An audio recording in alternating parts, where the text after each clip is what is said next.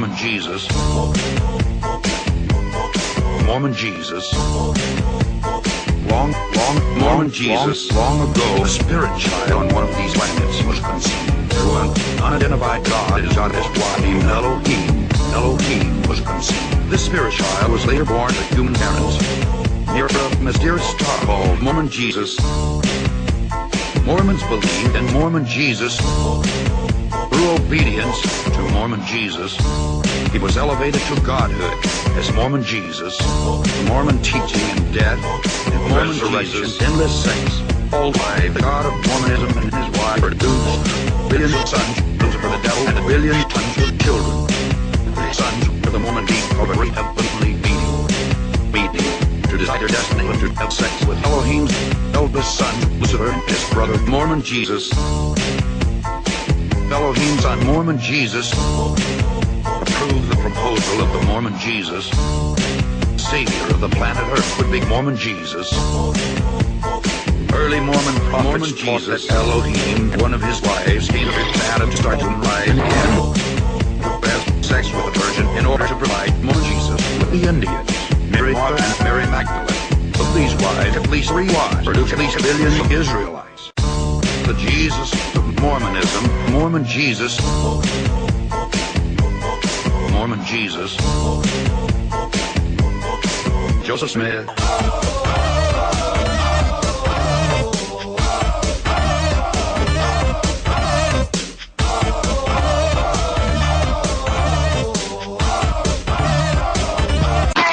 Mormon time.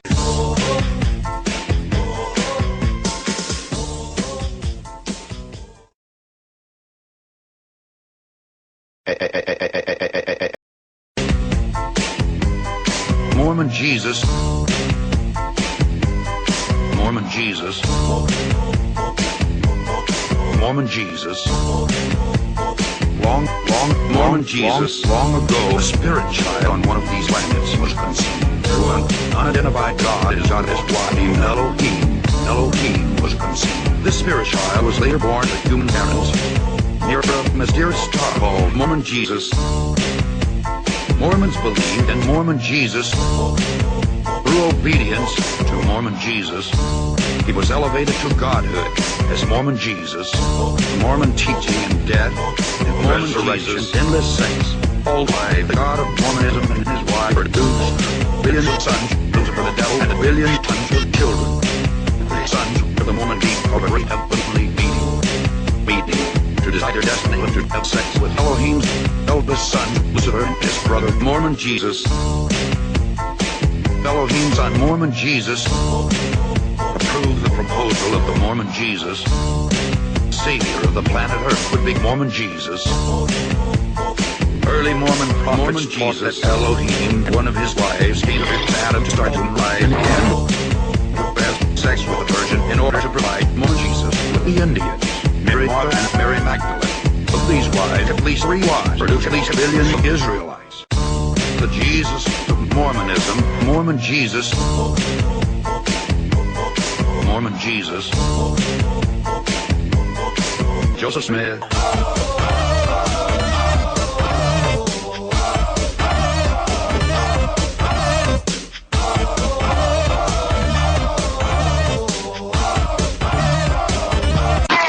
Mormon time.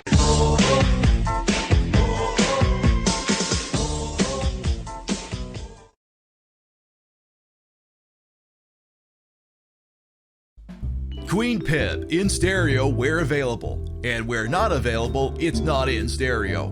There's nothing we can do about that, so don't blame us. We have no control over it. Call your internet service provider if there's some sort of problem, or the local Twitch server.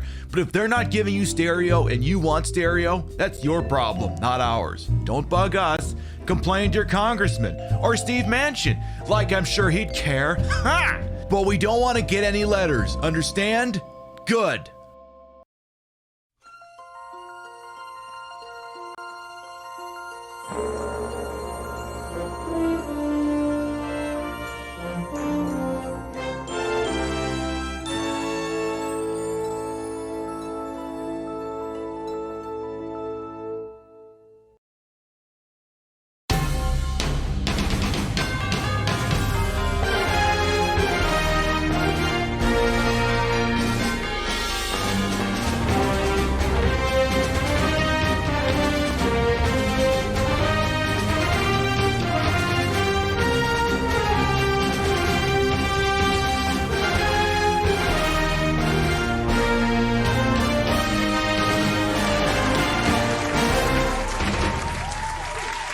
Has a streamer ever replaced their graphics card while in full drag and technically late for a show? Because I'm guessing that's the new one.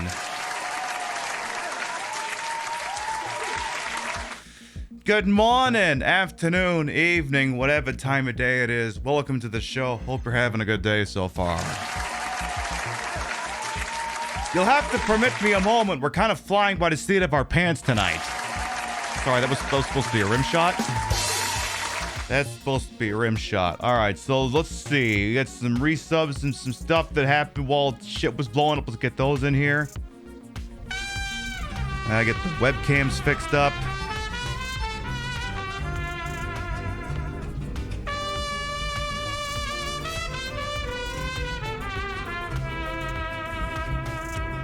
MBear86, thank you much for that 10-month resub. Welcome back.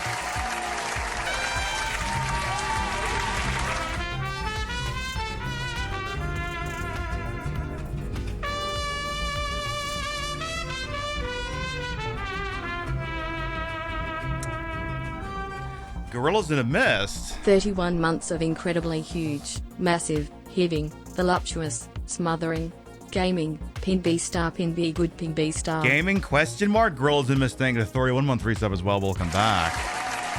As well as...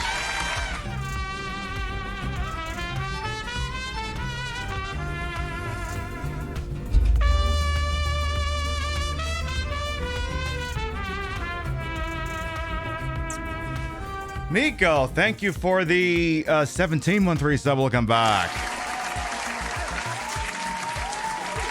All you bitches that raid subs and tippies to his channel will never be quite always appreciate it. Thank you. All right, let's start from the top and make a drop. See, we got here bright and early for the retro Saturday night, and then I'll explain what the fuck happened in pre-show. Let me tell you, chat, it wasn't the ISP's fault, and it wasn't Twitch's fault for once. Unfortunately, I don't know if I've got the chat history. I only have it about 20 minutes back. So, unfortunately, I will just have to go off the group of people. Okay, so I guess if you're here and you want me to acknowledge you, I would say something in chat because I don't have access to the full history. Sun and Air, Riel, Spectre Saunders, Bell Blue, welcome on in. Hello, Terrace Geolith, MBear86.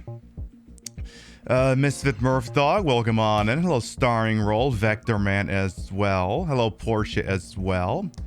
Nice little Misfit Murph Dog. I'm gonna say it again. How you doing? Hello, who else we got here? I see Mike from Canmore. Hello, yeah, Tank Technology fucking grand. Hello, Ashamoth, welcome on in. You've been quarantined. Oh, I'm sorry about that. Hello, Sassource as well, welcome on in. I continue to scroll. Then the channel came back up. Hello, Siley Myers. Welcome on in. Hello, Show. Display Salad. Vintage Vixen Shop. Hello. Of course, Miko, thank you for the 17-month resub as well. Welcome back. I guess that means we'll be doing some mobiles this evening. Hello, King Monster as well. Gorillas and Mist, thank you for 31 months. Hello, AKL Dido. Welcome on in as well. Hello, MSK. Starring Role. Freya Midgard. Sailor Stillbox. Welcome on in. Ruby Snowdrop as well. Golden Loki. Panzer Clock. Clockwork, welcome on in. There, I think we're all caught up. Sorry, Myra says, Nar, thanks. I had a feeling, but it's always good when someone confirms that for you. Okay, so you may be wondering why we're running like 20 minutes late. So I don't know if you watched the last couple of shows, but I've been kind of fighting with my graphics card lately, and we weren't sure if it was the CPU that was the problem or the graphics card that was the problem, but 9 minutes into the pre-show, my computer's like, yeah, I'm just gonna explode on you now. And I've had a sneaking suspicion that my graphics card something's been wrong with it. It's a Zotac RTX 3060. And I'm like, I want to do my show, and I feel like I've already fully tested every other part in this fucking computer. So I'm just gonna pull the graphics card, put the GTX 1060 back in there, and see how the hell that works. We'll do it live. Fuck it. Fucking thing sucks. So we're back to the graphics card I was using before I did an upgrade. So yeah, maybe Zotac is just shit, I guess. Perhaps that's just the thing. Hello, Lightling as well. Welcome on in. So it wasn't the ISP that was the problem, and it wasn't Twitch that was the problem. Apparently, I'm the problem. You've been informed Zotac is awful. Apparently, I may be able to confirm that. It's weird because it was playing DVD just fine yet today. Late? No, never. Exactly. Rothy, thank you to 23-month resub. Welcome back. So far, things seem to be holding up just fine. So, maybe my graphics card just decided to give up. Just blame Twitch and my ISP anyway. I mean, I'll blame Dan Clancy anyway. But the moment I was convinced, look, it's the graphics card. It's the graphics card. You still got the old graphics card. It's like, okay, turn off the computer, hit the switch in the power supply, pull up the cord, yank your wig out because that's going to generate static electricity. And get the screwdriver, get the flashlight, get the RTX 3060 out of there, pull the cords out of it, boom, set it to the side, put the GTX 1060 back in there, screw the things in it, get the cables in it, get the power thing in there, turn the whole thing on. Boom, we're live. I'm like a pit crew over here. I always tell the joke I'd never cut it on Drag Race. Well, apparently I'm damn good as a pit crew. What was the old graphics card? Well, the card that's in there now is a GTX 3060 from GeForce, an EVGA. The one it just replaced was a Zotac RTX 3060. Apparently Zotac might suck, so interesting. Whatever, it is what it is. We're live, we're thriving, we're doing okay here. I'm also going to take an added step. I'm going to switch us over to the red. I put us in the making of Karateka just because so that people could get the go live notification saying what it was. I'm going to switch us back to the retro because the making of Karateka has 8 followers. So it'll make it easier for people to find us. Hello, Pete Jobs and Kikyo Booty as well. Welcome on in. Hello, Panther Clock as well. Yeah, I decided I would do the 80s fitness look, but I decided maybe I just wouldn't do the leggings this time, and you could just see what's totally my legs. Totally my legs. Definitely, and not tights. Okay, it is tights, but still, rim shot. And I don't really think I have much else to blather about, to be completely honest. I'm just happy we're live. And I guess that graphics card can go. I'll figure what the hell's to be done with that after the fact. But we're here. We're here. Of course I could never be fake. Well, I mean, okay, so the ass is real. The hip is... Well, the hip has... Basically... Okay, so if I want a drink, let me know. No. I got that covered. I'm a professional. I definitely got that covered. Definitely. So what was I gonna say? Yeah, because everyone's like, oh my god, like what is real on you and what isn't? Like, okay, so like some of it's genetics, some of it's workout. There's just a little itty bit of hip padding. The rest of it is all me. So for instance, when I stand up and do this, there's a slight modicum of hip padding. Everything else, oh, that's me. You can blame my parents for this one, I guess. Not that I'm upset about it or anything.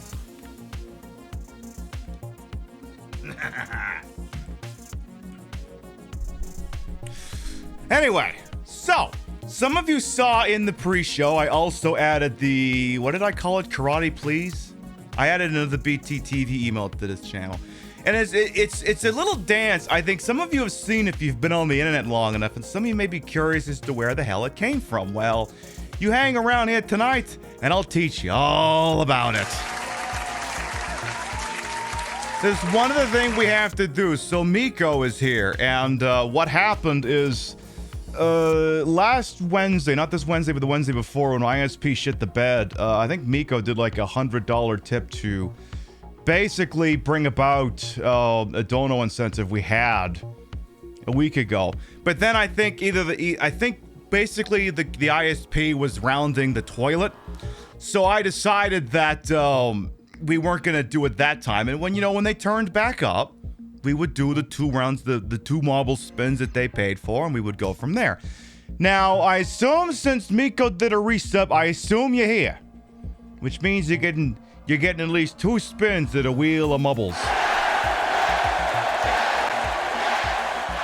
Let me just get a few ducks in a row here first, because now that I've put in a lesser graphics card here, I may need to dumb down a few things over on the mobile side of things, but we'll see here.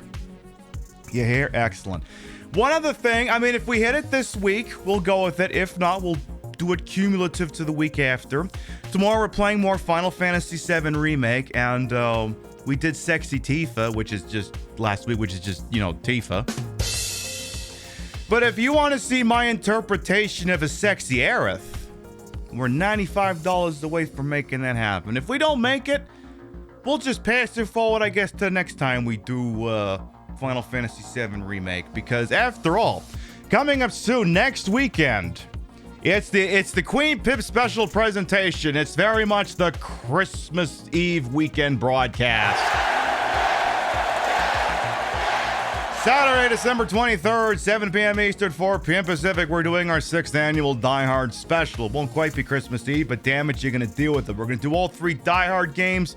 We'll recap the first 2 movies. It'll be amazing. On Sunday, December 24th, it's time to shit or get off the pot. Live on Twitch, we're going to watch the Star Wars Holiday Special.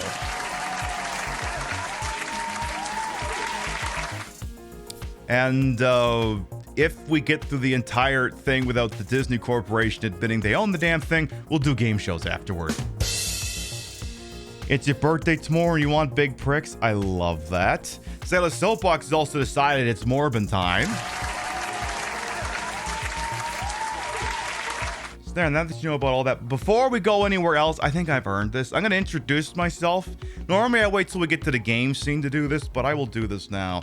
For anyone who might be new here, I am Queen Piv, Patricia, Inga, Bogart. You may also call me Trish. Retro Variety Drag Queen Streamer, the queen of the ways that he old, and your time on this channel, this fat-lipped, fat-hipped, fat-boobied, fat-bootied channel is well wasted.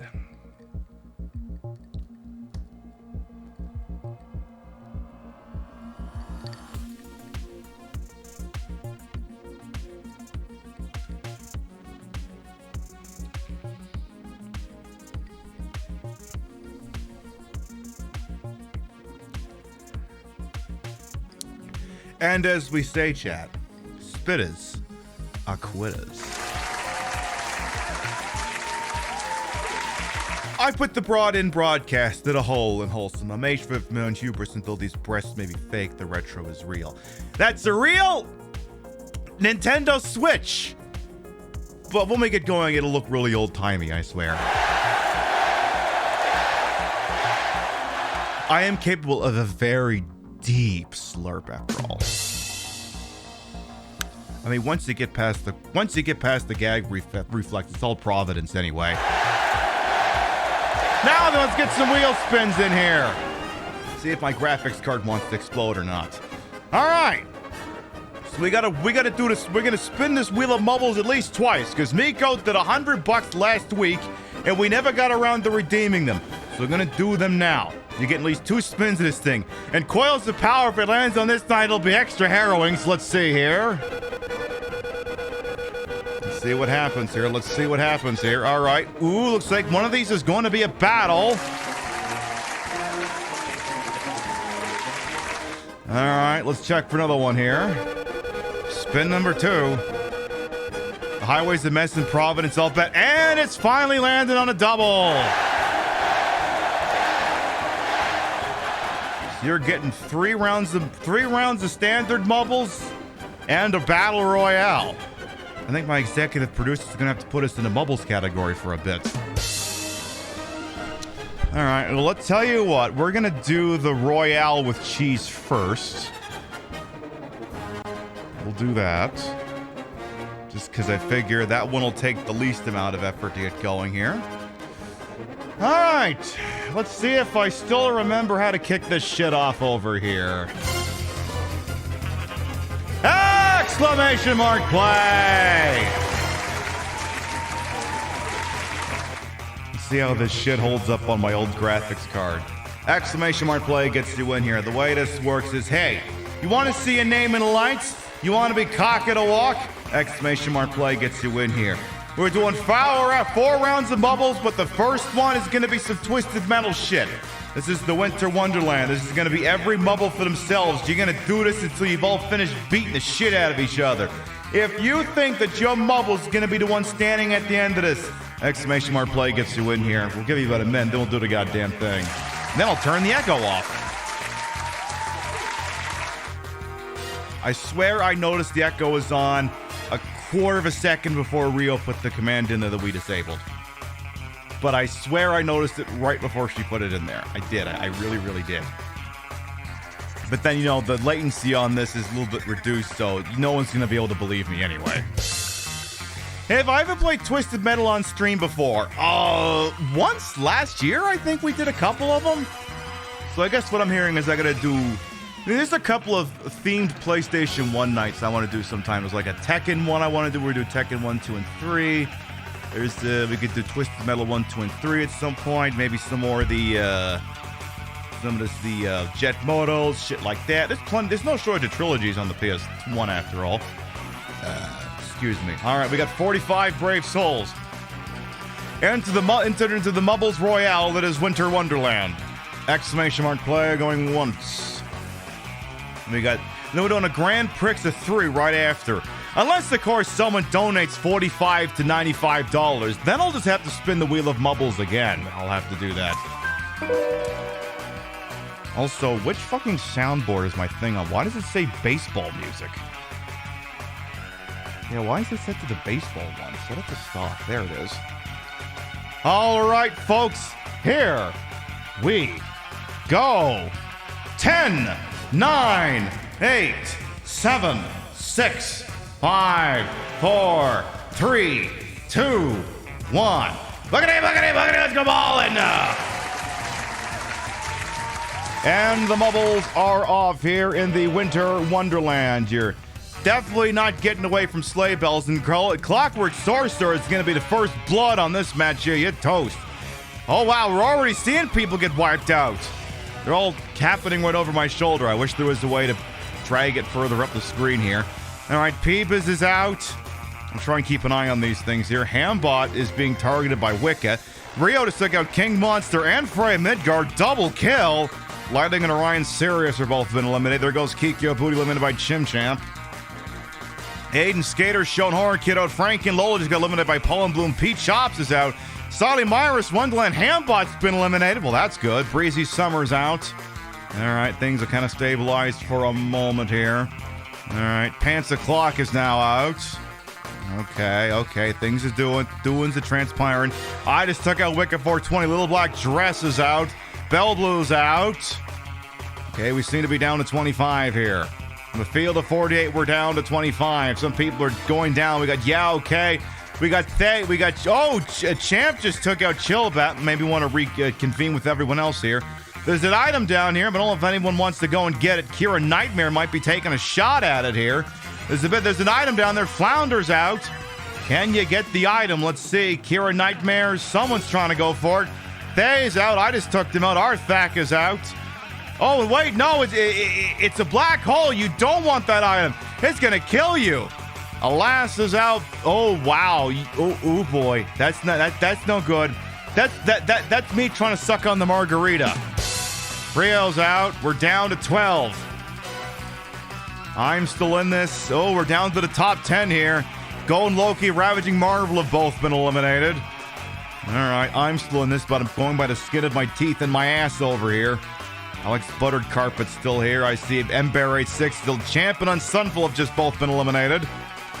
Now remember, if Sailor Soapbox wins any of these things, they'll get their tokens back, but I don't think it's going to be happening on this round since, they ain't in there no more.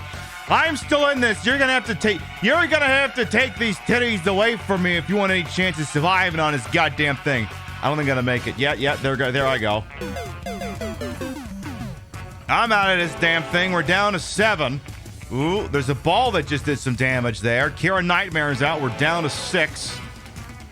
Ooh, we're seeing some balls touching paint over there. Let me get the camera a little bit closer. Ooh, we're seeing all kinds of attacks. Mike from Canmore, I think, is out for blood here. Oh boy, everyone's trading paint.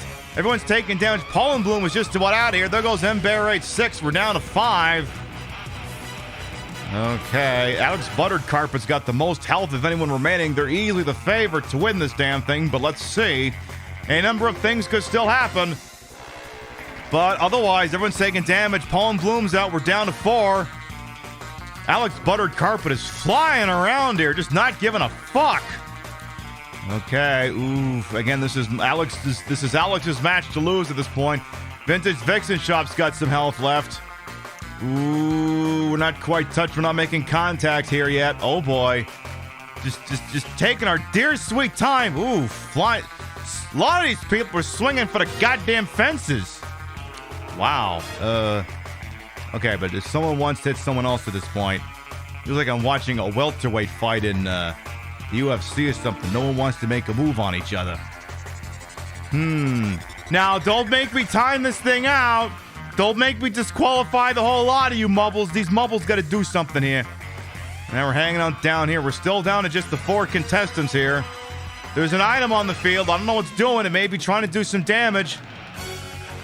It's like it's some kind of jump if they land on it here. Mike from Canmore was in the radius. An item has just dropped on the northern side of the field here.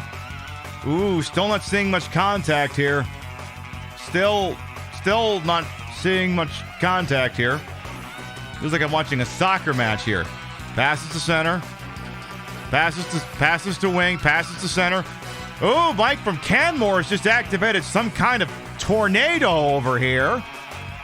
Hopefully it works to their advantage, or was that Golden Pagona? I think that was Golden Pagona who activated that, actually. So seeing some bubbles fly around, but still no one's quite taking damage. Still waiting. Still.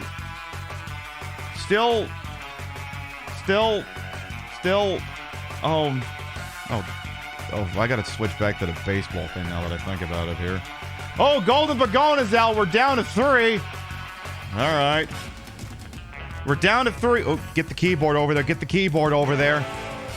All right. Vintage Vixen Shop and Alex Buttered Carpet are around. Oh, we're down at Vintage Vixen Shop with Mike from Canmore. Alex Buttered Carpet. It seemed like they had this locked up as out. It's down to Mike from Canmore and Vintage Vixen Shop. Oh, they've activated the black hole. This favors Vintage Vixen Shop. Mike from Canmore may have to go for a kill shot here. They're trying, they're looping, they're doing some Katamari shit. They're bouncing the hell out of this. I think one good shot could take either of... This has gone for so long that the music actually ended. And there you have it, Vintage Vixen Shop's the last one standing. I'm Luigi, number 1. Congratulations. Longest battle royale ever. Yeah, no kidding. Vintage Vixen Shop takes the W.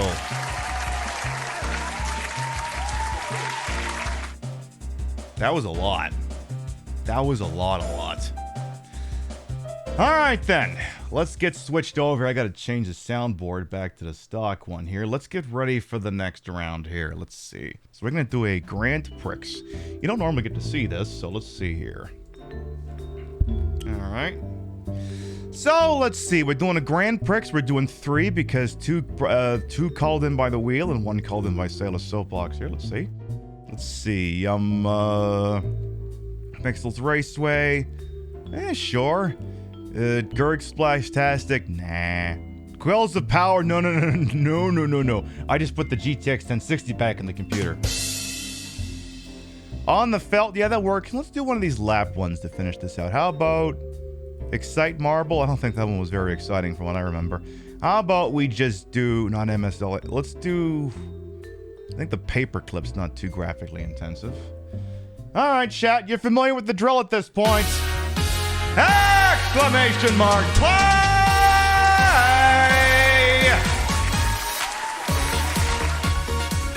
Alright, folks. Now it's time for the 3-round Grand Prix. Exclamation mark play gets you in here. The way this works is, hey, you want to see a name in lights? You want to be cock it a walk? Exclamation mark play gets you in here. This is Pixels Raceway. King Monster, the track record, 1 minute and 15. You think you can do better than that? You think you got it in you? Exclamation mark play gets you in here. We'll give you about a minute, and then we will do the goddamn thing. And I'll argue with my damn wig. Now, don't get me wrong, I love this wig. It's just very difficult to stop it from getting flat on the top because it's way down by, all the hair. I actually did some hairspray on it before the damn show started tonight just to kind of build the damn thing back up again over here. All right, so far we got 50. I'll make it 51 mubbles in here. Exclamation mark play going once. Now remember, Sailor Soapbox called in 52,000 tokens to make this thing even longer. If she wins any of these, she's going to get them back. All right, exclamation mark play going once. Exclamation mark play going twice. Love this song so much, never get tired of it. It's kind of a banger. It's definitely kind of a banger. All right, folks, here we go. 10, 9, 8, 7, 6, 5, 4, 3, 2, 1. Look at him, look at him, look at him. Let's go all in now. And they're off. A theory that's been postulated in my admin section is that apparently if my CPU is not kick-ass enough to keep up with the GPU, it could cause the problem we're having. The only note I have about that, and I'm not saying that it doesn't have validity, I just would have thought it would have happened a lot sooner, but who the hell knows? You're like, it's okay, son, there's 2 more rounds. It's not exclamation mark gay, though. All right, let's see what we got here. We got the Ghost of King Monsters doing so good so far. We got Horror Kid, Ravaging Marvel, and Terrorist Geolith here. They're going across the debris. They're going across the rumble strips. We got Champ and Ravaging Marvel jockeying for position, trading painters in the lead. Sailor Soapbox wants her tokens back, and she's able to shoot on through ahead of the record pace at the moment. Doing pretty good, but can she clear this without stopping? Ooh, she's getting tripped up on the debris. Woodkin has been able to catch up, so has Arthak. Woodkin's now in the lead, getting towards the end of the track, but there's a lot of debris. Alex Buttered Carpet wants to avenge the previous almost lost, but it's gonna be Hambot for the W. Mamma mia.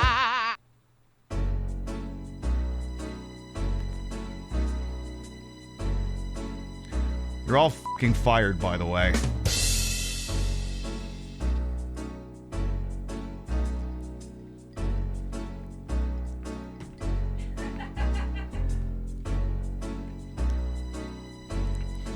Hambot wins, followed by Champ, who I was pretty sure is the one that went across the finish line first. What the do I know, I guess.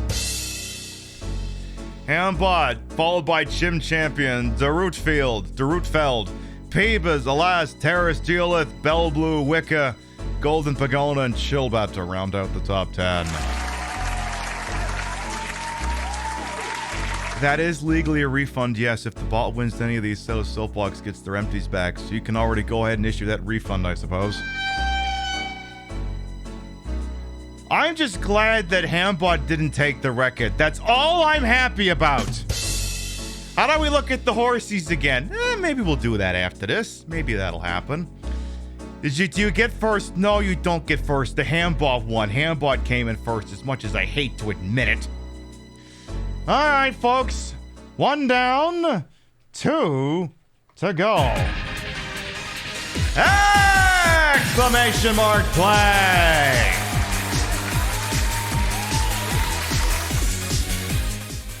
Once again, chat, exclamation mark play will get you in here. The way this works is, hey, you want to be cock of the walk? You think you kick ass? You think you're big time? Exclamation mark play gets you in here.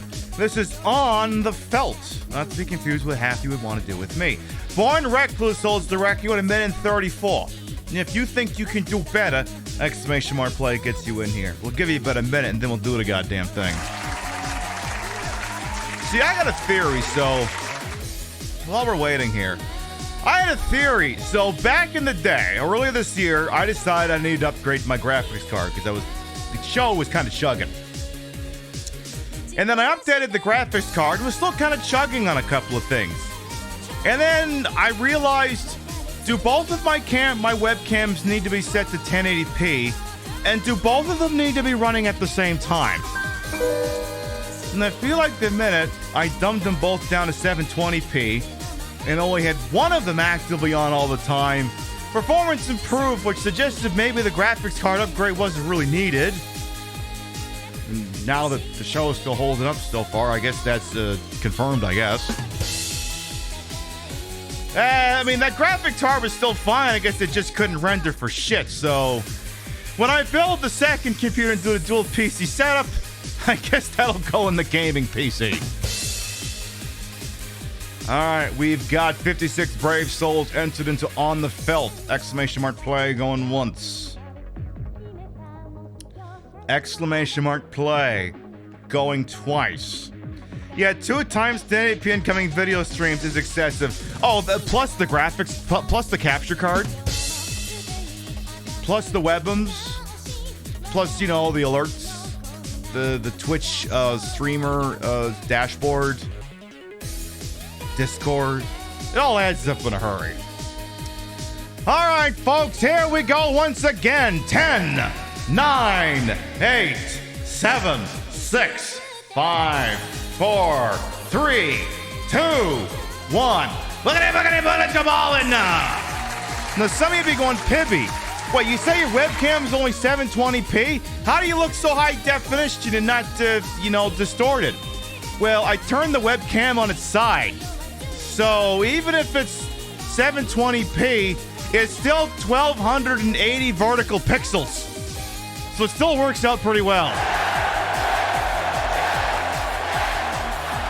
I just sacrificed the left and the right, which honestly isn't that important anyway. I just put a fade on it so it's not too hard, you know? Speaking of which, all right, we got Gorillas, we got Terrace Geolith off to early starts here. The Ghost of Born Recluse is making some noise over here. Ravaging Marvel wants some of this over here as well. They got themselves a diamond and they want to put that fucking thing to work. Let's see. Yeah, exactly. It's basically a 1280p webcam, which means that the way it was before was 1920p, sort of. You're watching on 720p and it's so clear. Exactly. And I see Ravaging Marvel from here appears to still be in the lead, but now it's going to get all weird because, you know, further over to the right might not mean you're in the lead anymore. Oh, shit.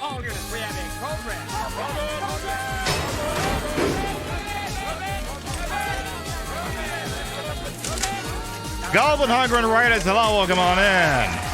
There's one more round of mumbles after this. I'm Queen Pip, Patricia and Bogotch. You may also call me Trish. Hello, Goblin Hugger, Ludonar, and everyone else is here. Frankie and Lola wants to win this. Trip Dog said, I don't know.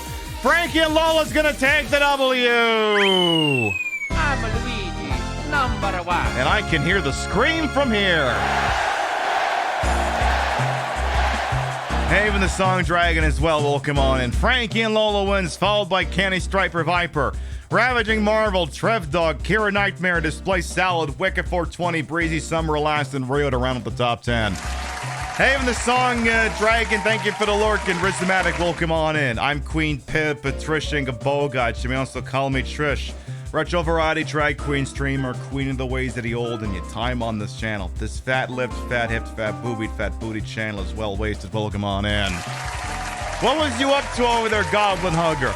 Once we're through of all the rounds of mumbles, we're going to be checking out the making of Karateka, a little interactive documentary that came out earlier this year, all about Jordan Mechner's game Karateka. I know my dad's going to be interested in that when it gets going. You know, I got a lot of raid targets out there on the TTV, and we're always thankful anyone would choose to spend time with little old me. Thank you so much for coming on by with your folks. Frankie and Lola wins and misses out on the track record by half a second.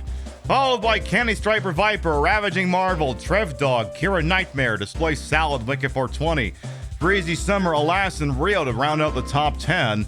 Alas and Wicked 420 have both had top 10 finishes on here. Now, they haven't won, but they're going to be a threat when the points come around.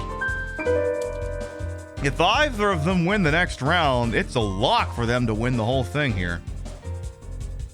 Hey, Fractive Element as well. You're getting one more round of Mubbles, by the way. Just because you right in during Mubbles don't mean you're not getting one more, because you totally are. Exclamation mark play!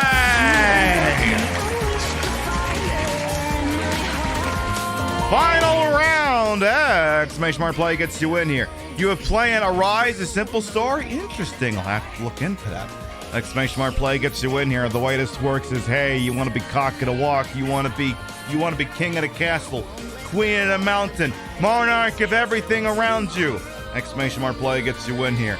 This is the paperclip. They don't keep local records for this, but if you think your balls are the best, exclamation mark play gets you in here. We'll give you about a minute and then we'll do the goddamn thing.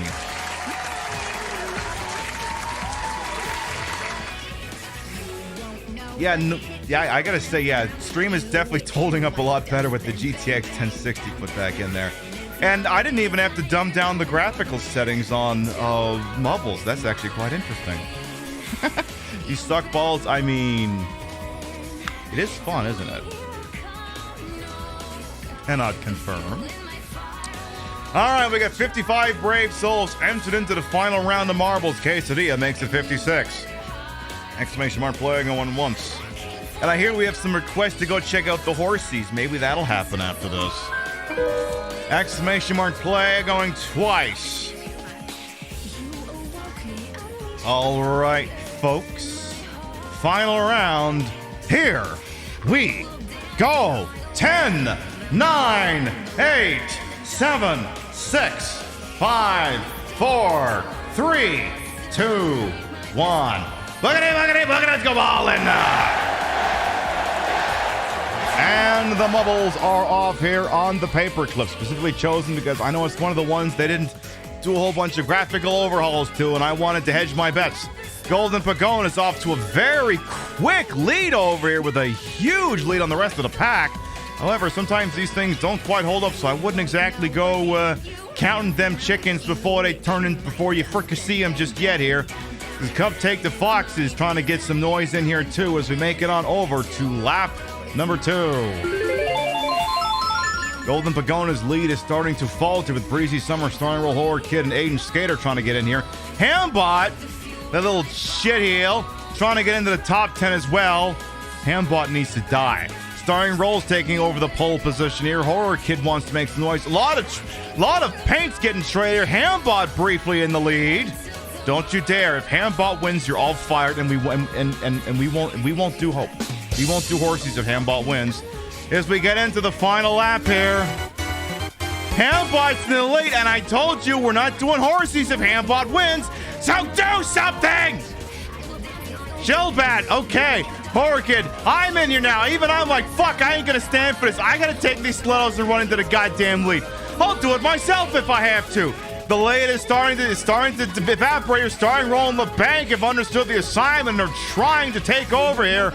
Starring Roll in the Bank are trading paint for number 1 here. Hambot is still a risk. Hambot is still a threat. This one ain't over till it's over, and LeBank is going to take the W. I'm Luigi, number 1. Thank fuck. LeBank wins, averting a total crisis. LeBank wins, followed by Starring Roll, Hell's Rainbow, La Bone Ball, Hambot, Chillbat, yeah, okay, Aiden Skater, Pete Chops, and Ravaging Marvel to round up the top 10. And I'm not gonna lie, I'm a little concerned Hambot with that top 5 finish may have just won the whole thing. I'm very worried. Chad, I'm concerned. You're still gonna get horsies if they win, it's just... I'll still be upset. All right, let's see here. Let's polish the whole thing off. Let's see who won. Yeah, you came 20 or first exactly, Goblin Hugger. All right, we got the results tabulated here. Third place overall is going to be Hell's Rainbow. A lot of top 10 finishes got you in there.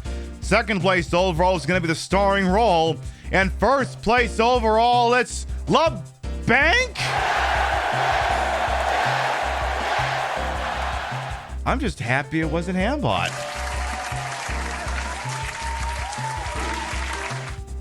Exactly, LeBank wins. Thank you. Handball was shut out of the podium. I'm so fucking psyched about that. Yeah, get fucking wrecked, Spot. Seriously. All right.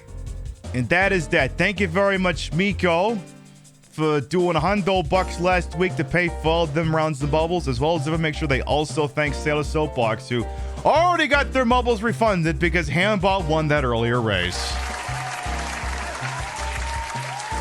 It's a game of great skill. Everyone really just bullshit everyone and say it's all in the wrist.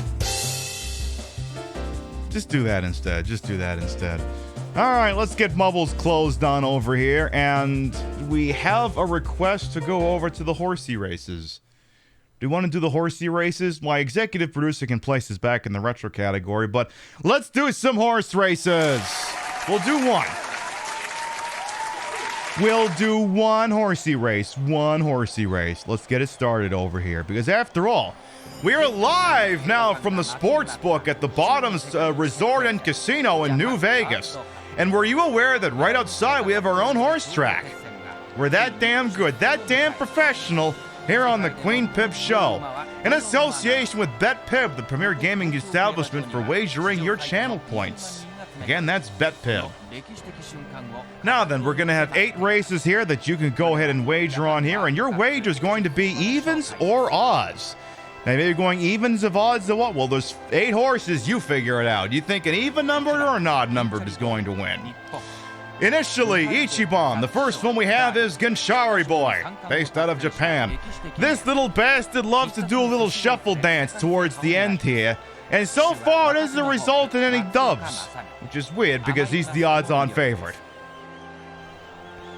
In second, we have the number 2 horse, Pink Pheromone, based out of France, who once again has been stealing from my lingerie collection of outfits I sometimes wear on the show. Stole both of my pairs of fucking red stockings. How dare you? How fucking dare you indeed. Third place, we have Chokusen Bancho, based out of Japan. I feel like this guy is due. I ain't seen this guy win a damn thing yet. I feel like this guy is due, but we'll see.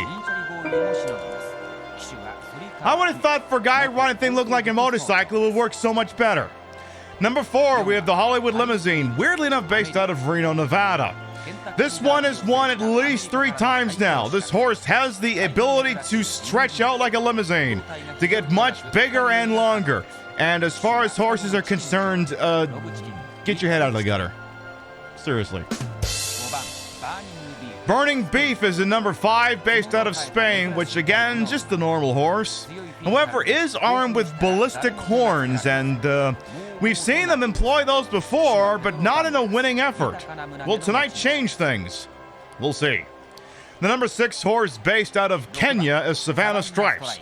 More noteworthy for the jockey's antics than the horse, the jockey has a wide variety of dance moves that he has been known to employ to attempt to reach the victory. I believe this jockey has single-handedly won the most races here at the track.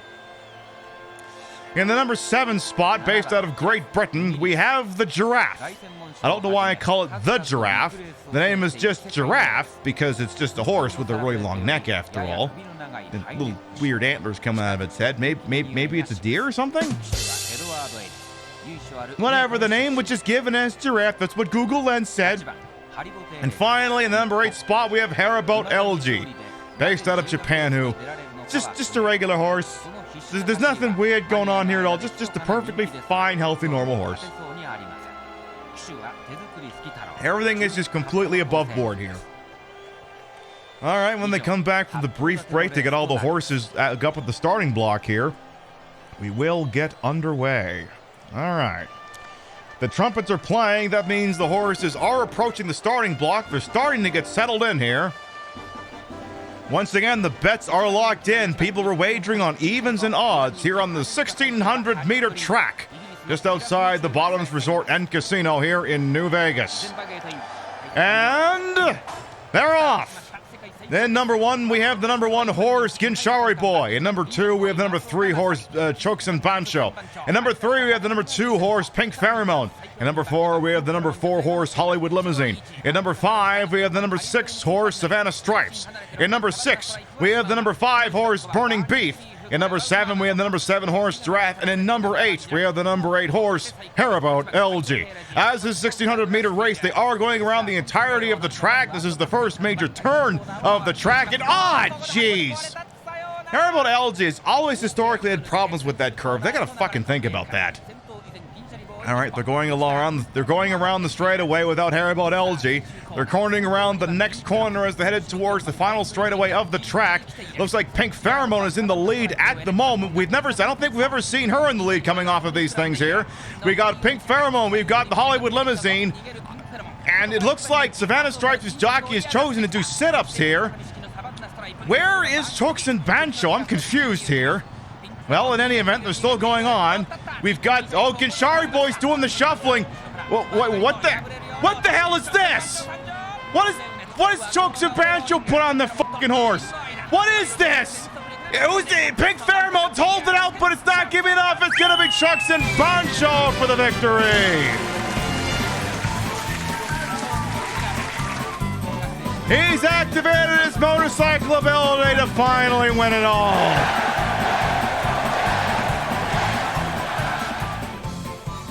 Which means in this one, it seems the odds had it on this one. Tell you what, just so this isn't a complete blink and you'll miss it instance, let's do one more here. Let's go on down to the cosplay stakes. Once again, have an opportunity to wager your channel points over on this thing. Now, the costume play stakes is notable because all of the horses are costumed for this particular race. There are 6 entrants here, once again evens and odds, on a 1200-meter course, a quarter shorter than the previous one. Ichiban, we have the first horse, Sailor Moon Moon, based out of Japan. This one seems fairly straightforward. Sailor Moon, of course, the coming out moment for many gays across the world, worldwide. And no shortage of trans individuals as well. In second place, the number 2 horse, we have Maid Moe Moe, also based out of Japan. Again, fairly straightforward. It's a French-made outfit. I'm surprised I don't have one of these in my own repertoire. Perhaps I should look into that sometime. How can you be a drag queen out of a French-made outfit? Seriously, I gotta look into that shit. Number 3, we have I Love Nurse, also based out of Japan. This horse has won the cosplay stakes at least twice, carrying the salaryman for the victory over here. Will they make it 3 as in their number? We'll find out shortly. And more dead air to fill. Number 4, we weren't able to figure out a translation for this one, so we've just been calling this horse Barbie. Wearing a very lovely coral pink dress, it clearly answered the question of how would a horse wear pants differently than Pink Pheromones does by indicating that the front 2 legs are arms. In the number 5 spot, we have Virgin Flight, again, based out of Japan. This horse has been known to be handing out snacks and also carrying their luggage along with them. Sometimes it does cause aerodynamic difficulties. We'll see if today that pans out for them or not. And finally, in the number 6 spot, we have Simba Sildorf, the salaryman. Wearing a very lovely suit. They got a nice pair of Broline glasses on, but a very dorky haircut. We'll see. I've never seen this horse win. Will this be the time they finally get across the finish line? We can only wait and see shortly as we come up here, as the horses approach the starting gate here at the Bottoms Resort and Casino. I have now been notified that the horses have just about made it to the starting block over here. Again, this is a 1200-meter course. It is a quarter shorter than the previous track was. Of course, there are only 6 horses instead of the standard 8 participating in this contest. Indeed, all the horses have made it to the starting block over here. They'll be underway shortly. This course goes the other way. This one goes clockwise as opposed to counterclockwise. And they're off. In number 1, we have the number 1 horse, Sailor Moon Moon. Number 2, we have the number 3 horse, I Love Nurse. In the number 3 spot, we have the number 2 horse, Maid Moe Moe. In number 4, we have the number 5 horse, Virgin Flight. In number 5, we have the number 4 horse, Barbie. And in the dead last number 6 spot, we have the number 6 horse, Simba Sildorf, a.k.a. the Salaryman. Hello, Funkadilla Chica. Welcome on in. Looks like at the moment well, it looks like Maid Moe Moe is trying to pick up some steam over there, overtaking I Love Nurse. As we go around the one curve of this track here, you will note that two of the horses are carrying their luggage. Sailor Moon and Virgin Flight opted to bring their carry-ons with them as opposed to checking them in. Virgin Flight's trying to take over the top spot. Oh, but they've dropped their luggage. Sailor Moon still in the lead. Barbie's trying to make some noise. Here comes I Love Nurse with Simba Sildorf. Virgin Flight is handing out in-flight meals. Is this enough to distract all the horses? It's not enough. Sailor Moon takes the victory. Sailor Moon said, I did not order the in-flight meal, and therefore I'm taking the W, not the panty shot. Well, I guess that's how you know it's Sailor Moon.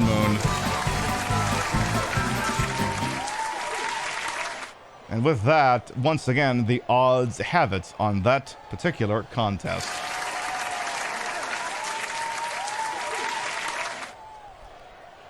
They are not paying the check bag fee, sis. No, they are not. Sailor Moon would stop for food. Oh, I know. That's why it's a costume and not the actual person. All right. Who wants to learn about Karateka?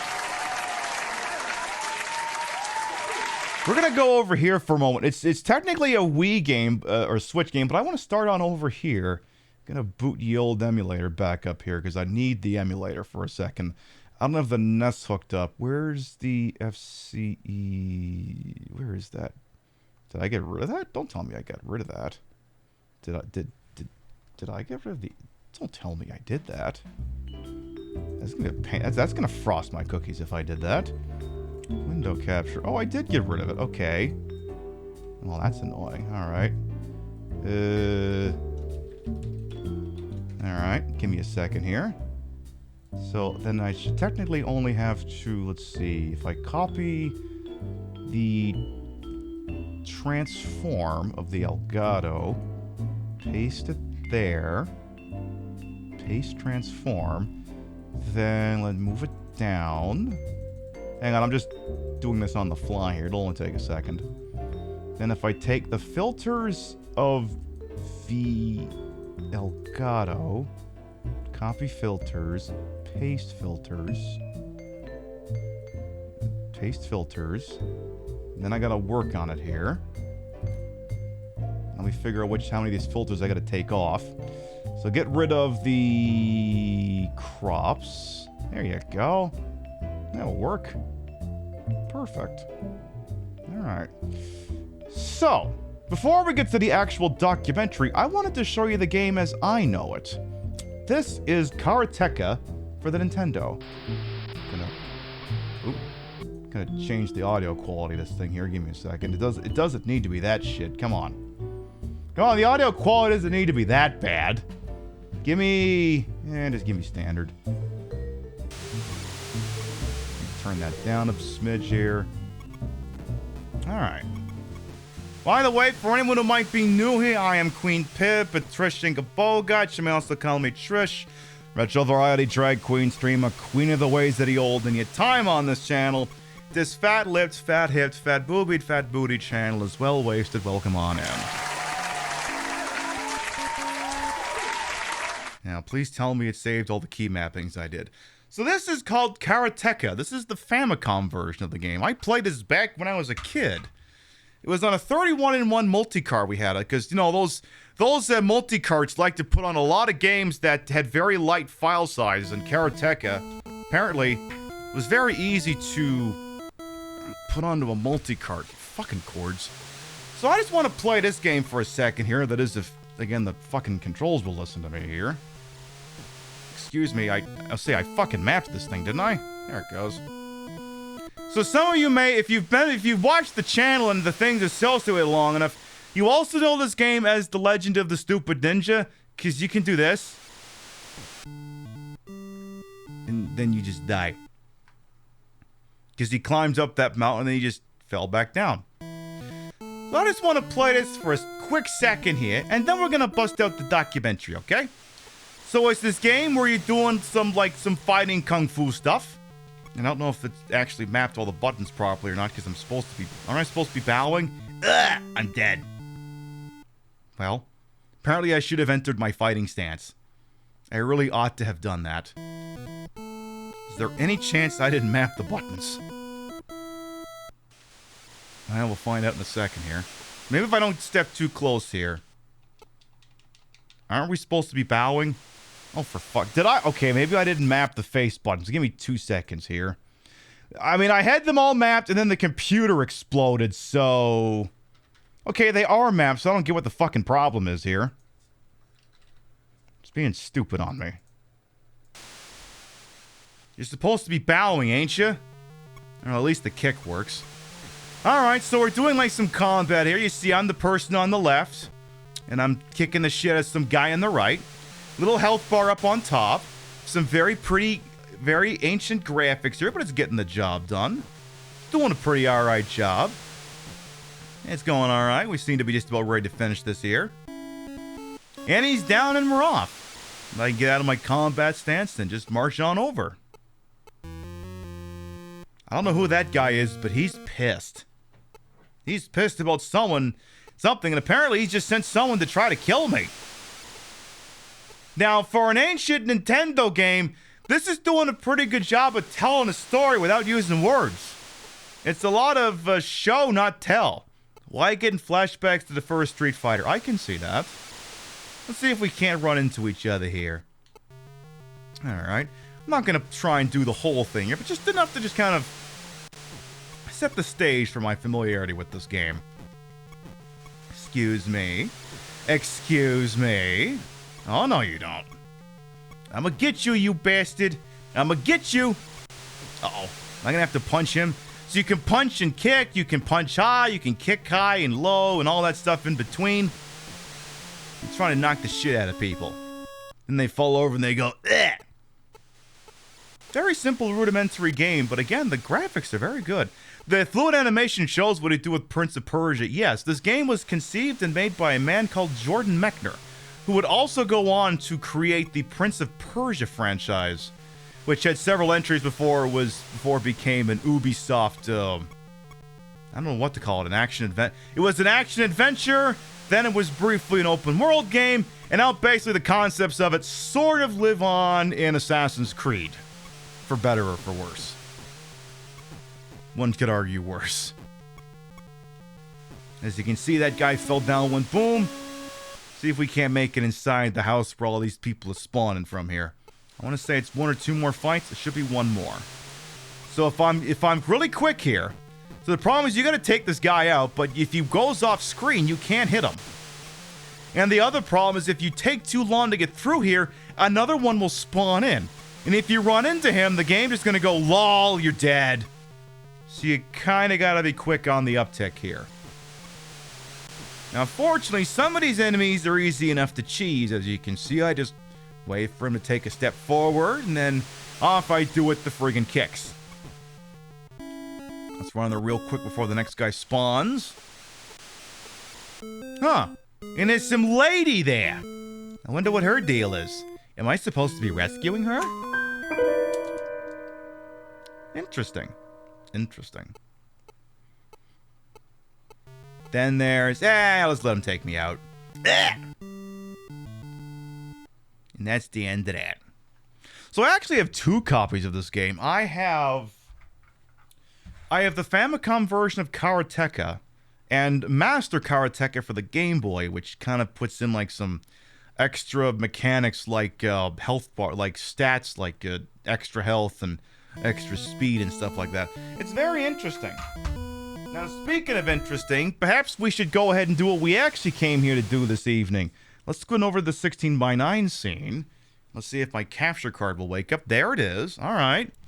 Let's see here. Hey, what? Actually, before we do this, I'm going to restart the whole thing. All right, move that over there. Oh, I also, what other games I got? Dragon Quest Monsters. Xanadu actually just came out on Switch, so I just picked that. I haven't had a chance to play that yet, but if you're thinking, is that anything to do with Fact Xanadu? Yes. It's basically the game before it, more or less. Well, there's Long Journey to Uncertain, and love that. Did Karateka come up for the NES? It did, but I don't think it's one of the pivotal ports of the game. All right, let's see what we got here. This is the making of Karateka, an interactive documentary released by Digital Eclipse. A company known for handling many retro compilations has seemingly branched out into the documentary space, with their inaugural in the Goldmaster series, this being the making of Karateka. My goal for this summer is to finish Karateka. If it's half as big as I dream it may be, that should be enough to launch me into the video game world. Jordan Mechner, 18 years old, May 4th, 1983. And thus you have the making of Karateka. Yes, it's an interactive documentary. It's the same people who did the Atari 50 thing as well, which is also a very interesting documentary. So it is a documentary, but it also includes several games, including 3 versions of Karateka. And then, of course, you can pick and choose how you want to watch this thing. You can go through Jordan Mechner's early roots here, exploring something as with his efforts to make Death Bounce. Hello, Amy1990. Welcome on. And the making of a masterpiece. How did a teenager with an Apple II design one of the most influential games of all time? Explore the making of Jordan Mechner's Karateka below, or view the games menu with why. Speak at that for a second. So we have a couple of different games here. We have Karateka for the Apple II, for the Commodore 64, the Atari 8-bit computer console, home computer consoles. We have a reimagined version as well as a Death Bounce reimagined. We also have a first prototype of Death Bounce, a couple prototypes of that, to be honest. We also have a prototype of Karateka, a Broderbund prototype, a couple other ones, Asteroid, and other stuff as well, Star Blaster as well. Let's go back here. So we could learn about Death Bounce here. At first, Jordan Mechner wanted to create an arcade-style shooter.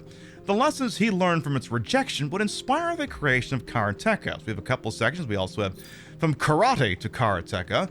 Karateka began its life as a realistic martial arts tournament game, then an over-the-top action movie before finding its true path. Drawing from life. Working with his father, Francis, Jordan pioneered the use of rotoscoped animations to bring lifelike movement to video games. Marketing a masterpiece, Karateka was a smash hit, not just for the Apple II, but for many computer platforms all across the world, and Karateka 2. Design and story concepts for a sequel to Karateka that was ultimately never produced. He would, of course, also go on to envision the Prince of Persia series as well. Broderbund is a name you haven't heard in years.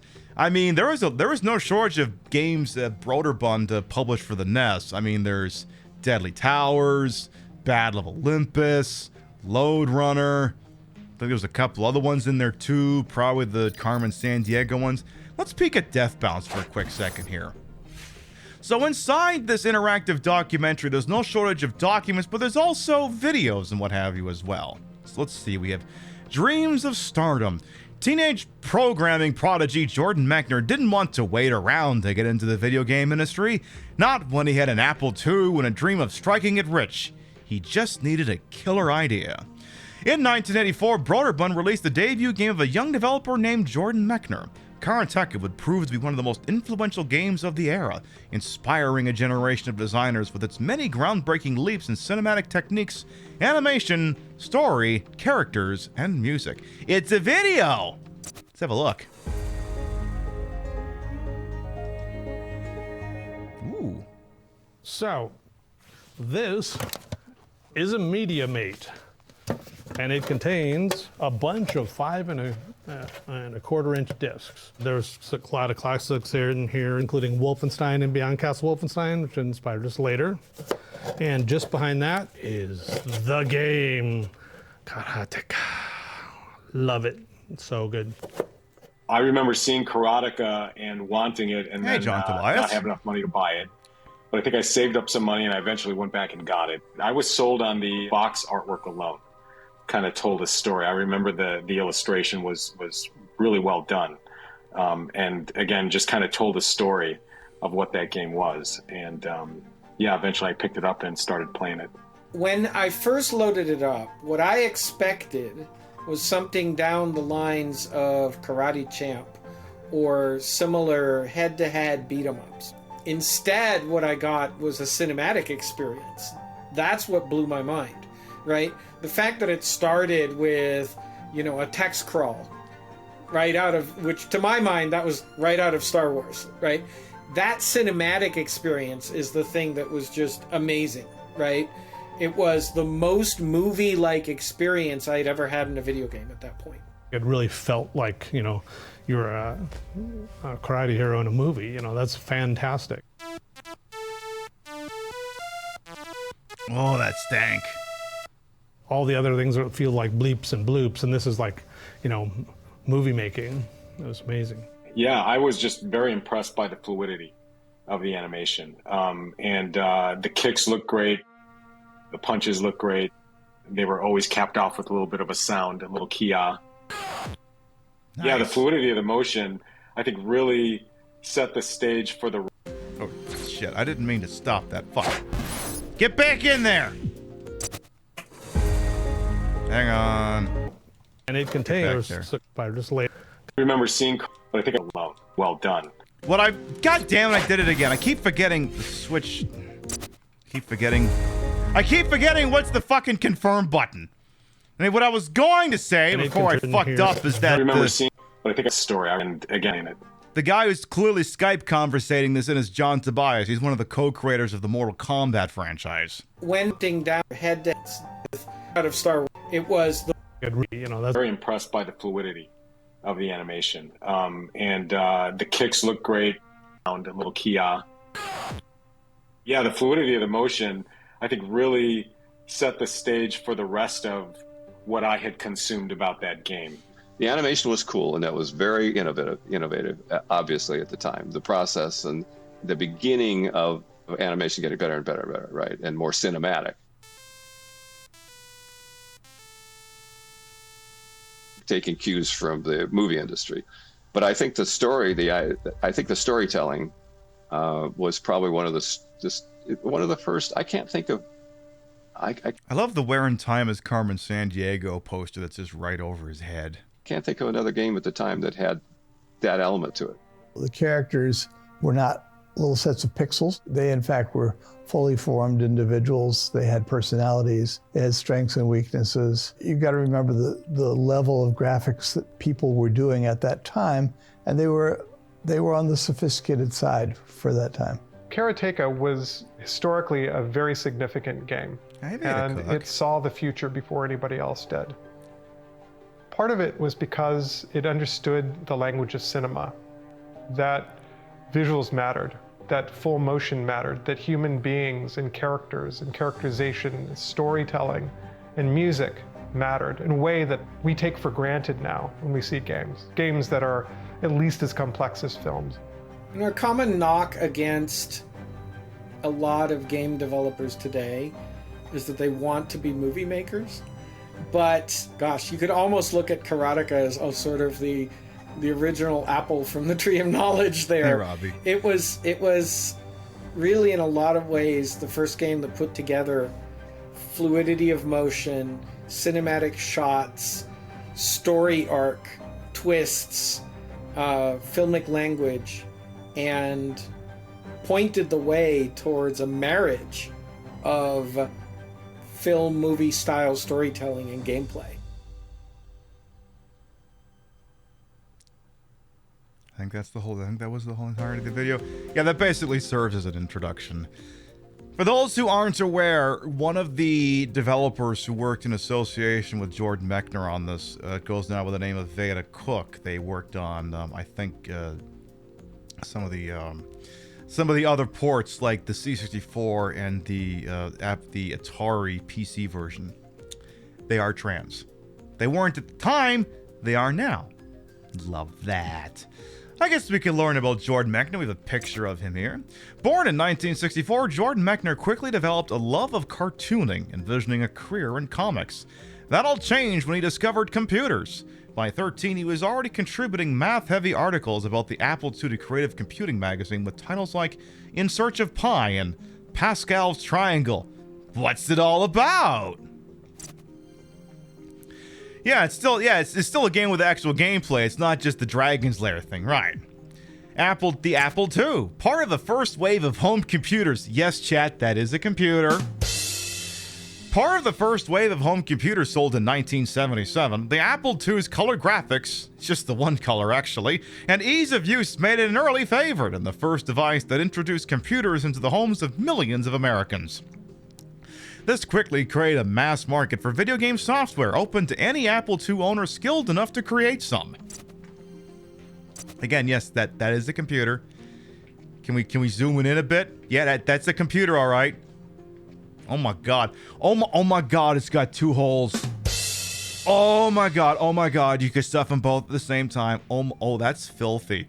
And that's the screen where you would see the O-face if you stuff both of them full. Oh, that's just filthy. That's just filthy. Yes, those of you with an iPhone, this is where it all started. Also, your iPhone could easily kick this thing's ass in a street fight, and it's not even close. Yeah, that was the first Mac. At the Apple II, Jordan with his 2 family friends circa 1979, sitting at the Apple II. That year, when he was 14, Jordan sold his first game to a publisher. The company Softape paid him $25 for his game called Maze, intending to put in a collection of Apple II games on cassette tape. It is not seen that the Maze was ever released. You just notice the power button in a ridiculous placement? Yeah, it's, where was it again? Where was the damn power button? Oh yeah, it's right down where control would be. So the minute you try and hit control, you just turn the damn thing off. Those were the days. Yeah, back when Apple made computers instead of overpriced silver boxes. So true. Apples and asteroids. More than anything, 14-year-old Jordan Mechner wanted an Apple II. He saved up the money he made doing caricatures at local fairs to buy one. Once he had his own computer, he immediately started creating games, including a version of a popular arcade game that was almost published.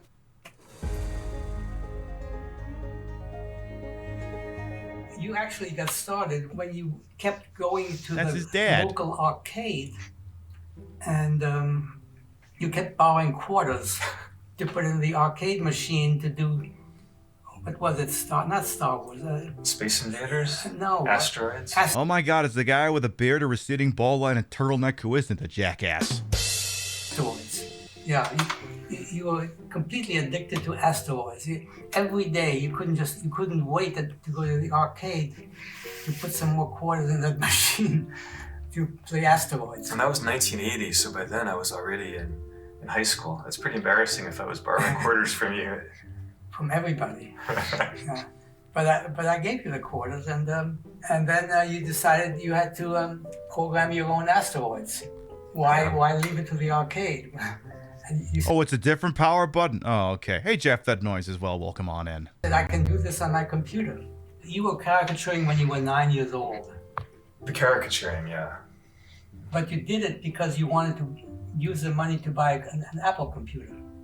The way I remember it, I was 12, 13 years old. I was doing the caricatures. I was doing the Cookie magazine, my Mad magazine parody. And really, I wanted to do comics and animated films. But this was before computers came along. So I think if the Apple II hadn't been invented when it was, I probably would have just kept on making comics. Okay, but I remember that you went to those street fairs, to those town fairs, to earn money to buy yourself an Apple computer. Yeah. I mean, I didn't know what the money was going to be for, but it was, at least in the beginning. Yeah, but later on, you were definitely trying to save up I think you needed $900 to buy an Apple computer. Yeah, $1,200. $1,200. That was the price of a 16K So, Apple II. So to translate that into today's money, you can multiply maybe by 6. That's real money. I knew it was all the money I had. Yeah. And that even after doing the caricatures, then you borrowed from Emily to get for the last $100. You borrowed it from Emily. So then you started programming games. So the first one was Asteroids. Asteroids was actually, I mean, it took a couple of years to get to that point. Hey, Miss Mary and Emma as well. Welcome on. Oh my god, you're showing us the insides? Oh, that's lewd. Because my first games were in BASIC. You know, there was a game called Breakout on the Apple II. It had colored blocks, and you have a kind of a paddle. It's very simple. It's a ball bouncing, and you try to knock out the blocks. Yes, right. And so I would look at these programs written in BASIC and try to deconstruct how they'd been done. And IBM had the Thomas J. Watson Research Center Explorers program. Once a week, my friend Adrian would drive me after high school. Oh, yeah. $900 in 1980 was more than rent for one bedroom apartment in New York City. Yeah, I don't doubt it, Robbie. I don't doubt it. To IBM, and like they would let us kids come in and use the computers after hours. So that's where I first started learning how to program BASIC and APL. I see. And then with the Apple, it had BASIC, but it also had machine language, which was more of a mystery. It took longer to learn that. Yeah. I remember that you did program asteroids. You worked on that quite a while, and it was so good, such a good replica of asteroids that a New Jersey company bought it from you. They paid you a lot of money. Well, maybe, I think it was $400. That was a lot of money. It was a lot of money. And it was the first money that I'd earned by programming. Yeah. And I was keeping track of it. It was fabulous, and you had a royalty position, and you thought you would make a lot more money from the royalty, but then they got sued, and they had to stop the whole thing because it was too good a replica of asteroids. Yeah, that's right. That's almost exactly how it happened. The best-selling Apple game at that time was Space Invaders, and they sold, I don't know how many, but I figured out that if I could do that for asteroids, that would be my ticket. Yeah, and you were right. I mean, if they hadn't gotten sued, you would have. If that'd been a year earlier, yeah. Right, that was just about the time that Atari kind of figured out what was going on, and they sent threatening letters to all of the new game publishers saying you can't. Yeah, she just called it comets, exactly. So that was a big letdown. Or meteors. Should have just done that. On the so we have design documents for that game. Since there were a few official Apple II versions of popular arcade games, clones like the one Jordan created could be quite lucrative. Hayden Software, publisher of the popular chess game Sargon, gave 16-year-old Jordan a $775 advance and a 15% royalty for his asteroids. His father Francis had to go sign the contract. So they actually have the contract here. Or at least the front of it anyway. So they have publishing agreement, Asteroids working title between Hayden Book Company and the author Jordan Mechner. Various design documents for Asteroid, illustrating how Jordan plotted the game's pixel art on graph paper before transferring it to the Apple II. Yeah. That is a lot of what... there's a lot of these things that go into making these old-timey games because... even when you have someone who does, perler art of games, it's all very much dot-based, and as long as you use, a grid of graph paper, you can eyeball how that stuff is going to end up looking. Letter from Hayden Software. Redolus details changes the publisher would like Jordan to make to the game, while expressing hopes to be the best asteroid-based game in the market for the Apple and bringing substantial royalties for Jordan. Is indeed an example of superior programs. Only 2 changes we'd like you to make. Since there's already several asteroid games in the market, we Hayden feel that it's important to realize only a version that is at least as complete as the others and hopefully more. And they're discussing changes to make to it. So yeah, there's a lot of little details like that in there. Again, the same company that made this also did the Atari 50, and a lot of interesting stuff in there as well. Similarly well-made documentary. Oh, we can play it. Jordan's Asteroid game went through several title changes. First, it was called Asteroid Belt. By the time of its prototype version, 1981, it was Asteroid Blaster. In this version, the graphics were still highly reminiscent of the arcade game, which it was unofficially based. Apparently, we can play it. How about we just watch it? Since there's a watch option, where it's basically just playing a video. But you could seize control of it and just play it normal. So I guess this is what it would have looked like. As you can see, very rudimentary, but at the time, this would have been considered state-of-the-art. Think of how many people it fucking took to make Cyberpunk. And then one person made this. And this was cock of the walk at the time. It was a different time. So what happens if he gets everything here? Does it spawn in new stuff? Okay, and then yeah, presumably it keeps going. They'll be adding more doodads and what have you to shoot at. That all kind of stuff there. And as you can see, as the screen gets more and more sprites, the game goes a little bit slower and slower because, you know, I think it says something to the effect of this system at 48 kilobytes of RAM. For contrast, the computer I'm playing this on has 32 gigabytes.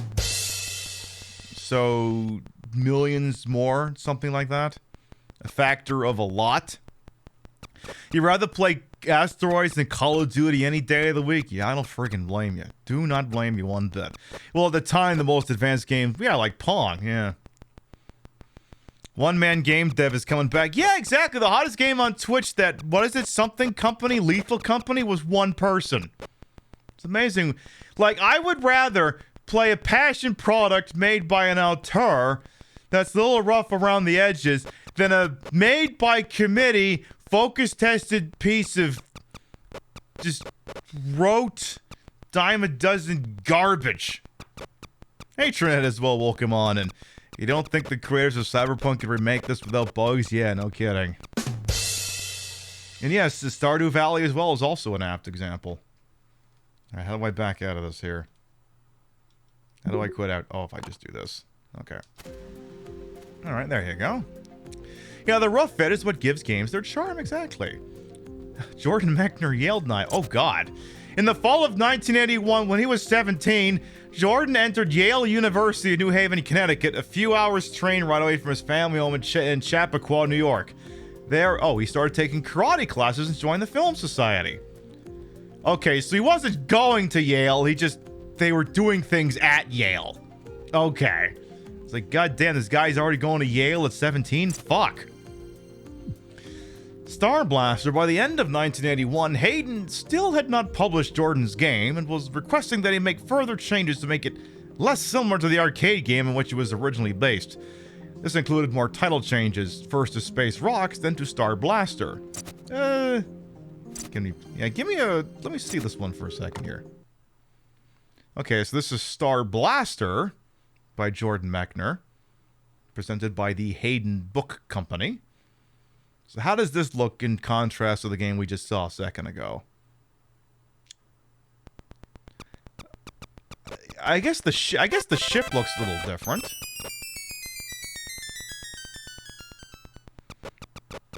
I love how this show is not only entertaining but also informative. But Thumbs of course, Miss Mariama, thank you for the hundo biddies. Again, this is the making of Karateka. I believe it's $20 on many digital storefronts. Again, the same company also made the Atari 50, which is one we may look into in the future as well. Yeah, Vampire Survivors was one person that kicked off a new genre, the Bullet Heaven, exactly. So I can see it, yeah, it's a little different. Looks like the UFO is now a mushroom-looking thing, so I can see... You can tell they're trying to change enough things to avoid getting sued. Because the original game was far too close to Asteroids than what one could probably get away with. After Jordan submitted his version of Star Blaster, the publisher suggested even more radical changes, such as redesigning the game so the player does not fire any bullets and only dodges the asteroids. Jordan declined to make such changes. He told them he'd changed the asteroids to soap bubbles, but nothing more, and Hayden Software never published the game. At least he still got paid. And after that, who gives a shit? Jordan the Journaler. Okay, he did go to Yale. At the beginning of his second semester at Yale, Jordan began keeping a daily journal. He kept this all through his college career and beyond, meticulously documenting the development of his early Apple II games. So, it's just a snippet. About this journal, my basic intention is to write down at the end of each day what happened, what I did, thought, felt, and so forth, so I can read it years from now and remember what it was like. What a smart ass. And apparently on February 18th, 1982, I missed all my classes today. Music, Philos discussion group, sociology. Shit! What's the matter with me? You're in college, duh. Probably got shit-faced or something, didn't we all? I thought that was a requirement. Hollow Cure as well. Yeah, there was some Capybara game that I guess came out as well. Wait, why is this showing as... Oh, it's just because it's a game. 3 gaming concepts. Having abandoned Star Blaster, Jordan began generating several ideas for original games, sticking within the arcade shooter genre. His intent was to write 3 or 4 games during his first summer break from Yale.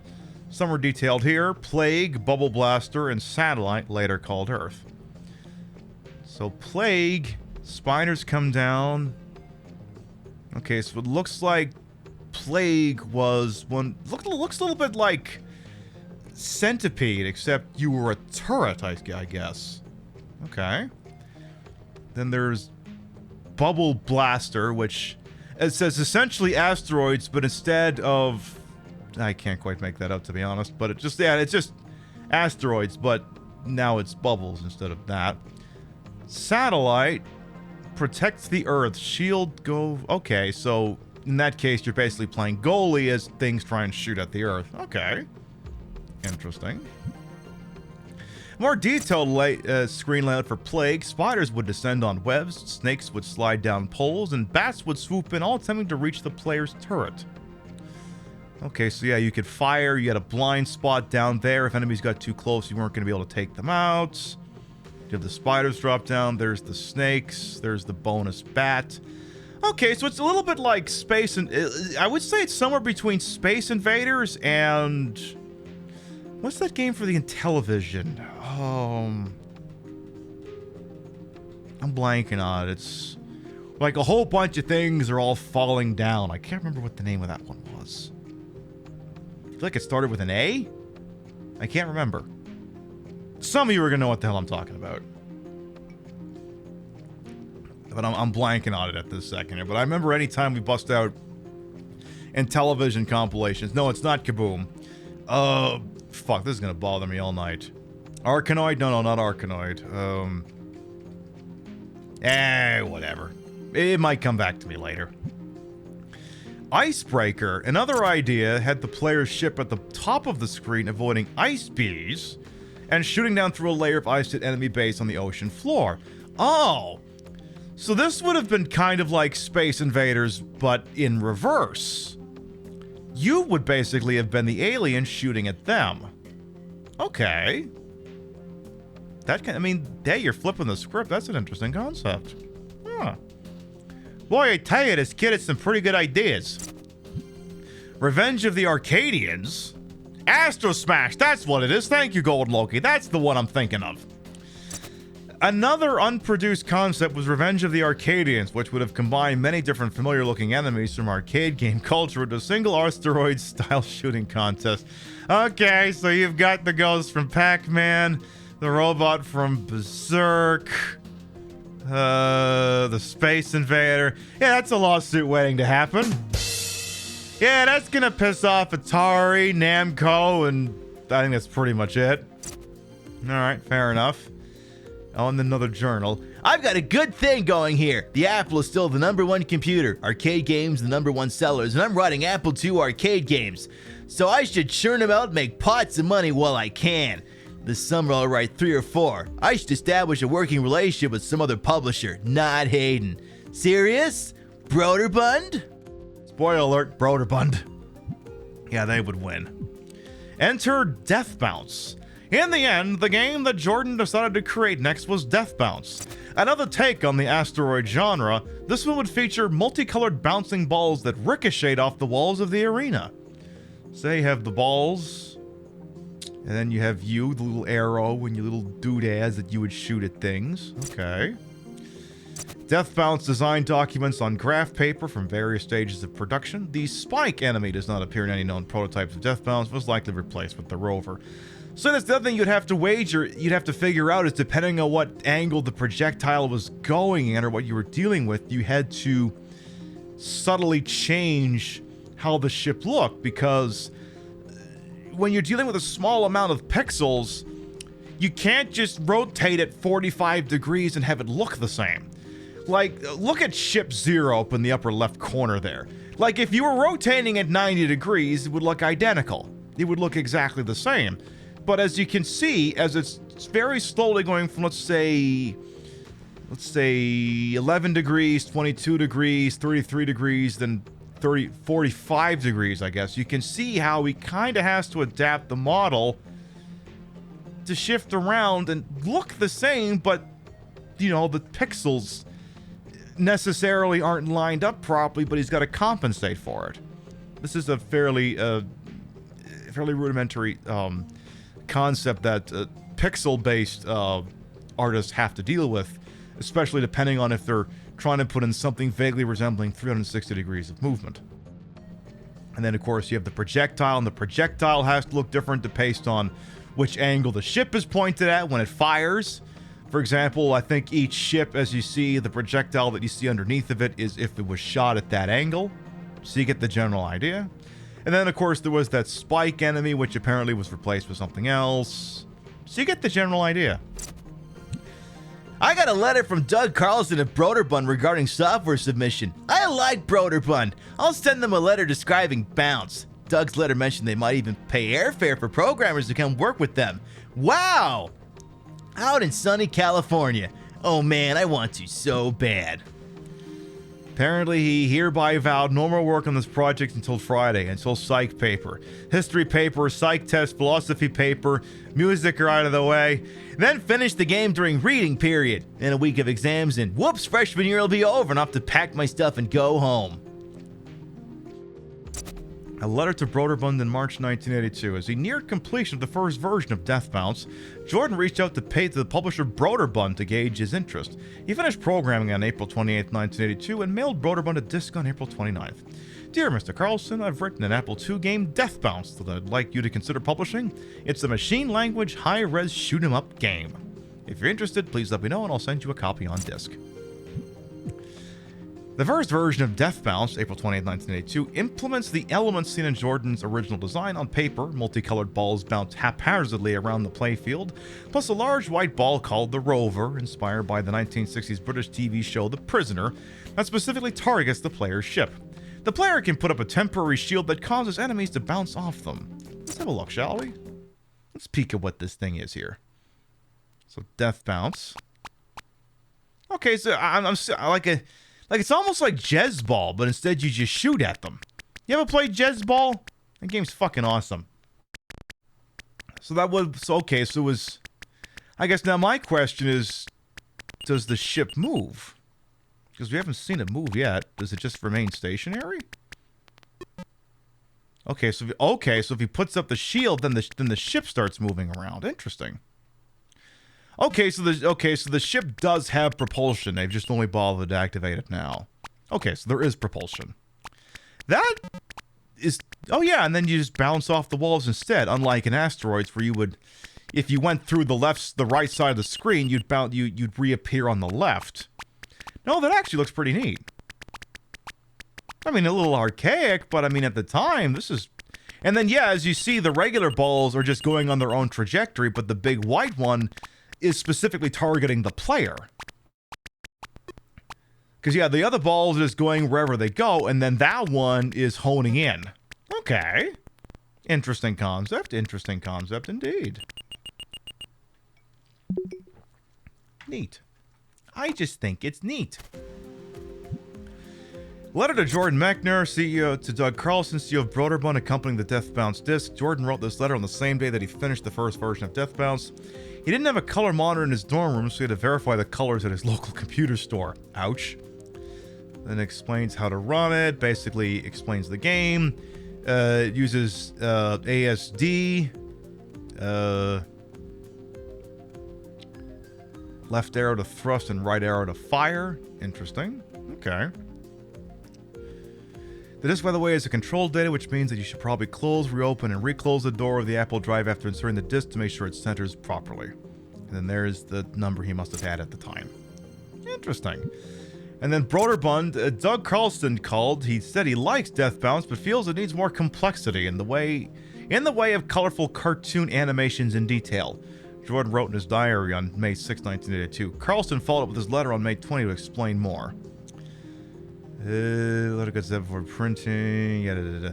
Basically, we think you are an excellent programmer. We think you are excellent programmers, plural, and hope to work with you. As I said on the phone, the main problem with Death Bounce is the lack of visual complexity. Although clean lines are essential, complexity needs to be introduced at some level. either by adding new and unexpected events at different stages of the game, or by adding elements of complexity in the strategy. Your game is too simple right now. Okay, so it needs a little bit more gusto. So, okay, the thing is, if it's just that, but it keeps going, that basically just gives you a glorified Atari 2600 game, depending. Jordan began work on a new version of Death Bounce. He turned 18 on June 15th. He mailed this new version of Broderbund. The rover ball was now wedge-shaped. An on-screen power gauge now showed you remaining shield energy, and the balls now cycled through a series of colors before disintegrating. Interesting. Let's have a look at this revised version here.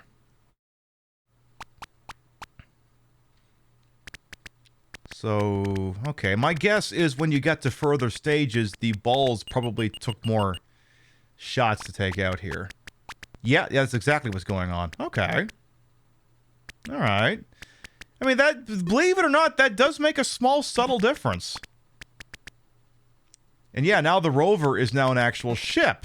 Now that's one small change that's made this look a lot cooler too, because now you can tell which way the thing is aiming at, because when it was just a sphere, you couldn't do that. It was just like a hovercraft or something, but now it feels like something that's actively seeking you out.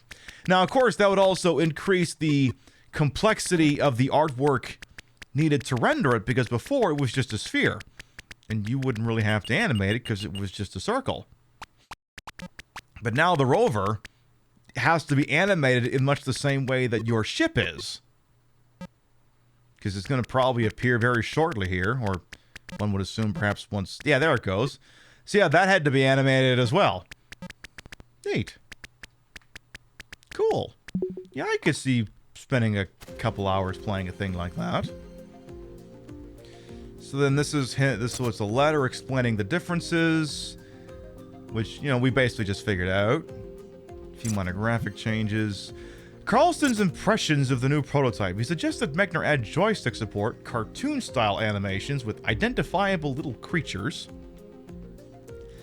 and new elements that get introduced as the player progresses through levels. He also suggests that Jordan consider creating an Apple version of an in-development game called Tiny Planets. So my guess then is he's not really satisfied with the orbs, and he wants them to look, like probably Space Invaders or something. But the problem is the art style he's gone for, that would also mean that those probably also have to be animated much the same way that the ship and the rover are. And that could be a problem. The second is animation identification. People are enamored of cartoons. They want to see identifiable little creatures that do recognizable things. Changing round balls to birds of prey that flap their wings as they attack changes the whole feeling of the game. Use of a creature object to represent the player also seems to increase interest. Right, because immediately when we saw the rover change from being a circle into being a ship, instantly it got more interesting. So he's not, the CEO's not wrong on this one, I suppose. In a description of a game, Broderbund wanted Jordan to program for Apple II. It's didn't have to play on asteroids, only this time the player can land on different asteroids, and a tiny person can jump out of the ship and collect gold nuggets on the surfaces. The player then can fly into the intergalactic bank to deposit their cash. Jordan declined to make the game. Okay, so that's an instance where Broderbund had an idea, and then they just wanted someone who could create the damn thing. On August 4th, 1982, Jordan finished a third version of Death Bounce, adding elements based on Carlson's suggestions, a joystick option, more animation on the bouncing balls, and a little man resembling the people in Broderbund's game Shoplifter, who climbs into and out of the spaceship. So let's see what this looks like. Okay. Okay, yeah, okay. So the little guy runs into a ship. That's cute. Now, he's still gone with orbs, but the orbs now have a little bit of a design on them. That's interesting. It elevates the design a little bit more in a way that it wasn't before. And yeah, I like the little guy running into the ship. That was cute. Nice little extra touch there. I thought, wait a minute, I was like, I thought Shoplifter was Activision. No, that's Chopper Command. So he's still gone with the orbs, though. But I guess the question is, has the gameplay become more complex?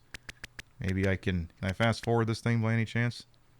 Let's skip to about, let's say, the 3.5-minute mark. So I assume this is all on one. Okay, keep going here. So yeah, you're getting more and more enemies on screen, which does slow the game down because, you know, there's only so much visual RAM. There's so much video and display RAM to go around here. But I can see where, if the guy is so hell-bent on the enemy characters having cartoon designs, I can see where ultimately he would look at this and go, you haven't really addressed the whole I wanted the enemies to be cartoons thing. I can see that. Okay. Letter from Jordan to Carlson explaining the features of the new Death Bounce version. He notes that he has appended a proposed storyline to explain what the player is doing in a spaceship bouncing around and shooting things. The error is 6,412. That's ambitious. Jordan's attempt at writing a fairly elaborate scenario for the third version of Death Bounce, including the rules of the game and the new joystick-based control scheme. Okay, I may need to... Hang on a second here. I'm gonna kill the in-game for a minute here, because I'm gonna have to do this justice here. Where's my... Come on, Winamp, this week. Give me... Where's my... Give me a second here. Let's say... Come on, I'm just looking for something real quick here. Perfect. There was 6,412. The galaxy has been at peace for as long as anyone can remember. But the last of the old military bases, now unmanned and forgotten, is still orbiting the planet it once defended, the planet Earth. Suddenly, a fire burst fills the sky. The ancient satellite has exploded, showering the planet with fallout and losing hundreds of bombs and missiles. Or loosing, I should say. The Earthlings instantly surround the contaminated area with an enormous elastic envelope. For the moment, disaster has been averted. But inside the envelope, where the temperature is 2,000 degrees centigrade, bombs and missiles bounce around furiously. The envelope won't last long. The lethal bouncing weaponry in there must be destroyed. And that's where you come in. You, Earth's best pilot, will be beamed inside the envelope in a custom-built spaceship outfitted with thrusters, a protective shield, and plenty of ammo.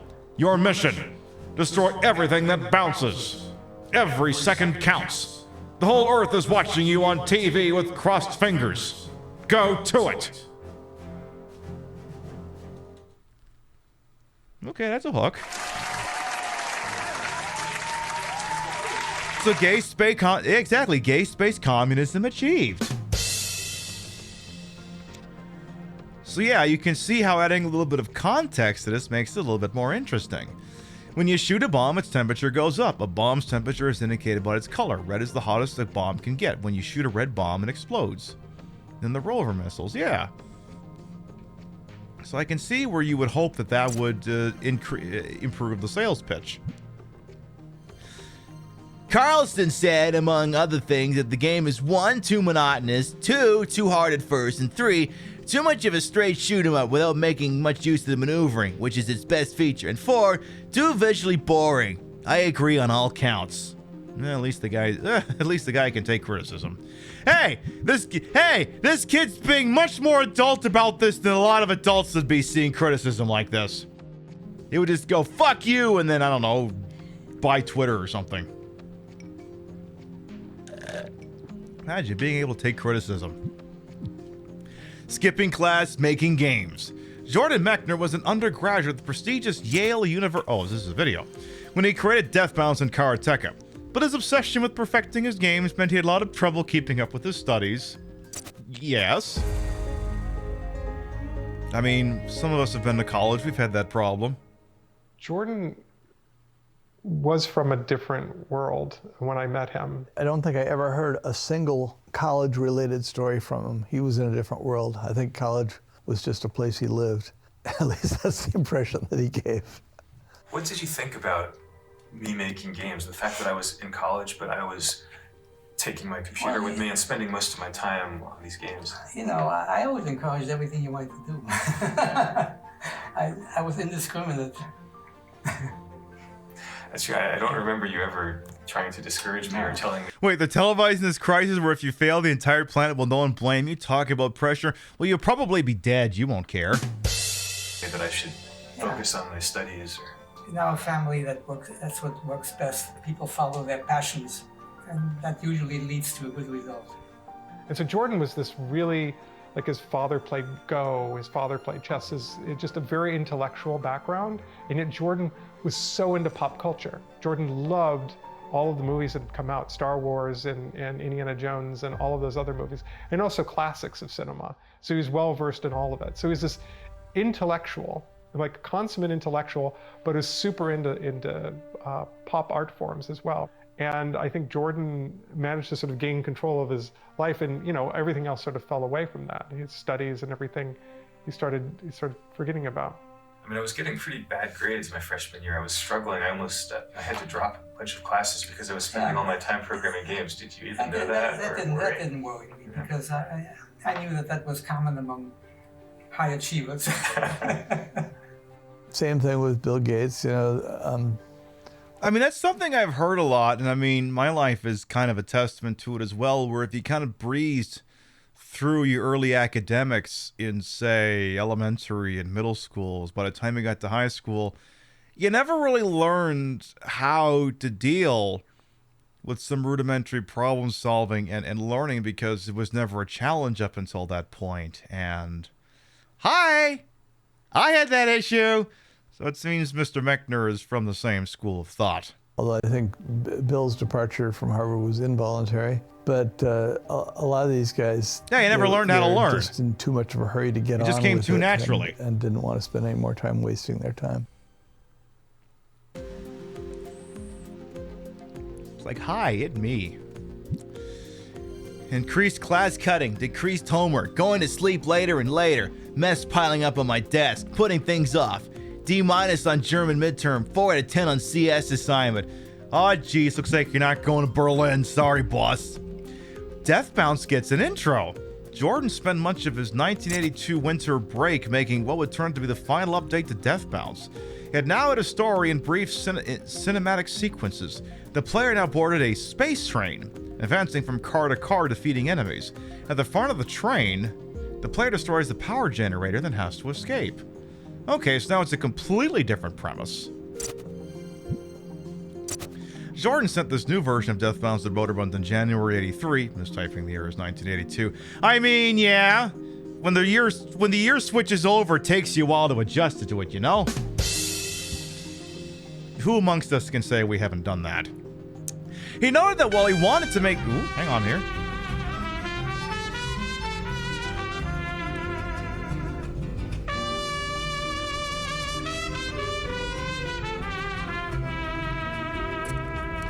Ramses, thank you to 28-month resub with your Prime Gaming. Thank you. Thank you. He noted that while he wanted to make various changes and improvements, he likely wouldn't have time to do that until spring break in March. Yeah. It's unfinished and there's lots of rough edges and bugs. Major changes. The mother batch doesn't quite look right for the part. Train explosion. Interesting. How goes the pudding of the learning about the game? It's going pretty well, Ramses. Hope you're doing all right there as well. Having a good time doing some learning. Again, this is the making of Karateka, created by Digital Eclipse. It's a documentary / retro compilation made by the same people who did the Atari 50 compilation, which we will also be checking that at some time in the future as well. It's, as you can see, very well made. Like, if you enjoy this, what you've been seeing so far, I highly recommend you pick it up yourself as well. This one's only 20 bucks. The final version of Death Bounce. The bouncing balls are now eggs thrown by the mother bat, which becomes smaller bats if not taken care of. Oh, so there's like a little bit like a joust going on here. The wedge-shaped rover still pursues the player, who has to maneuver the ship through the doors to get to the front of the space train. Yeah, fuck me up with that. Let me see that. So you have the title screen once again. Go to the front of the train. That kind of reminds me of, what is that fucking Konami shooter, the Ultra Games thing for the NES? Gyrus, I think? So do you have to go through the hole? Okay, you do. Okay, and then, yeah, the balls... Okay. Okay, well now that's it. Okay, and then you got to maneuver through the hole. Okay, that's fun. Get through the hole. Now I can see. Okay, so the bats are a little bit easier to make because there's probably only 3 different kinds of sprites for them because, depending on which direction it's flapping, whether it's going left, right, or it's going just up or down, I guess. Now that being said, I would think maneuvering the ship to get through the hole a little frustrating. So there's the mother bat, okay, who is launching those balls, and if left untouched, they do transform into those smaller bats. Okay. Now that, okay, again, you can see where this is turning into more of a fully fleshed out idea. Like, this is miles above and beyond better than obviously, the first draft of this game. And I mean, that's just life. Your first draft of anything sucks. Whenever you do a creative endeavor, the first version of it will always suck. Just get it under your belt.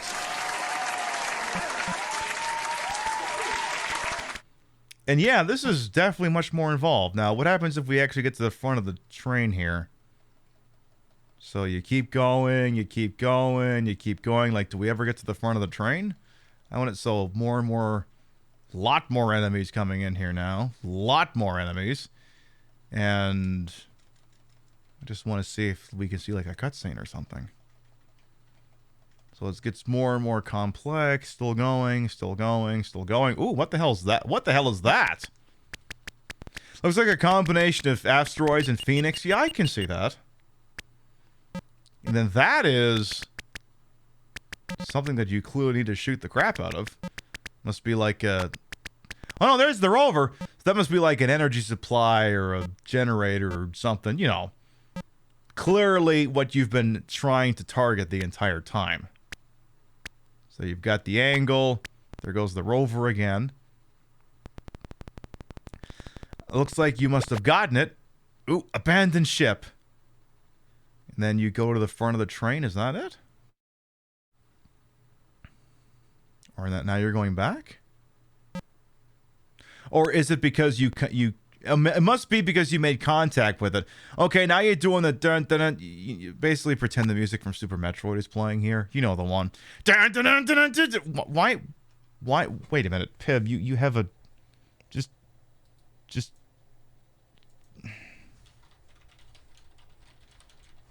Pib, just cue it. Just there you go. Yeah, just do that.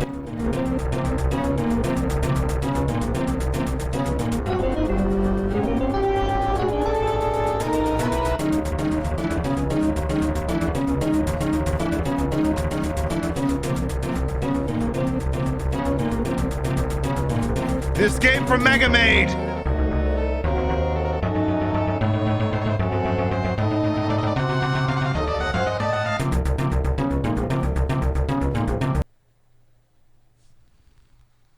Then what? Does it like take off or something? Hello? Or is that just it? Is it hello? Oh. I wonder if maybe he hadn't, or maybe that's just it and the game ends. It doesn't loop again. Okay, yeah, I guess that's just the end of the game then. Okay.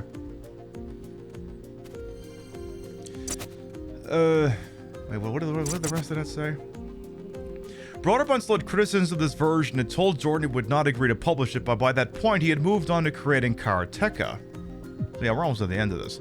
Broderbund put Jordan's final version of Deathbound in front of a focus group of gamers who delivered some fairly harsh criticisms.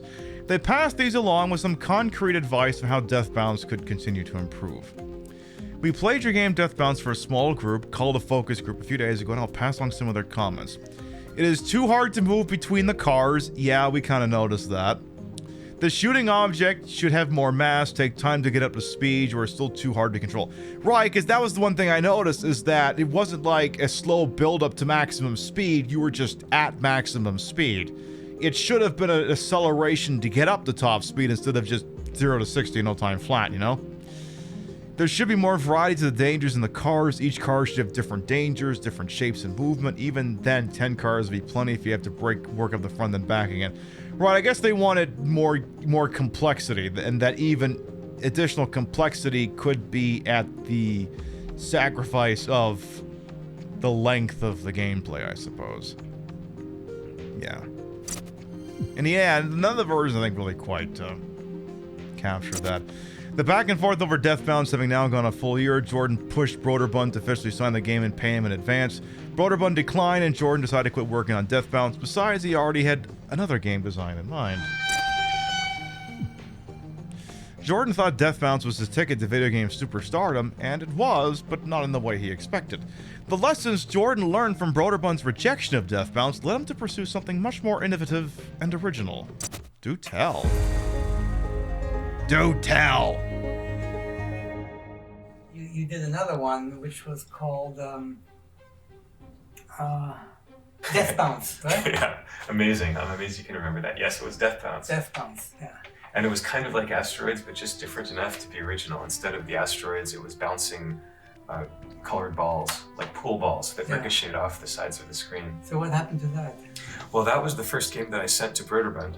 Oh yeah. And I was in college. I was in my dorm room freshman year when the phone rang, and it was Doug Carlston, the president of Broderbund, saying, "Thanks for sending." That sent the game on a floppy disk, in the mail. That's how he did it then. He was in college, and by his own admission, spending a lot more time learning to program than studying sociology or whatever it was he was majoring in down at Yale. He sent, I think his very first submission was something called Death Bounce. And I actually thought he was a pretty good coder, especially for somebody who obviously wasn't doing it full time. Although it turned out he was doing it a lot more full time than I realized. And he said, it's well programmed, you're a good programmer, but this game is just a little bit old fashioned. Right. There was no plot, there was no story, there was nobody you cared about, there were just balls bouncing around doing different things. And although you could get away with that, I just thought it would be a much better product, not that particular one, but if he would try to come up with a storyline, a backstory for what he was doing. I did try to make it. So cute the dad remembers everything about what happened with his son's early career. Yeah, I know. Aw, we love to see we love to see that. As much a not rejection as I could by telling him that I thought he was a keeper and he just needed to work on something that was a little bit different. I got that phone call and he said, "I'm going to send you our new game, which is a big hit, called Choplifter, so you can see what this year's games look like." That was Danny Gorlin, and it was a straight submission. And initially there wasn't a game. He just was really interested in what it would take to make a joystick fly a helicopter on the screen. And then he added a little rescue thing, and we eventually, with him, turned it into a game. And Choplifter was, you controlled a helicopter, and the idea was to rescue hostages. Oh, yeah. It was kind of based on the Iran hostage crisis. And you had to fly your helicopter and... Wait, if it's based on the Iran hostage crisis, when do you get to make an imaginary movie? Pib, are you quoting Argo? Maybe! Rescue these little, 8-pixel high characters who are running around in the desert. It's a very simple game by today's standards, but what struck me about it was that it told a story. That inspired you to think about Karateka? Yeah, because when I saw Choplifter, it's like the state of the art of games had advanced.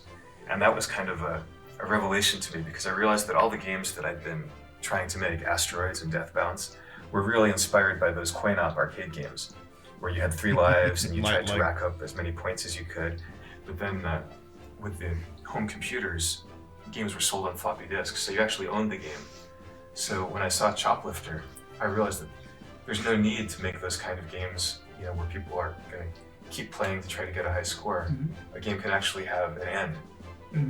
At the end of Choplifter, it doesn't say game over. Yeah. Put your quarter in, it says the end. And so that was new at the time, so that sort of was part of the inspiration for Karateka, to do a game that would also Inspired so hard we lost the royalty checks. Yep. Hello, Linguica as well. Welcome on in. Created by the designers of Digital Eclipse, Death Bounce Rebounded turns Jordan Mechner's original concept into an all-new modern-day twin-stick shooting experience. I'll actually play that one. Oh, because there's no option to watch it anyway. So, I guess this is...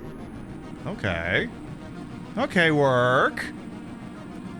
Adapted by Digital Eclipse. So they took his game and fleshed it out a little bit. Alright. Okay. And then, yeah, there's the scroll we did earlier. Tell you what, let's start out here. Okay. Play.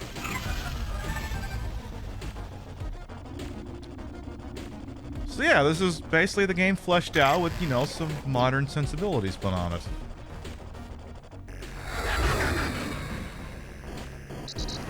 Okay, and yeah, it is...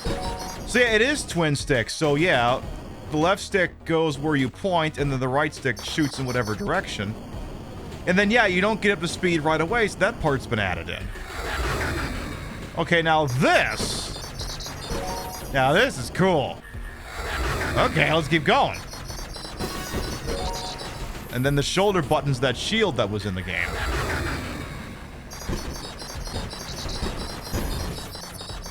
So yeah, the joystick kind of fixes, I think, some of the problems this game had. Okay. Neat. Shoot the core!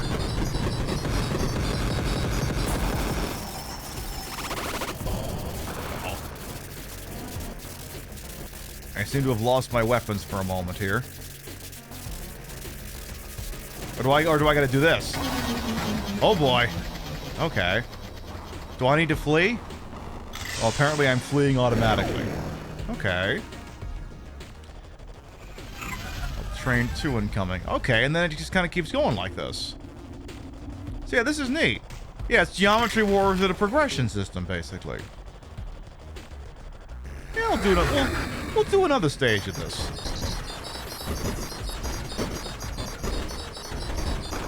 Yeah, now, yeah, this is cool.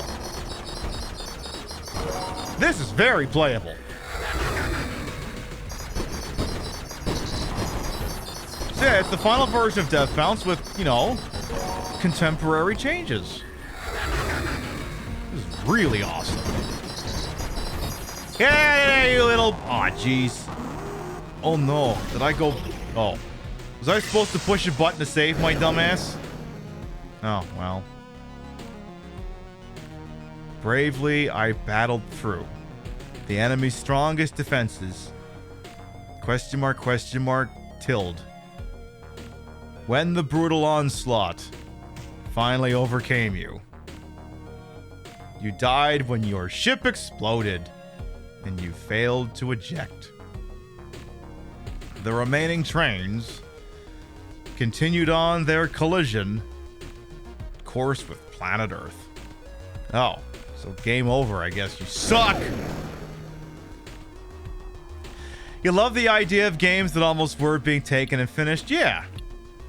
I'm one of the top 10. Is that so? Alright, so we'll just go with... Oh.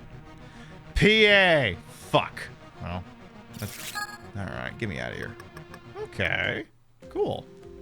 Very neat. Jordan's Journals. I'm psyched for Karateka. Fuck Death Bounce. What a waste. The value of rejection. Would there even be a Karateka if Death Bounce had succeeded? Only after attempting to get rich off conversions of arcade games did Jordan land on an original idea inspired by his own interests. Which brings us to where we're really gonna be tonight. An idea takes shape. While developing Death Bounce, Jordan begins work on a karate tournament simulator. But the early concepts soon gave way to a different sort of game. Tomato Pie. The legendary Sally's a Pizza on Worcester Street in New Haven was a popular hangout for Yaleys, including Jordan. While another 1980s video game character was said to have been inspired by a pizza with one slice removed, Jordan's inspiration would come from elsewhere. I guess that looks like an edible pizza. I guess.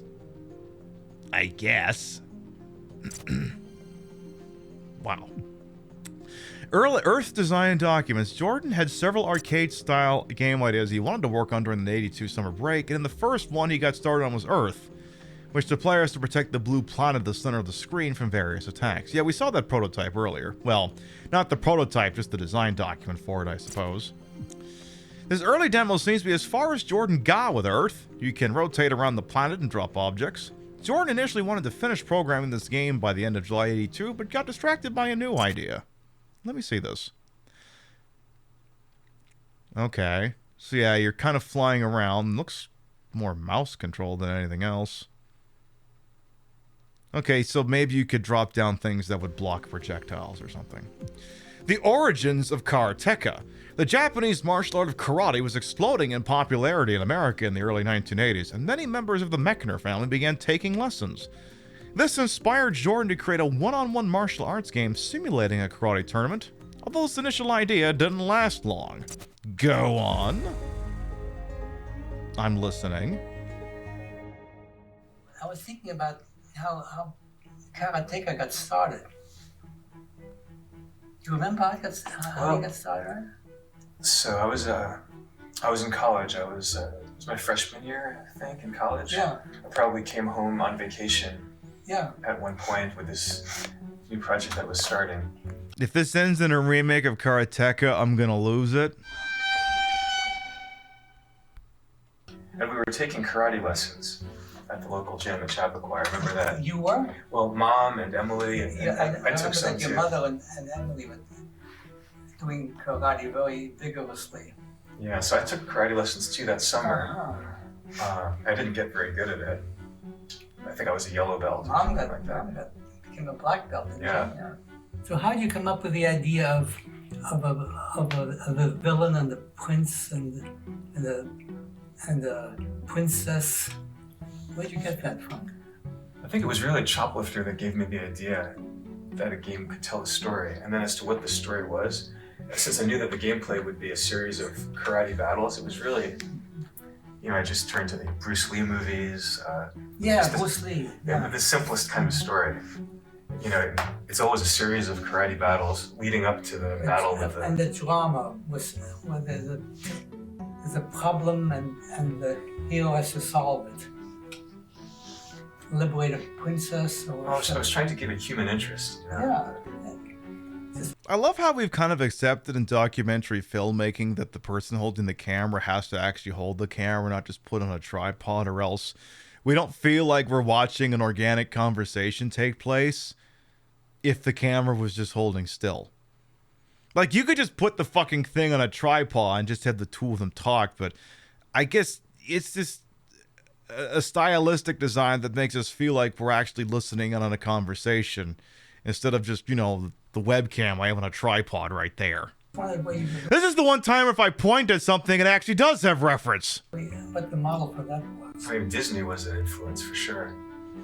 Does anyone else see him as discount Steve Jobs? I'm guessing he's nowhere near as much of a son of a bitch. I'm thinking of films like Snow White or Pinocchio, where you always had this sort of scary villain who would, capture one of the characters.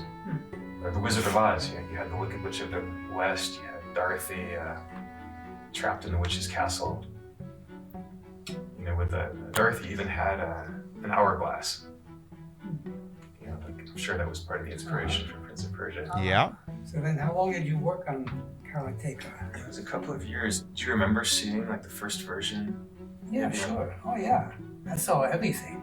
Yeah, you saw it evolve. I saw it evolve. Yeah, I remember that I remember telling you that there were great props available if you used the Japanese theme. That you could use a Shinto gate and Mount Fuji in the background. Remember that? Was that your idea? Yeah. Wow. Yeah, sure. Because you didn't know what those things were. Oh, I mean, we had the prints of the wave breaking on Mount Fuji. Iconic. Yes. We had Iconic painting. Of Hokusai prints and Shiraku prints. And I think you brought those back from a trip you made to Japan in the 60s, right? Because growing up, I mean, we had a Goban. Yes. And yeah, I bought back the Go sets. Because growing up, I mean, we had... Sorry, I'm just looking at that game and getting PTSD. Except I don't think that's the game I usually swear at, but it totally looks like the game I would swear at. If you've been here long enough, you know what game I'm talking about. A Goban. Yes. Yeah, I bought back the Go sets and the Goban. But anyway, I remember telling you about the Shinto gate. And then we looked it up. Because I didn't remember exactly what the boards looked like. So we no, not quite Othello. Found a picture of one in the middle of the water. Remember? Yeah. The ocean. I said that's what it should look like. And you said, okay, and you did it right away. Yeah, I remember drawing that gate in perspective. Yeah. And when it scrolled onto the screen, because it was so big, it slowed down the animation. But it was worth it. And then Mount Fuji was always visible in the background. Yes. It was kind of an illusion of animation because you couldn't really do scrolling on the Apple II. But there was this gate that had repeating, a post. Yes. So it was really just one, a few bytes of Fuji graphics. was a static pop. Right, and the posts were like a mask over it. When they moved, it kind of gave the illusion that the whole camera was scrolling, even though really there was almost nothing on the screen that was Right. animated. Interesting. You thought Othello 2. Okay, maybe I can pull it up real quick here. Let's go back over to here. Do I still got that emulator up and running? I'm going to show you the game I'm talking about here. Just, because fuck it. Give me 2 seconds here, folks. I think it's right. This fucking game. This fucking thing!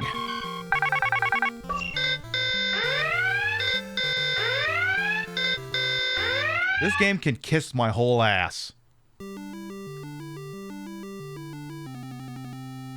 You gotta get 5 in a row, and the computer's a cheating jackass. I'm black, the computer's white. By the way, if you hit the beat button at any moment, it's called fuck you, I lose. I gotta wave Google Lens in front of that sometime and see what that says. No, it's not quite Go. I mean, it is, then it isn't. Well, those Go... Yeah, it's Gamoku and the Rabe, so yes. So now I'm white. And I have 5 in a row. But, okay, now he's blocking me there. So then I put it over here. But then he's going to block me over there. Oh, no, he's going to do that. Now here's the problem. I can put a 4th one here.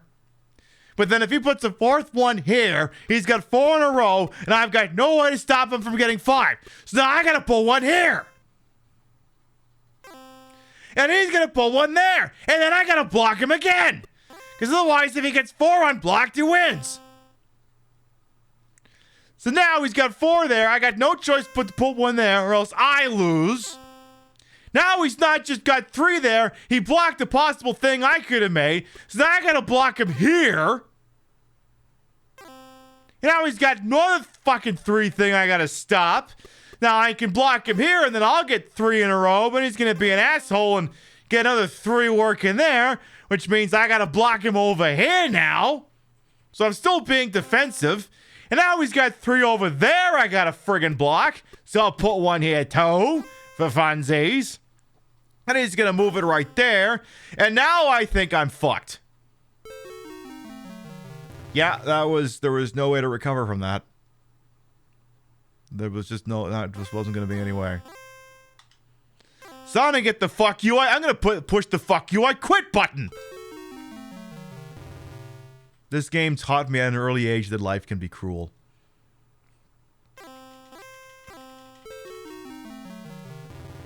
I gotta make that a musical chime on this show for failure. Just this one. I gotta do that sometime. Note to self, add that as a failure sound effect on your board. It just feels like it sounds like you're falling down the stairs or something. Oh yeah, I bought a physical copy of that at TwitchCon. The Pink Gorilla Gaming had a physical copy of that, so I decided to buy that and put it on the shelf just so I would have a physical entity to represent my misery.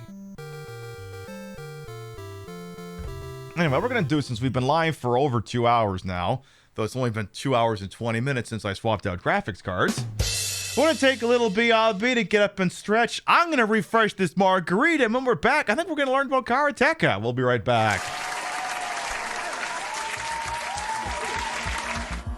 Do I look good now, chat? The trick question, the answer is yes. So we have some options here in game modes, like we have free fishing, tournament, and world monster fishing, which I briefly misread in my periphery as fisting. And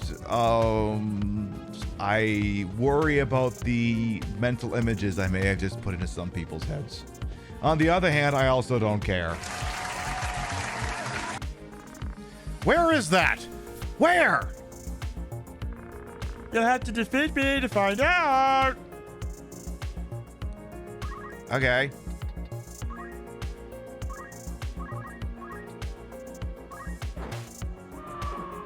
You gonna tell me now, asshole? Wait a moment, Your Honor. There's no need for that. No need, you say? Precisely. I already know Mr. Wright's fingerprints are on the urn. What are you saying? Yes, I've finally broken him down.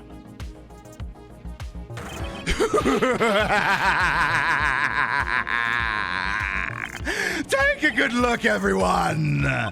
Unable to find a rival worthy of my genius, I was forced to create one by myself. Here I am, the tragic clown. This guy is nuttier than a fruitcake. You see, it was me all along. I am the one and only Master Mask. Oh, my. I hope you all enjoyed my little performance.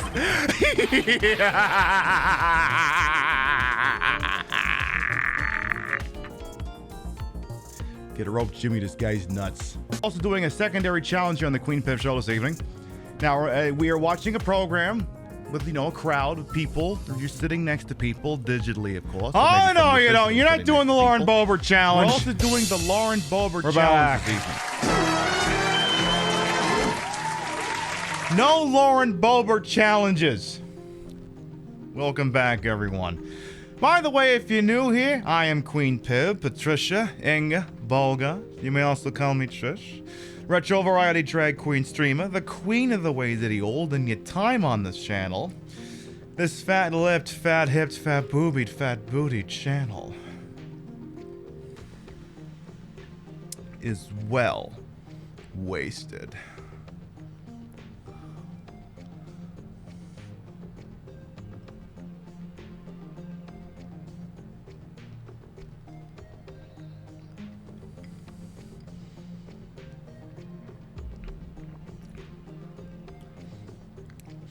I can go very deep. I put the broad in broadcast to the whole and wholesome. I made for my own hubris, and though these breasts may be fake, the retro is real. That's... Okay, let's just switch, but I've got a real copy of Karateka for the Famicom back here. Look, you come back next Wednesday, we'll be playing Parasite Eve. Look really old-timey then. Hell, you come back in this time slot next week, we'll be playing Die Hard for the NES. So which controller do I grab? The Xbox or the Switch one? The Switch one. So she starts talking about the karate game. Jordan's journal didn't do anything on Earth because mine was occupied with karate game. After talking with his brother David, who was 11 years old at the time, Jordan began sketching out a design for a one-on-one fighting game based on the rules of competitive karate, which he soon named Karateka. Interesting. And then they could bow before the match started. I worked out, with David's advice, on an awesome system using one joystick and the keyboard to control a Karateka, and an elaborate combat system to determine what effects your blows have on the opponent and vice versa. You just got done watching Die Hard? Fucking A right there, Zero Fire. Karateka development plan. Jordan's original 14-week development plan for the one-on-one version of Karateka, dated August 2nd, 1982. He wanted it soon after Broderbund by Christmas. Yeah, right, he added. Okay, so we had basically an outline for what he thought he was going to get done and what week he was going to get it done. I mean, hey, he's his own project manager. That's skill right there. Who needs to hire a project manager and do the fucking thing yourself? You gotta do some Uber Eats deliveries because no one tips, but anyway, right? Sometimes people gotta do shit. End up taking an order at a restaurant, doing a drag show. The drag queen picked you out in the middle of the bit, and right when you walked in, played along and had a great time. Bet they weren't expecting that. They got the right driver. Hell yes. Love that. You get the name, it's like Judoka? Yeah, that makes sense. That it does. Anime Adventure, circa August 1982. As excited as Jordan was about the karate game, he was simultaneously pursuing another bold idea, which he called animated adventure. The summer of '82 would have taken the popular graphic adventure game genre and added an animated character control with a joystick. The breakthrough 1984 game King's Quest would eventually be the first to do this. Okay. So we kind of had an idea for something that someone else eventually made into King's Quest. Okay. I mean, hey, that's not a bad pedigree. Hey, Chef as well, welcome on, and how you doing? We're going through the making of Karateka, a documentary available on many fine home computer consoles. And then more production shops from it. He returned to the idea, but then I guess it didn't quite pan out. Yeah, King's Quest ruled when Sierra was good, damn right. ABS scenes? So after Jordan started sketching out Karateka, another project came along to take away his spare time. That November, a local New Haven software company called CompuTeach contracted Jordan to produce an educational game called Alphabet, later AB Scenes. It was an interactive alphabet book with animated musical scenes for each word. Okay. So you had to spell egg, basically. Okay. Design documents for that. Fairly straightforward. Ooh, nice big lips. Love that. In Spanish, ooh. It's a gato. That's a gato, okay. Eventually, CompuTeach also signed Jordan to create a more difficult version of AB Scenes, as well as a Spanish language version pictured. He was paid about $3,000 per game, helping to pay for his Yale tuition. Okay. I mean, that's a cute picture of a cat, so I think that's worth it all right there. After the first 2 weeks of school, things should have died down enough, bio exam, course selection, etc., that I can start work on Alphabet in earnest. Then, with $3,000 under my belt, I'll buy a graphics tab and get cracking on karate. That game, everyone keeps telling me, Dad and Adrian even, is gonna be a winner. What if it doesn't work out? What if someone else does it first? Character animations. Yeah, those look like the ones that end up in the game, yeah. Various sketches and design documents and proposed animations for the Karateka hero. Likely from different time periods as Jordan continued to evolve and alter the game's fundamental design. Straightforward. A storyline enters the picture. I no longer plan to do pure karate on the map, Jordan wrote on January 30th, 1983. I've got a scenario. The game would now be a single-player adventure in which a lone Karateka invades a villain's hideout and rescues a beautiful maiden. Initially, Jordan envisioned the player deploying on an island by parachute and escaping by helicopter, but the setting quickly moved to ancient Japan, as in this early sketch. Yeah, you have to... There's you. You get cute stick figures, and yeah, this is basically what the game ends up looking like, for better or for worse. Just not as stick figures. That's actually quite yeah. An early storyboard sequence from this concept, after the hero kills the bad guy, Dr. Ni, he finds and rescues the girl who leads him to the roof of the facility where the helicopter awaits, likely inspired by the Borderrun game Shoplifter. Yeah, that makes sense. And then she leads you to the helicopter and then you'd get out. Okay. Early mock-up screenshot. This mock screenshot, recovered from Jordan's old floppy disk, shows his earliest concept for Karateka. Your only possession besides your gi is a digital wristwatch, Jordan wrote. Once the time hit midnight, the villain would escape with the girl. The only way to end the game is by committing harakiri. In this scene, we see the timer and the player character about to vote for Ralph Nader, I guess. Okay. Well, I can tell you that's not in the game. I've been working with Drax, creating pretty pictures of scenes from the game, making design decisions and trying to get the perspective right. Dad was full of comments, advice, and ideas on my Draxing today. He's very enthusiastic about the project. Yeah, the doctors just say neat. Yeah, this guy's really big on time limits. Another early Karateka graphic recovered from the floppy disk showed as a pocket watch. The idea would probably have been that the player hit a key on the keyboard to bring up the time display. It's likely that he shifted from a digital wristwatch to an analog pocket watch when he shifted the setting of the game earlier in time before abandoning the timer feature entirely. The thing is yeah, the time limit idea eventually manifested into Prince of Persia, because the original Prince of Persia had a 60-minute time limit, which I was never able to pull off without cheating. Because that's the thing. And I didn't mention this at the start, like, I've played Karateka on the NES, and my grandfather, who had a bunch of Macintosh computers, he had Prince of Persia on. It was a black and white version of Prince of Persia. And I copied it and put it on my Macintosh. And I mean, that idea was in the original Prince of Persia. You know, if I got far enough in Prince of Persia to worry about the time limit. Yeah, it took me a while before that was an issue for me as well. And when I'm working, time is so precious. I begrudge every minute I spend away from whatever it is I'm working on. Death Bounce at Christmas, Karateka now. I forgot to sleep, to eat, to change clothes. My life gets all fucked up around me through sheer neglect. That's okay, we're all kind of like that. Karateka and kanji.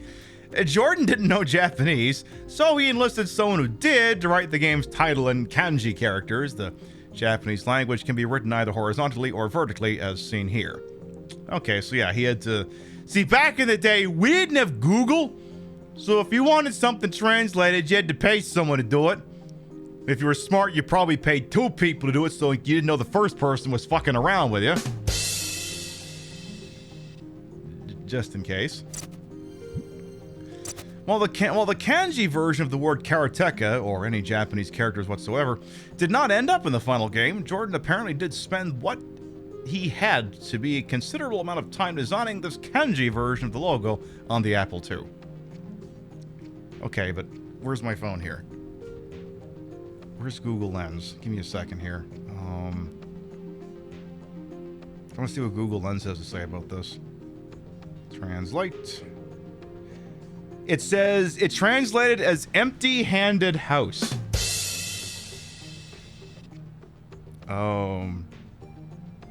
Slight difference of interpretation, really? Okay. Okay. Well, I mean, back then, none of us would have known the fucking difference anyway. I mean, that's the thing is, a lot of these, you know, Asian languages, when written down, look badass, and we could give a shit what it says. In fact, that's the thing with, y'all remember we played Grand Theft Auto 4? Brucey Kibbutz has a bunch of tattoos on him, and they're all in Japanese, but he doesn't understand Japanese, so the tattoo artist just wrote denigrating comments about him on him in Japanese.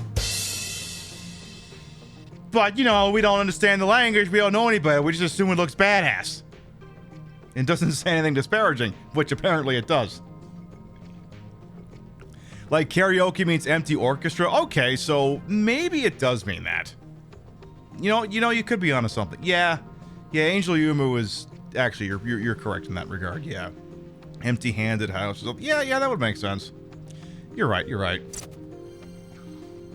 I mean, I guess that's the thing is, you know, if it wasn't a reasonable interpretation of it, you know, someone would have fucking said something eventually. An early sketch of the logo based on the font Libra, and actually, yeah, like that's actually almost, well, it's not quite the same as the one I have here, but I can see where some of the letters are the same. A little bit. Close, but not quite. So here's the Famicom version that I have. And you can see the logo there. It's not quite the same. Like the A's are the typeface of A we usually see these days. But the R is very similar, at least. But yeah, based off of the font Libra. So yeah. Okay. Mr. Miyagi in Karate Kid says karate meant empty hand. Yeah, you're right. Early storyboard, an early storyboard that is close to the final version of Karateka. Note the similarities in the final in-game design, but also the cut features such as the villain's exultant dance after the player is defeated, and the on-screen text mission Rescue Princess, which is likely inspired by a similar message that appeared in the beginning of the game Shoplifter, a big influence on Jordan. Right. And yeah, a lot of this is actually what it looks like in the game. It just doesn't say, you know, Mission Rescue Princess. Like, it didn't feel the need it had to say that. Early storyboard 2. So yeah, more of this is actually kind of in the game. There's little cutscenes involving the princess. Early sprite sheet, yeah, and that's the way the sprite sheets used to look back then, too. Another image recovered from the floppy disk is an early attempt at drawing animations for the Karateka character. You might notice something of a resemblance between this character and the man in the X-ray image in AB Scenes. As you can see, Jordan did not get very far with these hand-drawn animations. Right. And then drawing from life. Jordan was set on his karate adventure concept, but drawing realistic human movement was proving difficult. Fortunately, a novel solution was just around the corner. Now an adventure game, Karateka would use clever animation techniques and cinematic influences to create a game that looked like nothing before it, but Jordan didn't do it alone. Jordan's father, Francis Mechner, is a renowned research psychologist, concert pianist, and chess master. He also made major contributions to Karateka. When his son was having trouble drawing realistic human movement, it was Francis who suggested using the animation technique known as rotoscoping. Dad suggested filming somebody and counting the frames. Mom suggested Dennis, karate instructor, tomorrow evening. I remember the film editing machine we had. Still have? I guess. Shown here in a 1917 patent by pioneering animator Max Fleischer, rotoscoping involves filming a live actor, then tracing the individual frames to create animated drawings. Jordan pioneered the use of rotoscoping in video games, tracing film stills on vellum paper and digitizing the results on his Apple II to create the most lifelike animations ever seen in a computer game. So yeah, again, this is the patent from 1917 that shows, yeah, you're taking the video of the guy and then you just draw the shit out. Yeah. So we just took that and applied it to video games instead of animation. Rotoscoping, drawing from life. When Jordan began having trouble drawing realistic human sprites freehand, his father Francis suggested he use the technique pioneered by animators and known as rotoscoping. What Francis may not have expected is that he would end up being one of the rotoscoped actors. Do tell. Do what you gotta do, Vintage Vixen Shop. We'll see you next time. Working with Jordan was fascinating because he brought in the cinematic side. He obviously was really into movies. He's actually gone off and worked for a bit in the film industry. And the aesthetic and the motion of Karateka, which he continued in Prince of Persia and later in The Last Express, was really unusual for the time, this idea of rotoscoping. I decided to try a trick early Disney animators had used called rotoscoping. Rotoscoping is basically filming live actors doing the moves that you want to animate and then literally tracing each frame to get a frame of animation. At first I started to try to do the animation the usual way by drawing characters on graph paper. And then, because it was pixel by pixel at that time that we had to do the animations. But when I tried it, it just looked stiff. And I think you were the one who had the idea of filming the movements and then counting the number of frames. I suggested, when I saw you struggling with these pixels, I suggested that we just make a video. Well, not video. This was 1982. A Super 8, a Super 8 of somebody actually making those movements. I thought I didn't remember that. And you were actually a model at one point because I started by filming our karate teacher Dennis doing the punches and the kicks, advancing and retreating. But then later on, I realized that the character would need to run. Like that it was too slow to move in that karate stance throughout the entire palace. So I needed someone running. And so you put on a karate outfit and we went out into the woods in front of the house in Chappaqua. And I filmed you running in Super 8.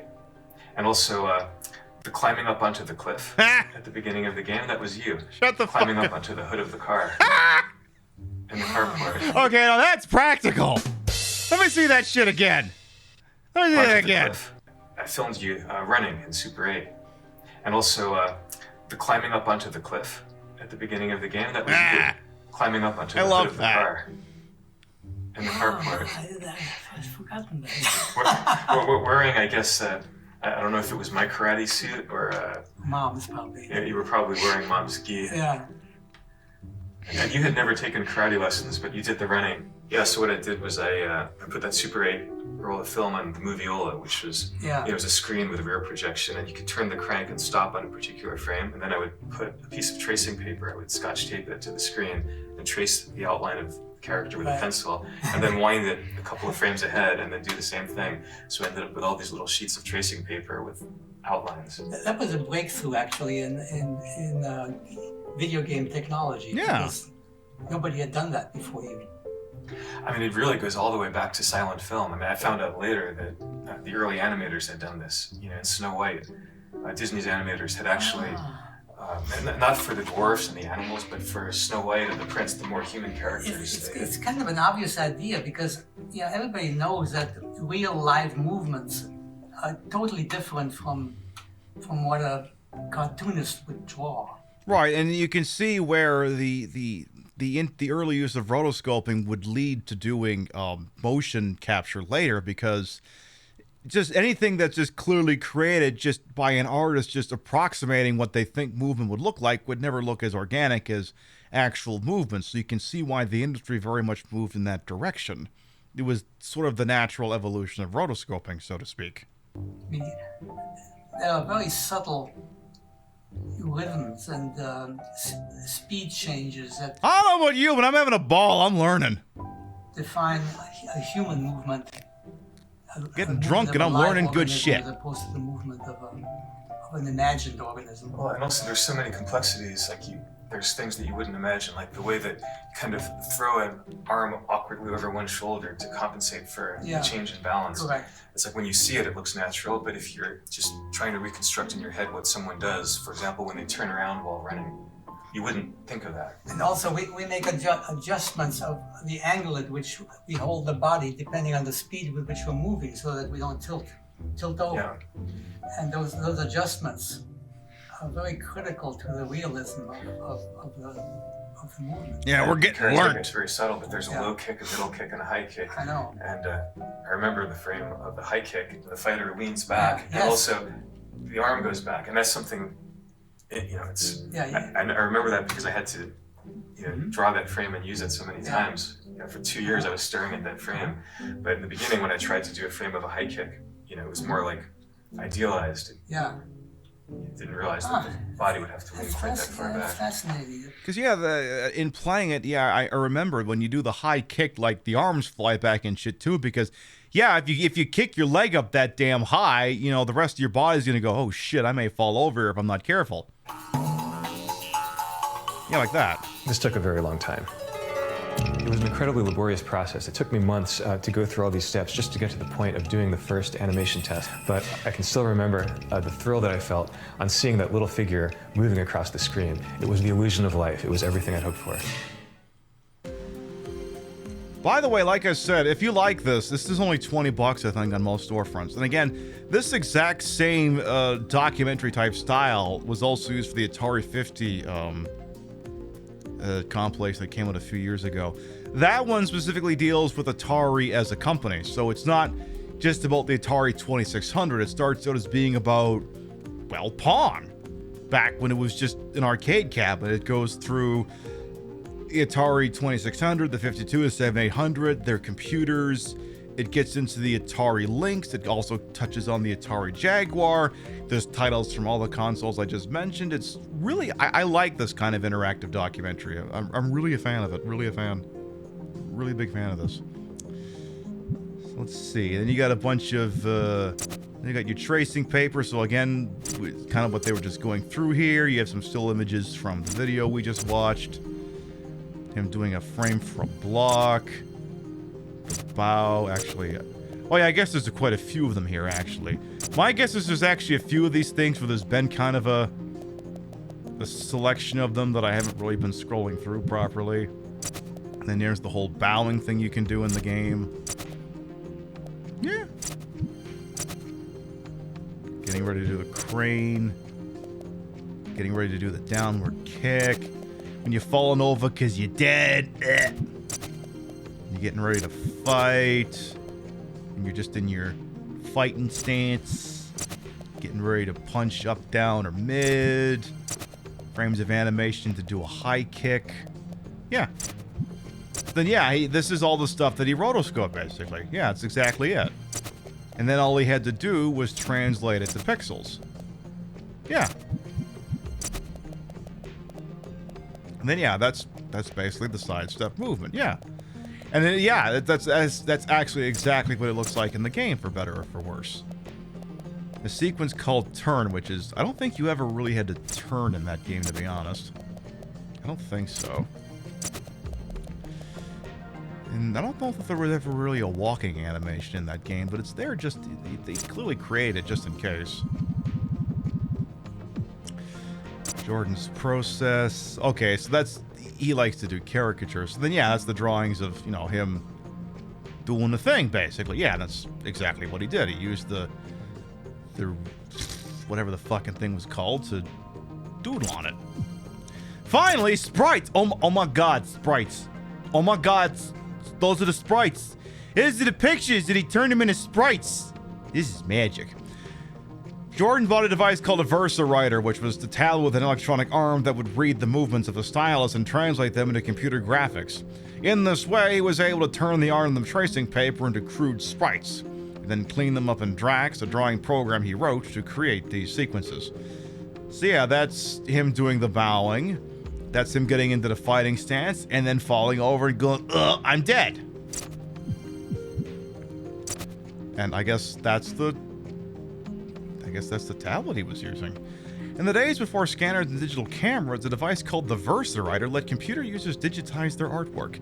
After placing a sketch on the tablet, they traced the lines with the stylus, which was attached to an articulated arm. Ken and Roberta Williams used the VersaWriter for the first graphic game Mystery House, and Jordan used it for Karateka to turn his trace frames into sprites. Interesting.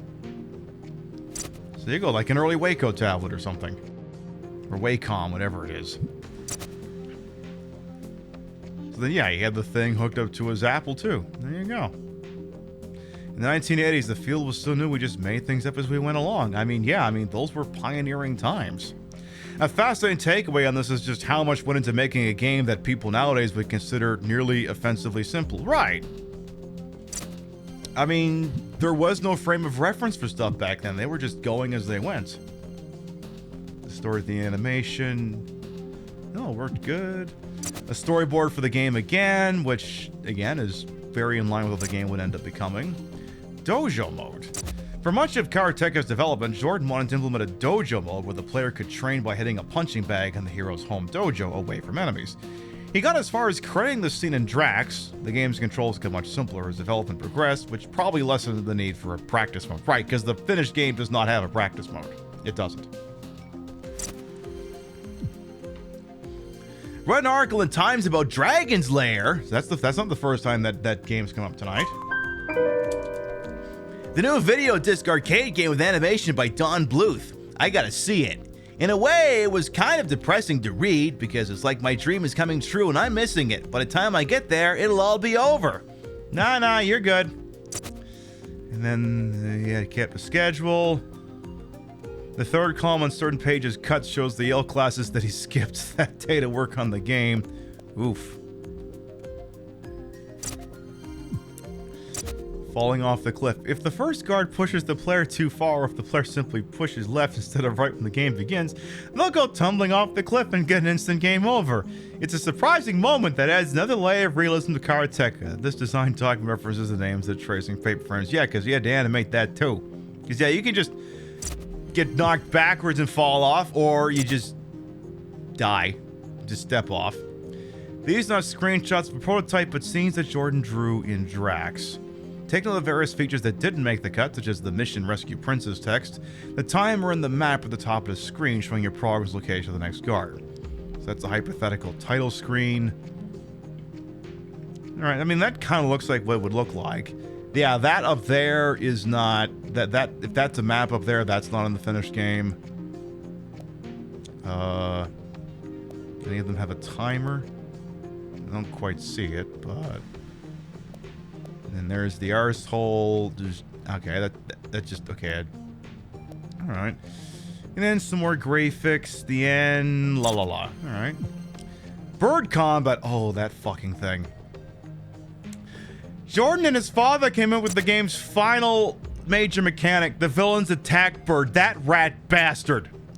This solved the design problem. The player didn't need to be particularly cautious as they made their way from guard to guard. The possibility of a random bird attack meant the player had to be more vigilant. And this is where a little bit of death bounce is coming back in this, because there's that fucking bird. That fucking jackass bird. Well, you'll doubtlessly hear me screaming about in a little while here. Because, yeah, it's the big bad fucking attack bird. Because that's a thing that exists.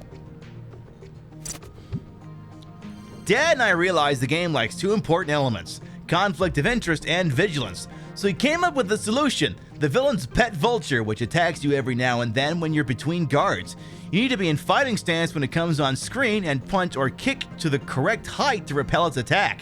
If you're in running stance, you'll get clobbered and lose a lot of hit points. Yeah, them damn burbs. They did the second and final rotoscoping session for Karateka. Every step in this process has been preserved so we can see the entire journey from film to tracing paper to rough sprites and cleaned in visuals.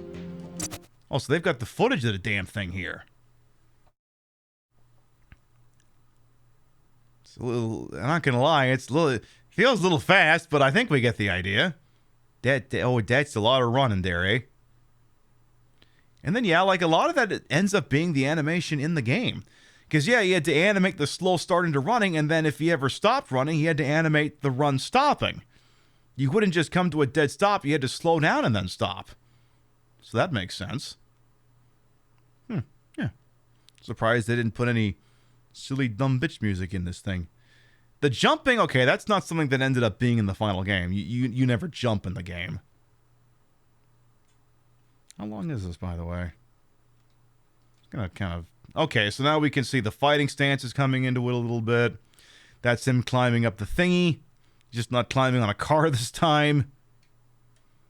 Oh, wait, okay, no, that's him climbing on the car now. Okay, yeah, there it is. Ha! And there's Jordan, I guess, giving direction. Now he's running around, okay. More of that. So, yeah, this is basically... And then, yeah, that's the end of the game, basically. Turning around, doing some more fighting stuff. Okay. Neat. I don't know what the hell the rest of that's meant to be, but... Maybe it's just B-roll, I guess. Alright, I get the idea. Well, he'd already filmed the walking animation, so yeah, those are the individual frames that wound up being the running animation, for better or for worse. And then, yeah, he traced it out. Yeah. Oh, shit, I didn't mean to go that far. Where the hell were we? Yeah, we made it about halfway through. And then climbing onto the damn car. Because that's basically mimicking the climb up the mountain. Yeah, just like that. Okay, and then I can see... Okay, so you can kind of... Okay, so the animation is going, and then I can choose the opacity of the sketch layer. So yeah, you can see that. Now that's neat. That's fucking neat right there. Yeah. And then yeah, this image recovered from one of Jordan's floppy disks represents the third stage in the rotoscoping process. So yeah, digitizing. Yeah, because that's what it fucking looks like. Yeah, that's the animation. When that's the animation, it's not fleshed out, but that is what it ultimately ended up looking like. It was a different time. And then, yeah, kind of the same idea, except you can do the sprite layer and the sketch layer. That's very... A lot of... Boy, you could tell the people who made this thing really wanted to show this shit off. And then, yeah, that's the running animation. So it has to start, obviously. And then up there, you can see it coming to a stop. So it starts, then it goes to the frames that you see down there, and then when he slows down, you can see it kind of... See that one there in the center, and then it becomes the one that's now in the center as well. Yeah. And then you can see how the whole climbing sequence from the car was adapted for the game. Yeah. And I imagine... So digitized climber, then they cleaned it up, making him look more like it was in the game. Because, yeah, I mean, it looks more lifelike. As lifelike as, 8-bit graphics could possibly be. And then, of course, you can conceptually see it amongst more of this stuff here. They really wanted you to appreciate this. Sprite sheets for the birds, the impact of the bird exploding, falling off the damn thing. Okay, I like that. Yeah, that's the animation of you going, whoops!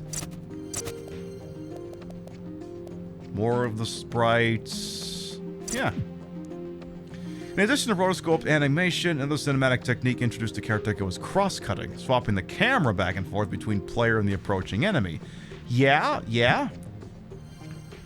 And you'll see that more when the actual game goes on, but there's certain sequences in the game where it cuts away from you and actually shows off who's coming at you, which indeed was more cinematic. The villain, originally named Karateka and renamed by Broderbund to Akuma, or Demon, the main villain needed to be an imposing presence. While he had to be the same height as the hero, his puffy sleeves and oversized robe loomed larger than life on screen. Yeah, he's this big, nasty-looking bastard. Jordan brainstormed the villain's name, so he went through a bunch of different possibilities, I suppose. Okay, so when he was wearing the bathrobe, that was him pretending to be the villain. Okay, that makes a lot more sense. That makes a lot more sense. And yeah, the villain, yeah, there's ones of him falling over, I suppose. Actually, wait. See, there's his fighting ones, there's him kicking, yeah. Here's him going, I am dead. Cool. Scenario dealing with the princess. I don't really want to go in too much into the princess yet because I don't want to spoil something. I'm just gonna kind of gloss over this a little bit. And I don't want to read that either. Just kind of want to leave because we're probably gonna be playing the actual game soon. I don't want to spoil something here. Ooh, tell me about the music. Tell me all about that music. Because the game did have some music in it. This is the apartment where we made the music 35 years ago, right? Right. And I sat right here. Right. It was. You sat. Where did you sit? There or here? Well, I don't remember. It's been 35 years. But you had your laptop. It wasn't a laptop. It wasn't a laptop. Yeah. It was a computer. What was it? An Apple. It was an Apple II computer. But I had it on my lap. Just in the Apple II was fantastic, and it just sort of like gave you a sense of, you know, like sort of a score, you know, happening during your game, and it was one of the most impactful as far as just remembering it as a total experience of a game that I've had in a long time. I remember with Karateka the music. And there wasn't a whole lot of it in the game, but there were a few, you know, tunes that played at key moments. And I remember the opening music had a big impact. And it was interesting with the Apple IIc because it was a single unit, and there was a speaker built into it. And so when you put your hands on the keyboard, if you had the volume really loud, you can feel the vibration of the music being played through the speaker. And Karateka, for some reason, I remember that opening tune. I haven't heard it in I don't know how long, but I'm sure if I heard it, I would recognize it immediately. But I just remember the music having a big deal. I knew from early Disney animation and silent movies how important music was to tell a story and make it emotional. But I wasn't a musician. So I turned to my dad. He was a businessman, not a professional musician, but he was a really good classical pianist. Hey, settle down here, Mozart! Yeah, that's what I grew up hearing. So Karateka was your first composing job. Yeah. And not all games had music at that time. You know, it was, I mean, technically it was difficult to get music into the game because the Apple II processor could only do one thing at a time. Yeah. So anytime we played music, the action on the screen had to freeze. For example, we couldn't play the music while the princess was walking. Right. So we had to design it in such a way that like the characters would pause, then we would play a little bit of music, then we could animate.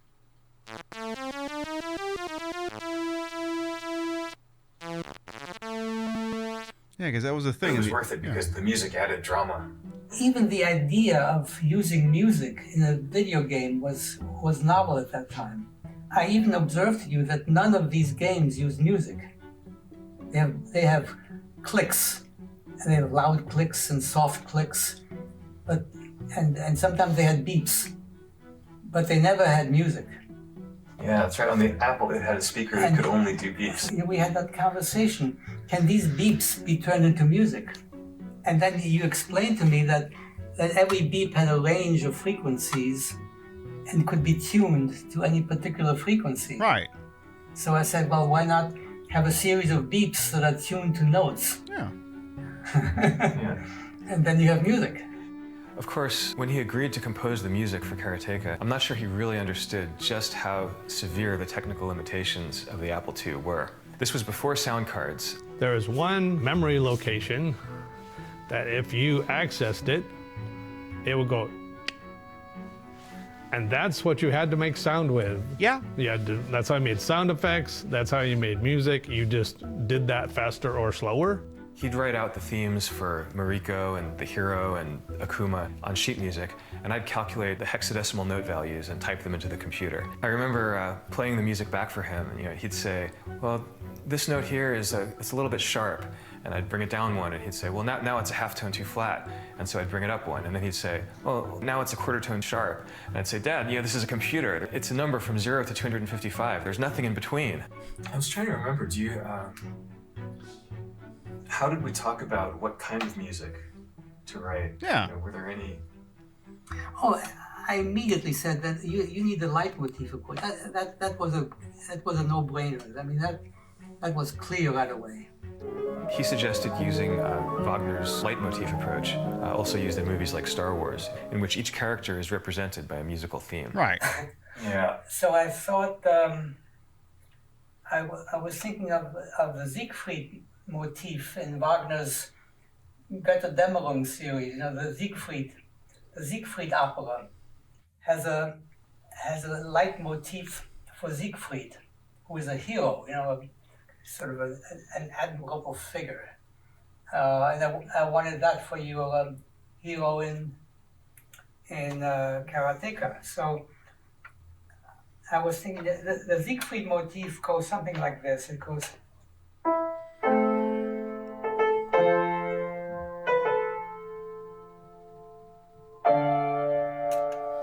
I mean, yeah, you can. I mean, that is the concept that you see in so many films. Like, it's actually interesting that he brought up Star Wars because the composer for that, John Williams, of course, went on to do the Indiana Jones franchise, and there's the one leitmotif in Indiana Jones: The Last Crusade that you always hear whenever the Nazis are on screen. It's something like do do do do do do do do do do bum. Like, every time they're doing something prominent, that's the tune that plays. And, it was a similar principle that they put into Karateka once we get playing on that. And then,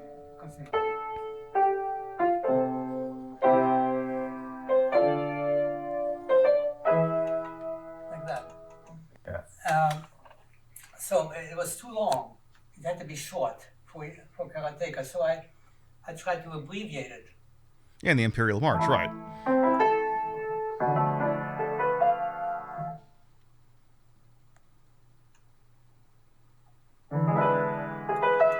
And that is what it is. Except that I couldn't play notes simultaneously. Yeah, but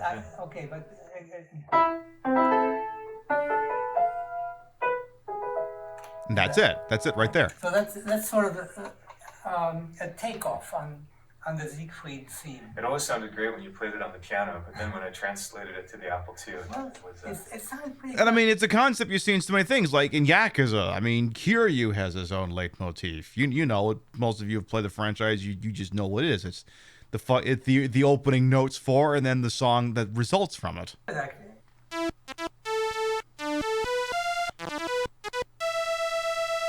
Yeah, that thing. And then we did the Akuma theme. It has to be sort of a Do menacing. do do do do do.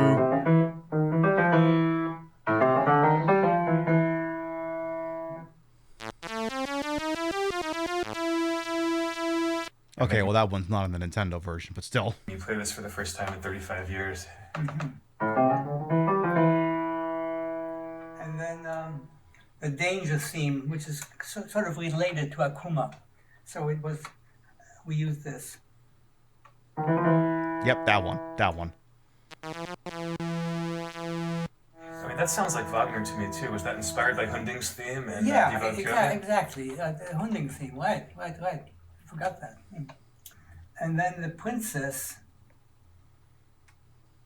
is. Do do do do do do do do do do. Do do do do do do do do.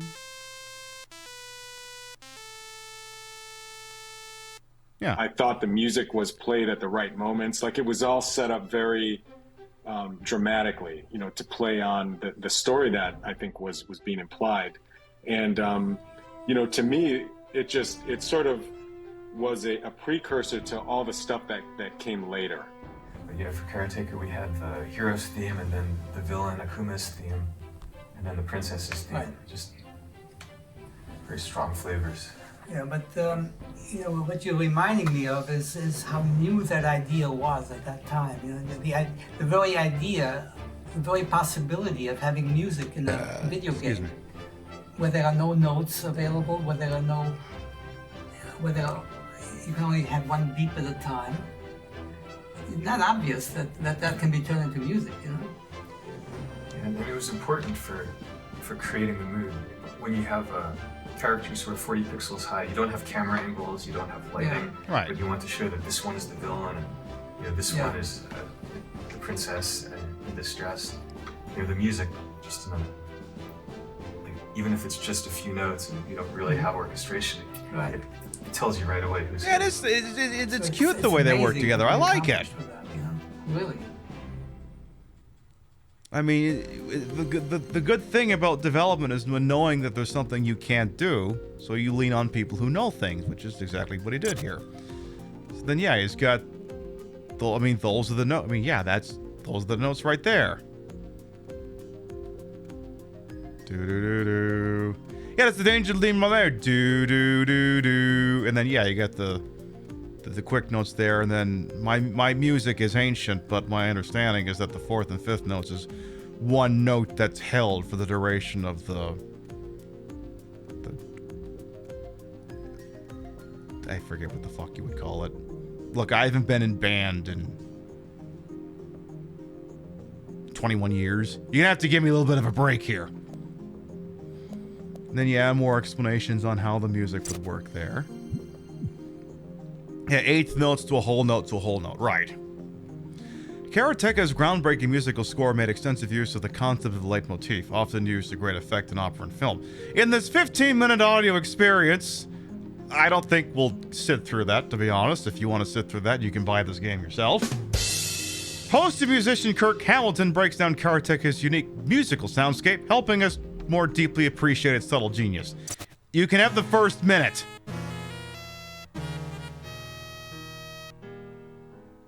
Hello, noble warriors. Kirk Hamilton here. I host a music podcast called Strong Songs, and I'm here today to break down the music, the very strong music, for a very important video game. This music, composed by the great Francis Mechner, wound up setting the template for a lot of video game music that would come in the Lightning decades after nice. it. But this game was one of the first. Of course, the music I'm talking about is the music for the game that you are all now playing, Jordan Mechner's 1984 martial arts adventure, Karateka. Karateka may seem like a simple game. And yeah, Artifact points out is no one is really sat down and agreed on how the name the game is supposed to be pronounced. So I go Karateka, other people are going Karateka. Yeah, it is what it is. When you look at it and compare it to most modern video games, it is, but it was actually at the vanguard of a lot of... But you know what? I'm not going to sit through the whole thing just because, I don't want to spoil the whole documentary. Karateka, Jordan's original, dating to May 1st, 1984. This is the version of Karateka that Jordan submitted to publishers. It is much shorter than simpler in the final game, among other key differences. Ooh, let's watch.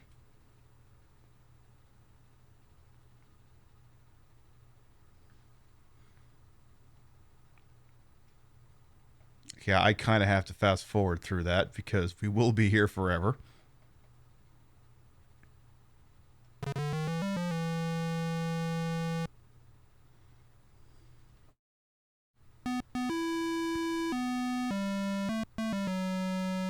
Yeah, that music's different. Oh, no. Still pretty different. And then there's the first fight there. Just going for a little bow here. And there you go. And then, yeah, I don't think there was... and back then on this version, there wouldn't have been battle music. I think some of the other versions of the game added fight music. And yeah, the original game was a little slow. yeah, it's Shovel Knight. Yeah, exactly. This is Shovel Knight.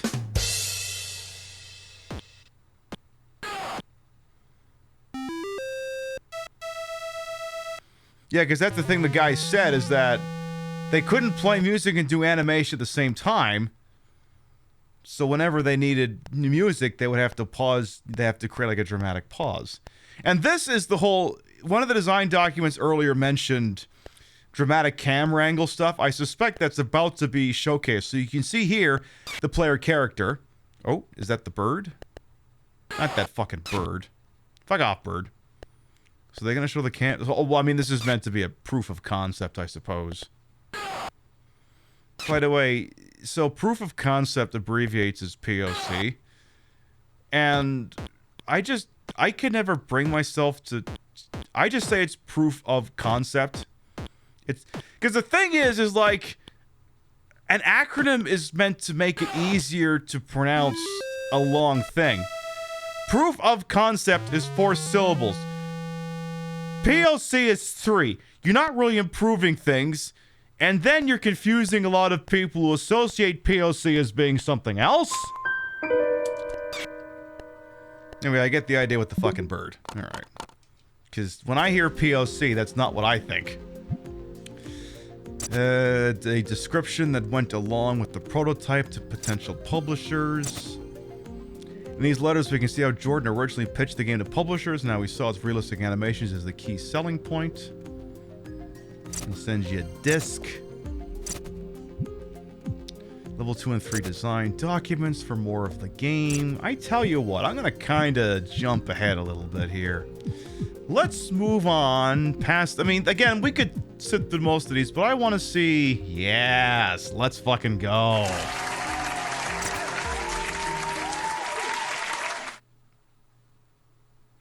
Let's see the Apple II version of this game. Because I think we've gotten the point. This isn't a video. This is live. This ain't Memorex. This is live. And then from what I think one of the videos that's we kind of skipped goes over how this title scroll was made. And what it is it's not like a JPEG or something that's rising up. What's happening is each individual frame had to be re-rendered. So it's not one thing that's just organically floating up. Every individual frame of this had to be done manually. Like, imagine if instead of just having it like just the sheet and just it going up, you'd have to draw it every single fucking frame. So then, yeah, there's the princess being told to piss off. He's like, okay, fine, I'll go in here, you asshole. She's got a great butt. Really great butt. Because she got a great ass. And you got your head all the way up it. There's me, climbing up the car. And that's that chime. Hey, stop that. Hey, did I not hit the start button? Is it not me playing? Okay, here we go. I was like, apparently that was an attract mode.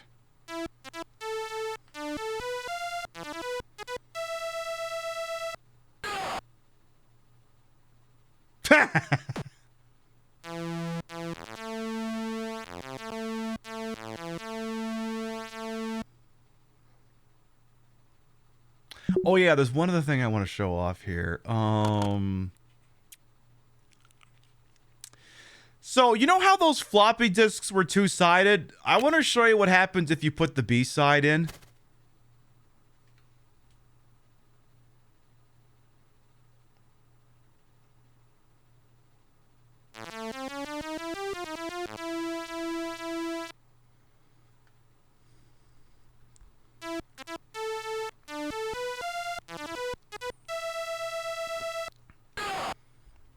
Yeah, they programmed it so that if you put in the B-side, it was upside down. So if you called the helpline, they would just say, oh, you've got the disc in upside down. Just flip it around, put it back in, and you'll be fine. So it's the entire same game. It's just upside down. Yeah. It's such a stupid gag, it's worthy of this.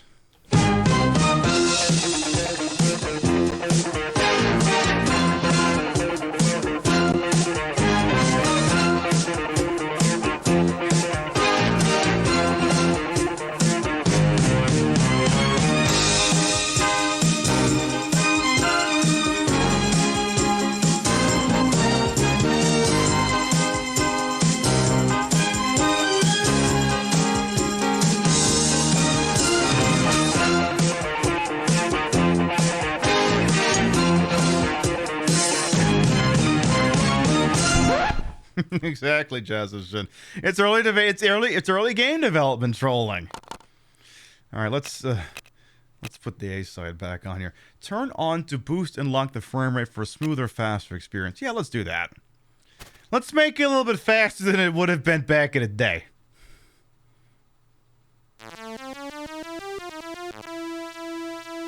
So yeah, we kind of skip the intro cinematic. We climb up the top here. Yeah, Frank the Bellum, I've got a bit where I can do a fake credit sequence. Okay, so running.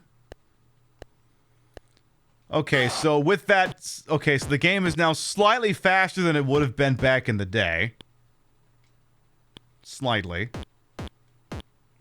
Slightly. Now, any chance I could change that to off without resetting the game? Okay. So now it's... Ooh, hang on, you're hitting two... Oh yeah, I think there's only like one button, and am I pushing the wrong one? Okay, I gotta hold it down when I want to kick. See, that's a little bit slower now. So if I tap the button, he punches. If I hold it down, he kicks. So this is how fast the game would have played originally. Just leave it. Oh, it's okay. So yeah, as you can see, a little bit slower when there's more design elements.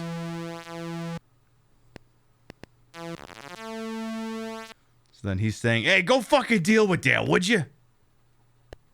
And then this is going to show the sort of dramatic camera angle that an early design document told you about, where they're letting you know, hey, someone's coming by cutting over and showing that guy instead of you. See, like that. Ooh. Ooh, I almost got myself killed there. And then, yeah, this version, yeah, again, doesn't have any fight music. Okay. Okay. So yeah, like some of the earlier fights were pretty easy because if you knew what you were doing, you could kind of really troll the enemy. Of course, the problem is my kicks normally would knock him back, but this one's not having that effect. But I mean, he's going down. You can see that he's going down. He's toast. You play this on C64 instead. Hey Max, well, they do have the C64 version on here as well. I'm just taking the Apple II version for a quick spin. I mean, at some point we will probably play through the entire game, just maybe not on this version. I just want to make it into the building, because that's when you see basically one of the last cutscenes involving Princess Mariko. And then yeah, the different enemies you come up across have different, and that was something that really struck me as interesting at the time. Is many of the different enemies, they don't look the same. Like, it would just be the easiest thing in the world to just say, all right, all the enemies look identical and they all have the same headpiece. But no, there's like 5 or 6 different ones. Nice little extra thing that makes you feel like you are actually dealing with different people. Instead of it just being the same goon again and again and again and again and again. Get over here, you bastard. Don't make me come to you. There you go. There you go. Come on. Hey. Are you going to do anything interesting at the ending? He said, trying to inquire without spoiling from the end of the screen. Maybe. I mean, it would be kind of defeat the purpose if we didn't show that off, now would it? So now the trick with this one here is there's sort of a boss guarding the damn thing. Let's see if we can get past this guy.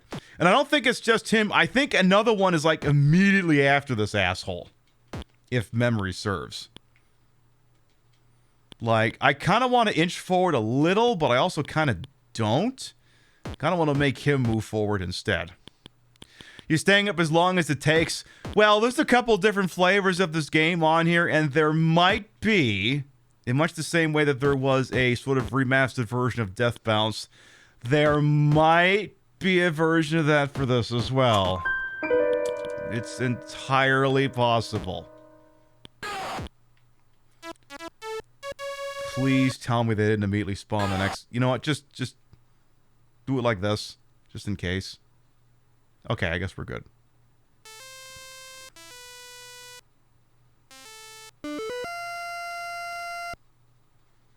And then you make it inside. Okay. I'll just let that guy kick my ass. Or, you know, we get the idea. We'll do more of that later. The original version of Karateka, designed and programmed by Jordan Mechner. Its cinematic camera, storyline sequence, and smooth rotoscoped animation made Karateka like no other computer game at the time. Although the Apple II's high-resolution graphics mode can only display 6 colors, Jordan was still able to use the limited color palette to great effect. And there's also a commentary track, which I'm not going to go through, because at the same time, I feel like I shouldn't feature literally everything in this, because, you know, I don't want to remove the point of maybe other people purchasing this. So I'm not going to put on that commentary. But apparently that exists, where you can watch the game and there's a commentary from Jordan and Francis Mechner. And apparently, I guess this is what the disc would have looked like. More or less. For extended media life, here's how to take care of your flexible disc. Don't finger blast it. Oh my god. Never ever rub your disc's clit. I know you may feel like that's the natural thing. You should do the thing that looks like a clit, but don't flick your disc's clit. It did not consent to that. But no champagne. Video games didn't have specific release dates at the time, but Karateka for the Apple II was widely available by December 1984. Broderbund sent Jordan a framed copy of the box art accompanied by this letter to celebrate his accomplishment. Everyone was confident about Karateka's potential in the market. All that remained is to see how it's sold. Present these along with a champagne toast. What did they send him? Oh, it's royalty statement. Okay, that makes sense. As Jordan was wrapping up his Yale education, Karateka was about to be sent to this world. It would be every bit the success that Jordan had hoped for. Marketing a masterpiece. Having finished the game was just the beginning. The next step was for Broderbund to figure out how to sell this truly unique experience. Oh, okay. Okay, how to pronounce the fucking thing? Karateka. Karateka. Karateka. Karateka? Karateka. Karateka. Karateka. Karateka, and if it's Karateka, I've never heard that before. So maybe Jordan says it that way. I don't know. But I know we all said Karateka at the company. I think when I was a kid, I always said Karateka, because it's like you say karate and you just add the k. Let's talk about pronunciation. So here's the thing. In the 80s, TV didn't talk about games, and we didn't have the internet, so pretty much everybody pronounced the title of the game in their own way. A lot of people say Karateka or Karateka.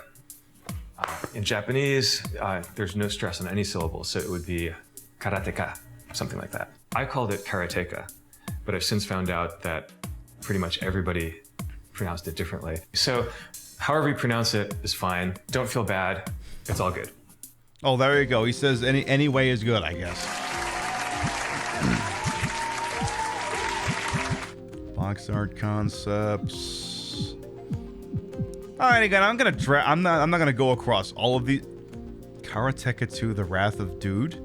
Some players took their love for Karateka even further. An unofficial fan project created in 1985 by Eric Newman, Karateka 2: The Wrath of Dude, was an animation for the Apple II that retold the story of Karateka with an over-the-top martial arts moves and exaggerated violence. In a pre-internet age, it was passed from fan to fan on copied floppy disks. What the fuck is this? I first saw the game while in the high school at the computer lab in 1984 while taking AP Computer Science in the 11th grade at Mount Carmel High School in San Diego. I think I saw someone else playing it and said, oh, that looks awesome. So then I started. There was a much bigger story element. Okay, can we get to the punchline? At the end, trying to get past. Who's the dude? Star Trek movie. Get even with that about the theater. Who's the Wrath of Dude? The full animation itself. Oh, you could. Oh shit. The project. I mean, the full animation itself took about 6 months in the first full version. So yeah, the animation is very friggin' rough. What I've done originally was eye captures after I got this. That was the beginning. So basically, kind of took the game and just kind of memified the shit out of it, I guess. Sprite animation instead of a slideshow. Most of the animations were done from the screenshots, but I made some of them the rotating scene. These be from. Wait, what happened there? Sort of having like a. What the hell was that? So he throws the boomerang, I guess. A background I made from. Does it hit the bird on the way back? From an old calendar. I swear to God. I swear to, and then Jesus Christ. Okay, this is okay. Really inspired by.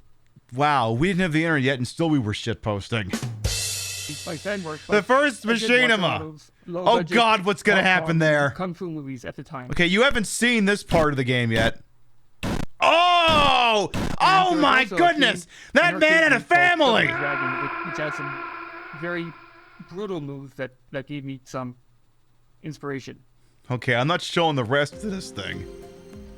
Not because I don't think I'm sure it'll be appropriate for the internet. I just, I don't want to give all the goods away. Ooh, there's the C64.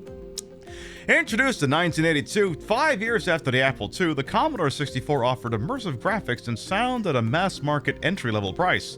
As such, it quickly became the most popular computing platform worldwide, which meant Broderbund could make a lot of money if it ported Karateka to the platform. And hence, you have the Commodore 64 version. Veda Cook's Commodore 64 version of Karateka, with enhanced music provided by Francis Mechner, was on shelves in June '85. Using the Commodore 64 special sound chip, Francis was able to make a much richer musical landscape for the cinematic scenes, including a new overture that plays over the opening crawl. Okay. Hit me up with that for a second here. Because, yeah, some people mention that they've played the Commodore 64 version of this. Adapted for the Commodore by Dead Name. I kind of wish they'd edited that, but whatever. Ooh. Now that's got some stank. Ooh. Come on now.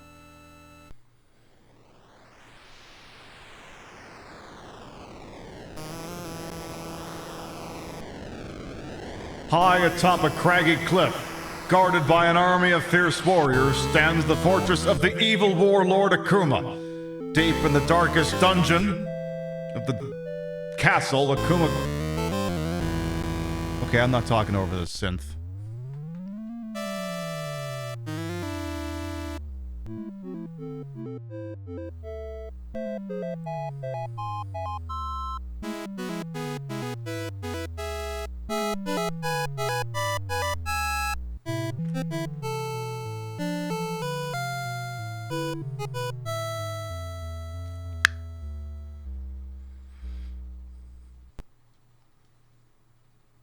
Yeah, that very much looks like a Commodore 64 game. Let me see if there's an option to speed things up. Enhanced frame rate. Okay.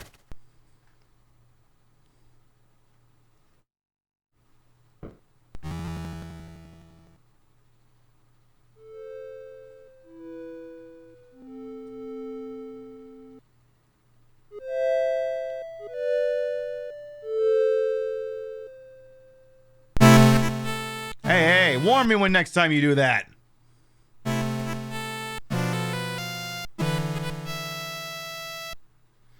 It's no Rob Hubbard, but it's still tasty synth, you're right.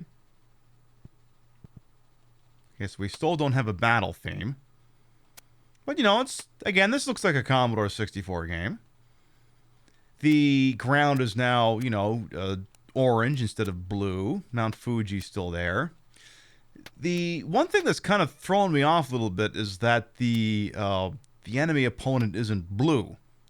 In the I think in the Apple II and indeed the other version of this game that I'm familiar with, the enemy had a blue skin tone instead of the sort of terracotta color you see on the ground and on the character as well. Other than that, I mean, it looks the part. I can't ask for more than that. Then go on through. I don't have much familiarity with it. Commodore 64 was a little bit before my time. Then there you go. You got the whole dramatic running thing again with the angles. Yeah. So you got that going on. And then, yes, this was ported by Veda Cook. The intro graphic gave a different name, but that's because, obviously, since porting the game to the Commodore 64, they have since come out as transgender, and now go by Veda Cook, which, again, we love trans representation.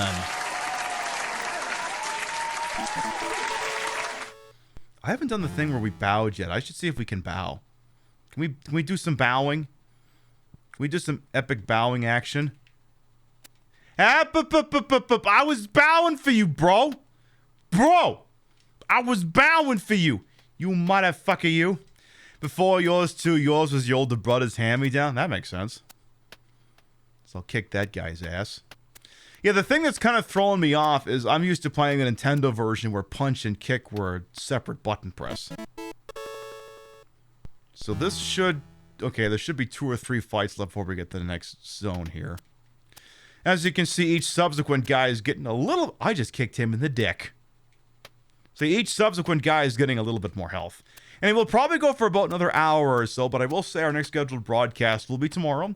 1 p.m. Eastern, 10 a.m. Pacific. We'll be continuing our playthrough of Final Fantasy VII Remake. Decided, hey, why don't we try out that newfangled version of the game? A little bit more Yakuza-like in that sense, because there's a lot of faffing up. Wait, you want me to do this? Grab his dick and twist it! Oh my god, dude, this is an MMA fight, dude! You twist that dick! Twist his dick! Twist his dick!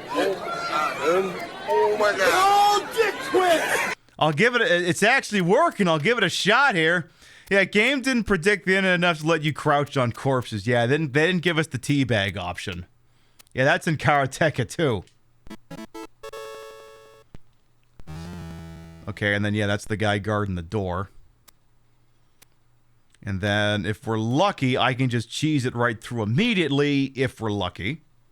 So I'm just going to kind of hold down the kick button here. Wait for him to take a step forward. There we go. Because, yeah, this technique kind of works until you get, like, the 4th stage, and then it kind of... The enemies kind of start wisening up to that. Kenny Striper Viper's just done a redemption. Give me a moment here. It's going to get a little loud for a second here, folks. 1, 2, 3. Oh, shit, I got to pause the game for a second here. The problem is, if I wait, another enemy will spawn in. Damn it! And it's okay. I think that was going to happen no matter what I did. Because, yeah, he's kind of there to troll you. Like, if you went into your walking stance and took a step forward, he would have just kicked you and killed you. And the problem with this guy is if you advance too much, you'll push him off the screen, and then if it's anything like the Nintendo version, you won't be able to damage him at all. So this one's kind of tricky. Then again, if you're not quick on the uptick after you defeat him, another one will spawn in. So you kind of gotta be careful. The problem is he's kind of knocking me back a little too much here. Get over here, you asshole. Hey, how dare you keep knocking me back? It's my job to knock you back, you bastard. Don't make me run in front of you and start punching. Don't fucking make me do that. I will step up in front of you if I need to do that. See, the nice thing is if you attack him while they're doing like an attack animation, they don't necessarily get knocked back nearly as fast and you can get more hits in. Because if I kick him sometimes when he's not doing anything, he'll get knocked back one spot. But if you hit him while he's attacking, then it doesn't quite happen. Okay, go, go, go, go, go, go, go. Perfect.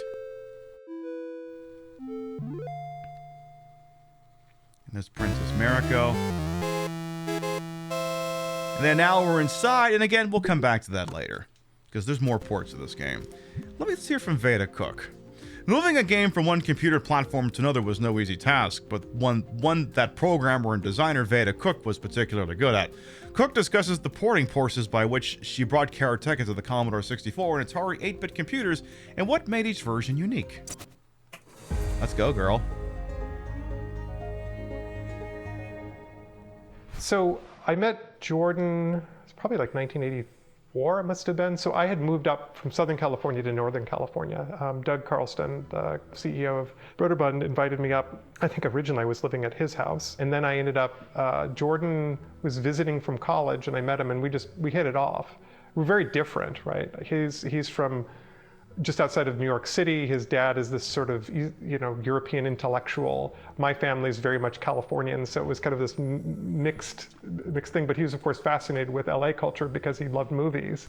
And I had this sort of exotic blonde hair, tall, like volleyball player look. So it was kind of opposites attract. And then we ended up rooming together in San Rafael.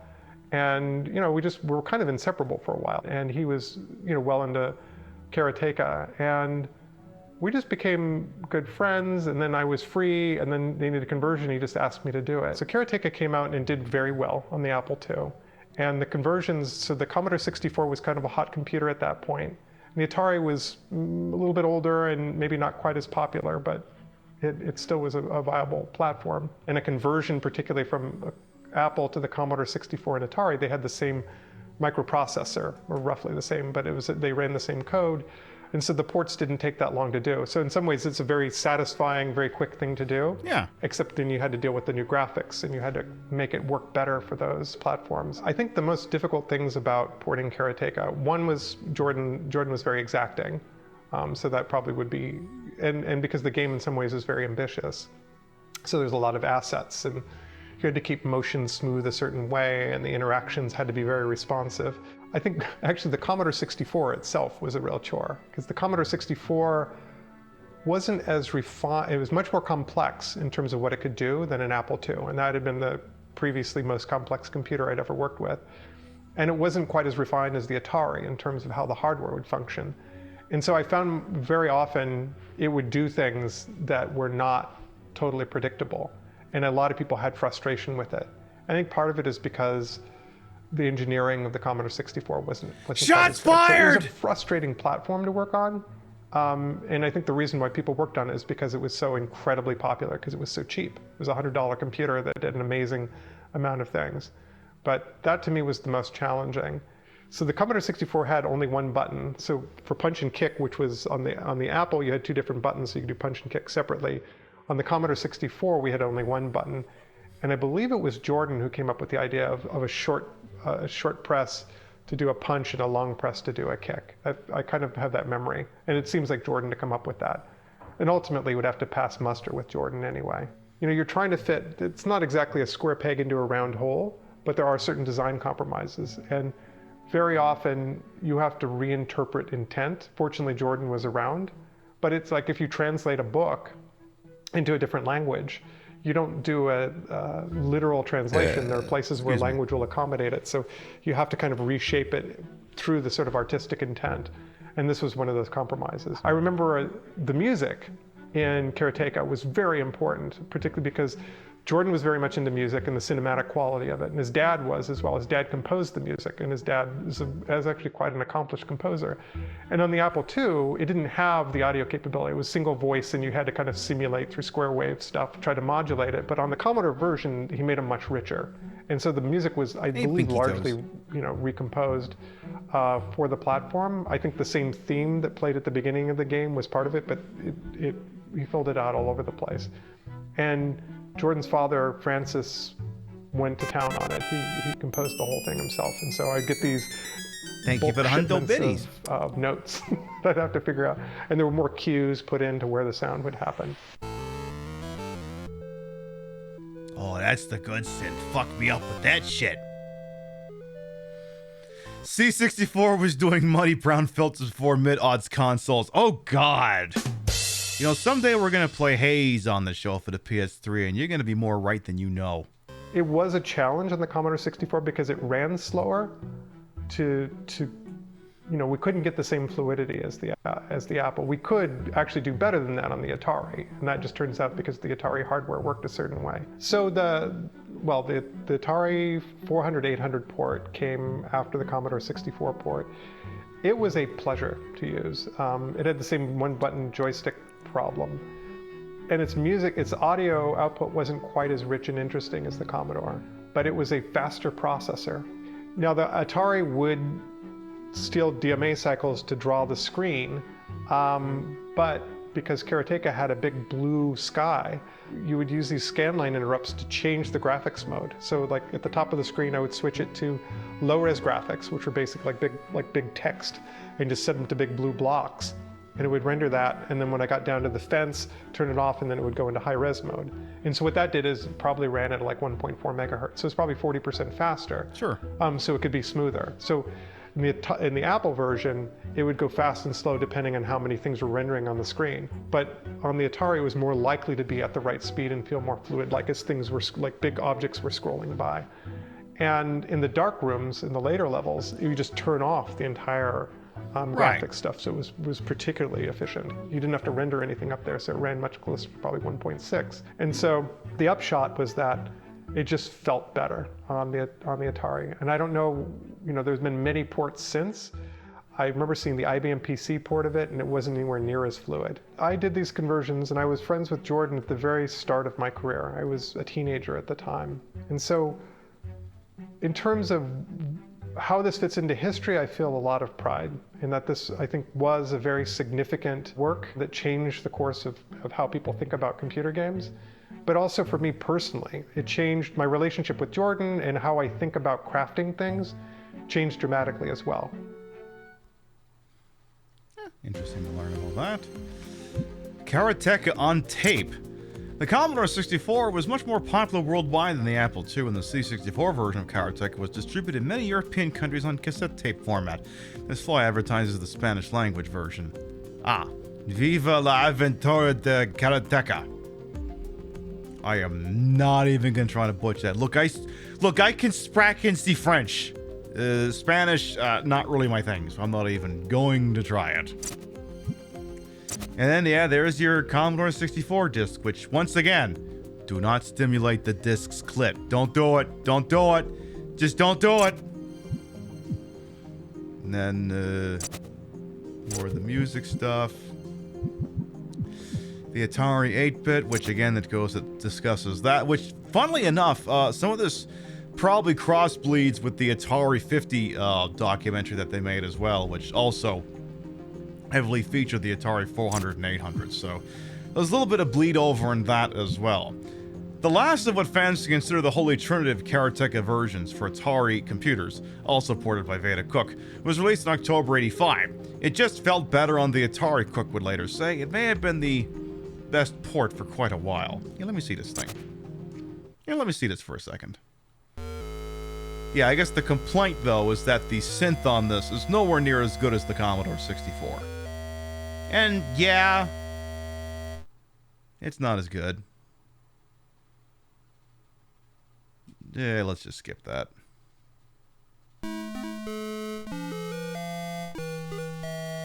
Yeah, it's much more simplistic 8-bit chiptunes than any of the other versions, I would say. But again, yeah, this is for the Atari computers, and you get the idea. You definitely get the idea. Is there a speed-up option by any chance? Oh, I don't know if they added that. Oh, that's gonna be a little rough. Tell you what, I'm just gonna take you at your word. Actually, I guess if I hit watch for a second. Yeah, yeah, give me that.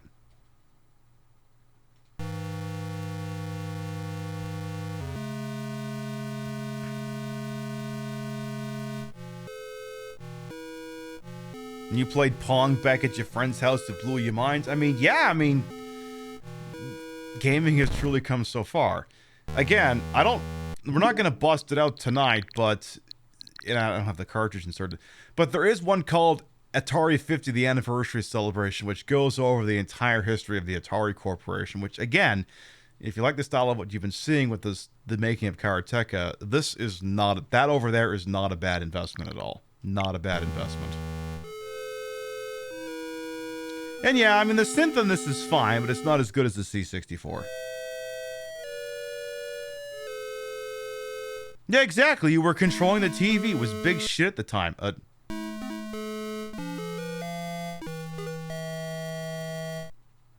then, yeah, you can skip forward. Just let me see the cutscenes here. So, yeah, going through the damn thing.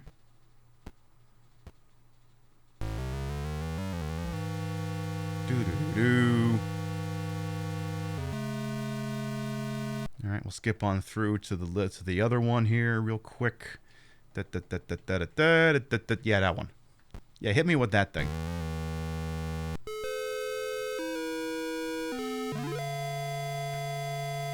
All right, we get the idea.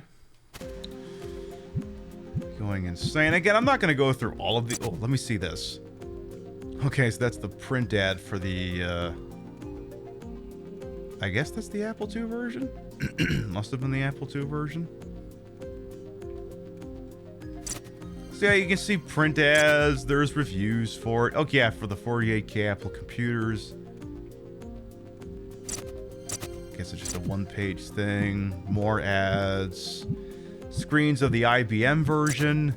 Oh yeah. Oh god, yeah. Those are CGA graphics. Oh yeah. Oh, that's got some stank on it. Oh yeah. Hey, there's my show's colors right there. Yeah. So yeah, that's the old CGA. That would be CGA 1. There's like 4 CGA palettes. That'd be CGA 1 because that one used teal, sort of a magenta, black, and white. Whereas CGA 4, I think, used a sort of a gray instead of a white. French version came in the pink boxes. Brazilian version. The version for the Atari ST. Oh, yeah, that one's got some graphical stank on it right there. So that almost makes it look more like Another World more than anything else. With a 16-bit processor and richer color depth, the Atari ST computer was the most technologically advanced computer to get a port of Karateka at the time. Yeah, I mean that looks really good. So yeah, obviously the graphics could get a lot more complex. Not here live. They have the Famicom. Oh yeah, they do have the Famicom version here, sort of. So yeah, that would be the box art for the Famicom version, or is that over here? So one for the Famicom, AK, then S, and I actually have that copy right here. Yeah, I have a copy of that for the Famicom there.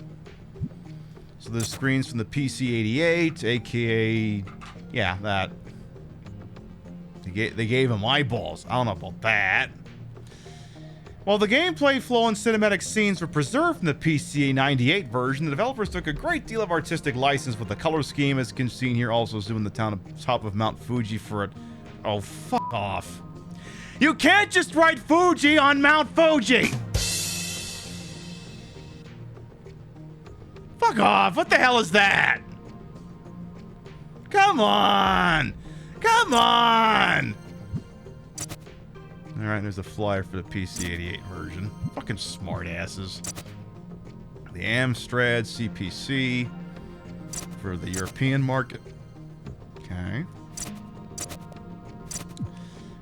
How long is this one?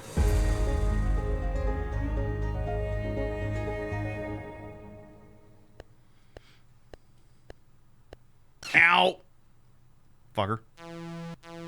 Defeat Dirge. I like that caption. Yeah, it was pretty hard. Started out, you got to master kind of the upper hit, the lower hit, and then the bird comes along and kills you, and you're like, oh, wait a minute. I have to get good at that. Have to get good at the timing, right? The way the game unfolded those sorts of vulnerabilities and effectively rewound you, right? Like, making a mistake was a big impact. Well, that was the hardest thing to learn in the game. He just... That fucking bird. eagle, hawk, falcon, whatever. Like we just knew it was trouble, and finally learning like the timing of how to like kick it in the air or something like that, and keep sending it back and just get it to go away. Yes, yeah, I remember trying to time it. Well, it was difficult at first, but games back then, you know, I was an arcade rat, so I was used to, you try something, it doesn't work, you know, you die, you start over, you try again, try something different, and Karateka was, you know, more of that. It was a very memorable sense of progress, like, you know, he's on the Yeah, I want to again. I don't want to spoil the whole thing because I feel like, you know, Very challenging. you can also pay for it, watch this if you want to see all this inside here. Karateka Remastered. We'll come to that in a second here. And then the Karateka 2, which was never made. You know, I might save that for people who want to, you know, work on, who want to get it for themselves. Ooh. Well, Karateka 2 never came to be. The initial designs led to Jordan's hit series Prince of Persia, but that's another story. You're not gonna make a thing for the Prince of Persia franchise, are you? Because that'd be pretty badass. But let's go back, shall we? Take me back to marketing a masterpiece. So then, as many of you speculated, there is indeed a remastered version of Karateka on this. An all-new version of Karateka created by Digital Eclipse in 2023, Karateka Remastered adds in features cut from the original games as well as audio commentary on its creation. They probably saw the interviews already. Oh yeah, no, exactly. Let's play the game then. So this is the remastered Karateka, and this we will play through in its entirety. For anyone who might be new here, by the way, I'm Queen Pib, Patricia Inga Bogart. You may also call me Trish, retro variety drag queen streamer, queen of the ways of the old. Your time on this channel. This fat-lipped, fat-hipped, fat-boobied, fat-booted channel is well-wasted. Welcome on in. It's kind of giving Game Boy Advance.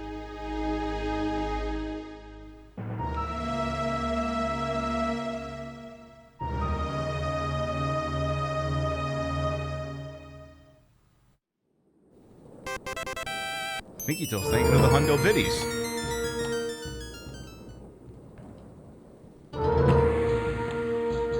High atop a craggy cliff, guarded by an army of fierce warriors, stands the fortress of the evil warlord Akuma. Deep in the darkest dungeons of the castle, Akuma gloats over his lovely captive, the Princess Mariko. You are one trained in the way of karate, a karateka. Alone and unarmed, you must defeat Akuma, rescue the beautiful Mariko, or rescue Akuma, what the hell do I care? Put fear and self-concern behind you. Focus your will on your objective, accepting death as a possibility. This is the way of the Karateka.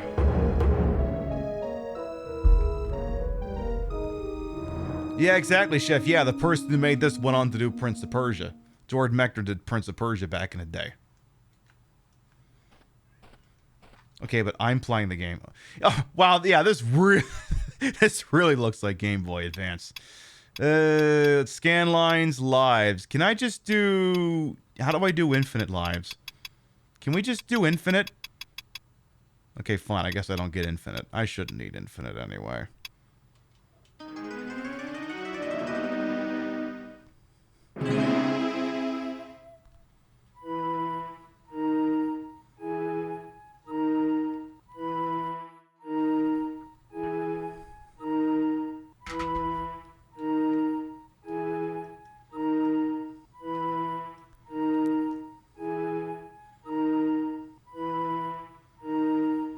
I mean, technically you're not supposed to get any lives in this game, but 11 sounds good.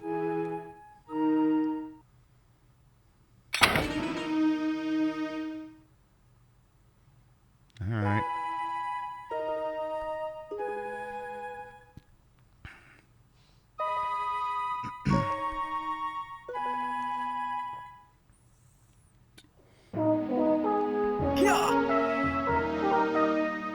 Oh, and they've got a timer up on the top of the screen for speedrunning nutters.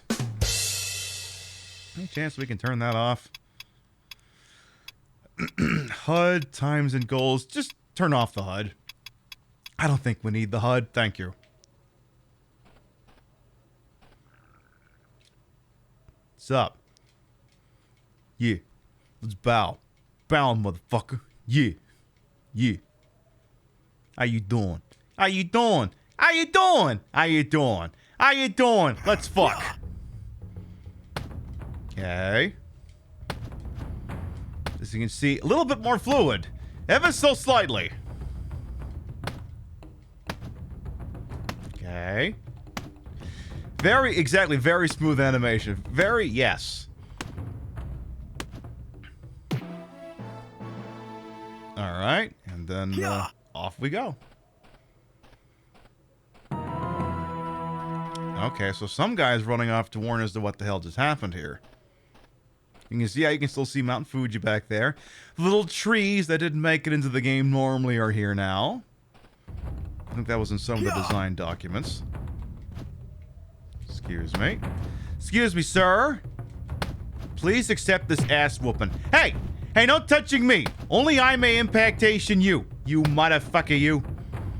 Excuse me. Hey! Hey! What did I just say, asshole? I'm gonna kick you in the fucking head. Kick. Kick. Kick. Hey!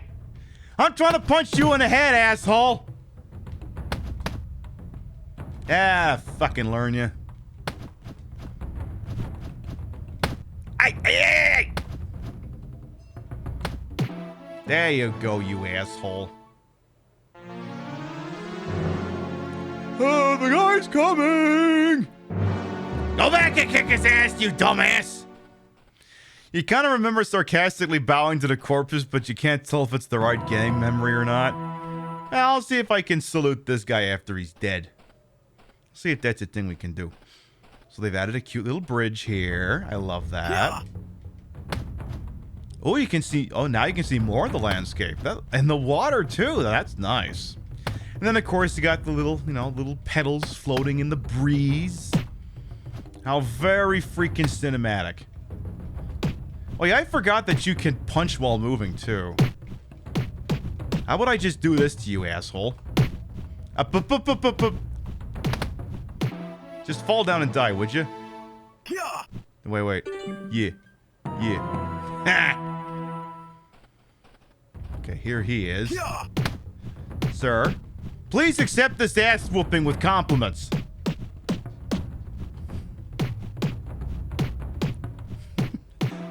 Forgot how effective a strategy that can be.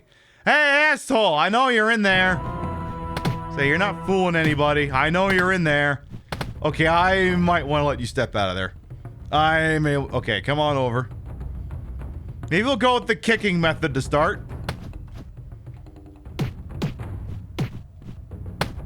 Oh, shit. Okay.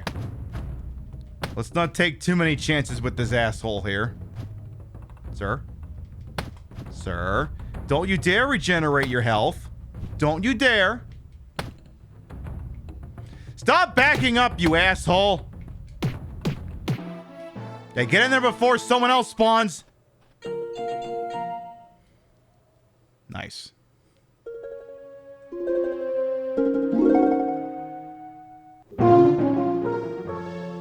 Meanwhile, in the room, I kept ending the game on the other versions.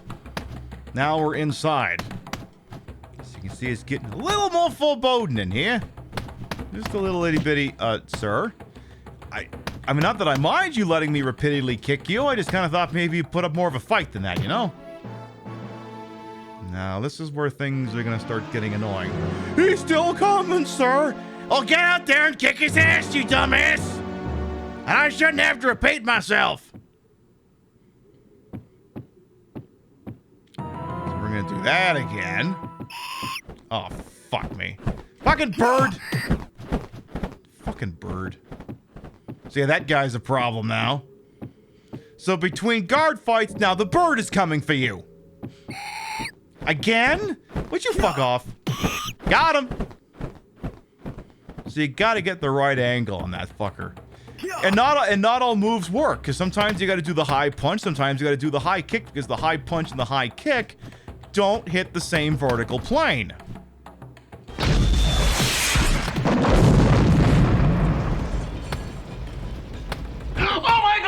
quarterback is toast. Very Pink Penguin, thank you to 5 community gift subs. Thank you gifting subs to Anastasia, Starstruck, Celeste, Mr. The Exception, and Bruce. Thank you. Thank you, thank you, thank you. Mwah. Get back here, you bastard, you. Yeah, that floor texture looks good.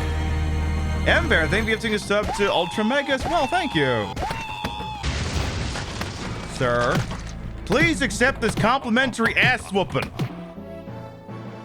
And please give me back some health, please. Thank you. Watch out for that fucking bird again. Here he comes. Shit. Well, what are you gonna do? You're gonna kick this guy's ass. Let me keep punching you. Stop kicking. Stop it. Stop that. Stop that. Stop that. All right, fine. I'll just kick you in the fucking head. Oh, I'm almost going down. All right. Are we there yet?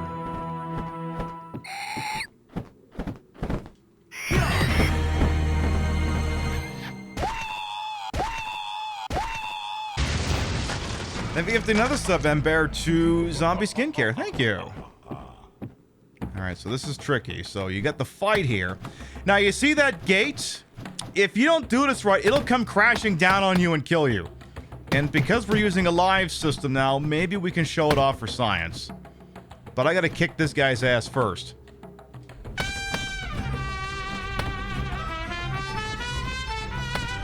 Jacqueline, I know.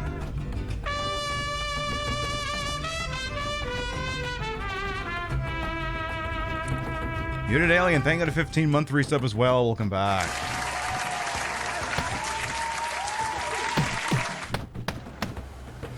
Bear86. Hey, yo. Heavy giftings of the Jack and the Love Bears. Hey, let's see what happens if I just step through this thing. Oh, it does that. Oh. Yeah, I can do that.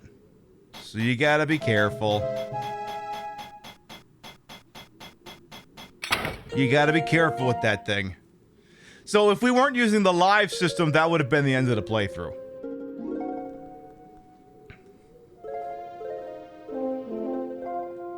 I'm getting closer. Oh my goodness. Now it's getting really dark. Uh-oh. Uh-oh. I don't remember this. Uh-oh. Is that a Poochie? Oh, that can't be good. Ow! Ow! Uh-oh. Ooh, I didn't want to close that! Ah. Now you can't get me. Oh, Jay! Ah, shit. Ow. Okay, now that's some another world bullshit right there. Okay, so there's the kitty cat or something. So if I leave that gate down, I think he goes around. Uh-oh. Uh-oh. If he gets me from behind, I think I'm fucked. Or that. That works too. Okay, that's gonna be a little tricky. This one's a bit of a puzzler. So if I leave the gate down, then he can't come at me.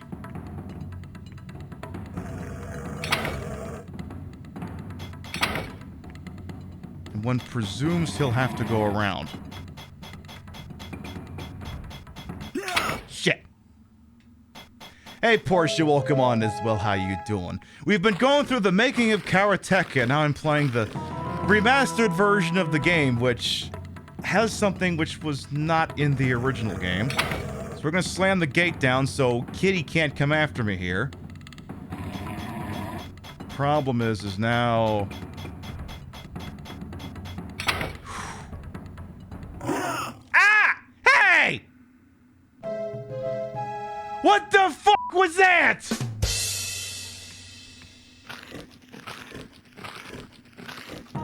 I was through the gate, you little bastard, you! Alright, well, slam the gate down so we can't go through there. Wait for the gate to go up. Go! And keep moving forward. There you go.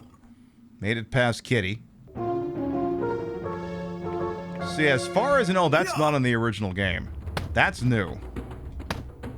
Now, these guys are going to be a little bit harder. Just a smidge, just a little bitty bit. Again, this is the making of Karateka. It's available, I think, for pretty much everything, I think. I'm playing the Switch version, but I assume there's also... I think there's a Steam version. I think there's a GOG version. There's probably a PS and Xbox version as well, I assume. Made by Digital Eclipse. And, bye, sir. Please fall down, go boom. So I think there should be a door here. I think if I kick this, someone comes through. Hey, Gabe Pride is well welcome on in. Oh, never mind. It just opens. Okay. So I think if I kick this open, someone comes through. Oh, I guess not. Hi! What's with the dead body there? I haven't died here yet. So the thing that's interesting about the fights that take place in here is, you know that door I had to kick down? It also functions as a wall. So this guy can get backed up against the wall, and if you cheese it right, you can basically just stun lock the guy to hell and back. Basically. If you go to the Holo Suites, there's a DS9 version. Is that so? So he's basically screwed now. Yeah. Because, yeah, he's got nowhere to go. He's about to get dumpstered. Okay, he is actually defending himself somehow, which I don't appreciate. Asshole. Let's kick this open. I said let's kick it open. There you go. So another guy over here. Hey. Hey. Hey, we're bowing, asshole. Do you not believe in bowing before you do karate shit? Well, fuck you, pal. Fine. You shall be defeated for your hubris, good sir. You shall eat copious amounts of shit is what you shall do. Now you're up against the back wall there. Oop, careful, careful. The disrespect, I know, and for that he shall perish. Yes, you have no honor. Honorless dog, prepare to die. Now, at some point, you kick one of these damn things down. I think the bird comes through, but I think that's after this one. Oh, I guess, hang on. If I go back. Sup? How you doing? Hey! How you doing? Hey! How you doing? Hey! How you doing? Asshole! Alright, let's kick this guy's ass, too. Again, this is Karateka Remastered. Original version came out in 1983 for the Apple II. Very much a landmark game in the history of, well, gaming. So many people drew inspiration from its cinematic themes, its leitmotifs, its ability to tell a story without necessarily using text. There's that fucking bird! Asshole! I'm gonna take a step back here. Asshole! Okay, that should have been a punch. That should have been a kick. That's a punch. That is not a punch. Fuck. Yeah, this damn bird can kick your ass. Okay, that should have been a kick. Okay. God damn it. Yeah, what is this, a goddamn Canadian goose? Well, apparently it's a vulture. Okay, there's the kick. Fuck! Well, boy, it sure sucks for that other person who just fell down and went boom. I'll just step over his body. Fucker.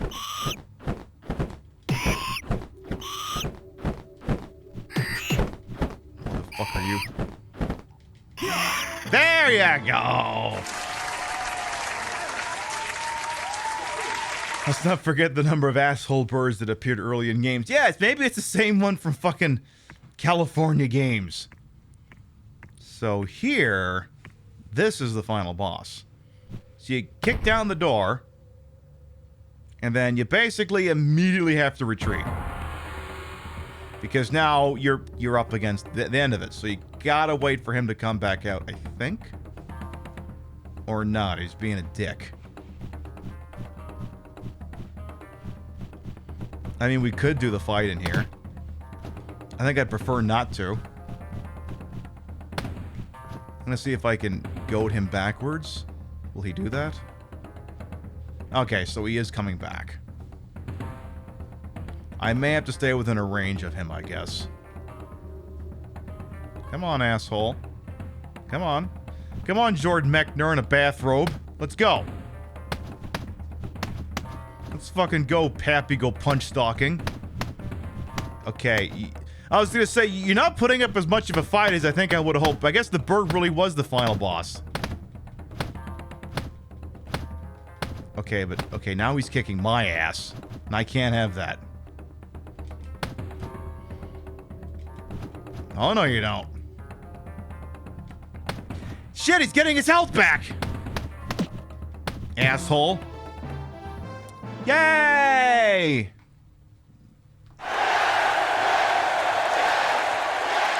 Alright, let's go rescue the lovely Princess Mariko. Truly, surely she will be ever so happy to see us. She'll be just so happy.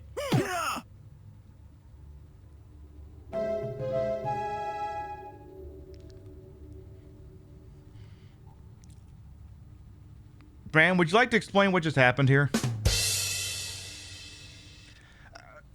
Okay, we'll try this again. Oh.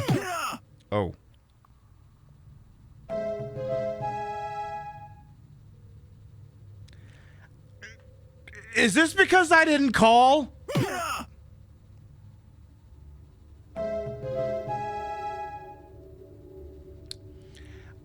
Maybe we don't... Maybe if I... Oh. Maybe if I didn't... Maybe if I didn't approach her like I was trying to kill her. That's what it is.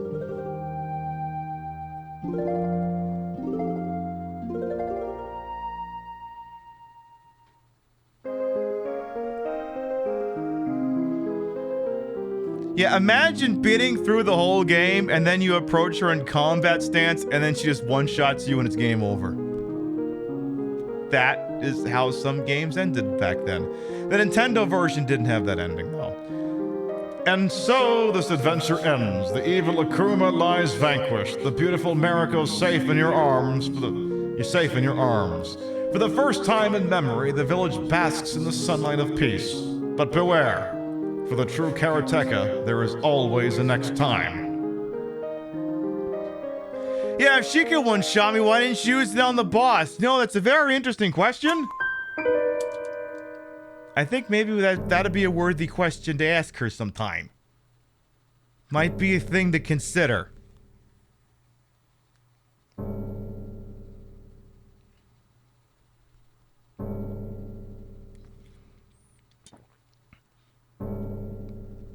So there you go. So that's Karateka Remastered. So you have the ability to play that as well. There are also little objectives you can complete. I didn't bother going through those, but there's like little achievements you can get. There's a little counter so you can speed run the thing if you want.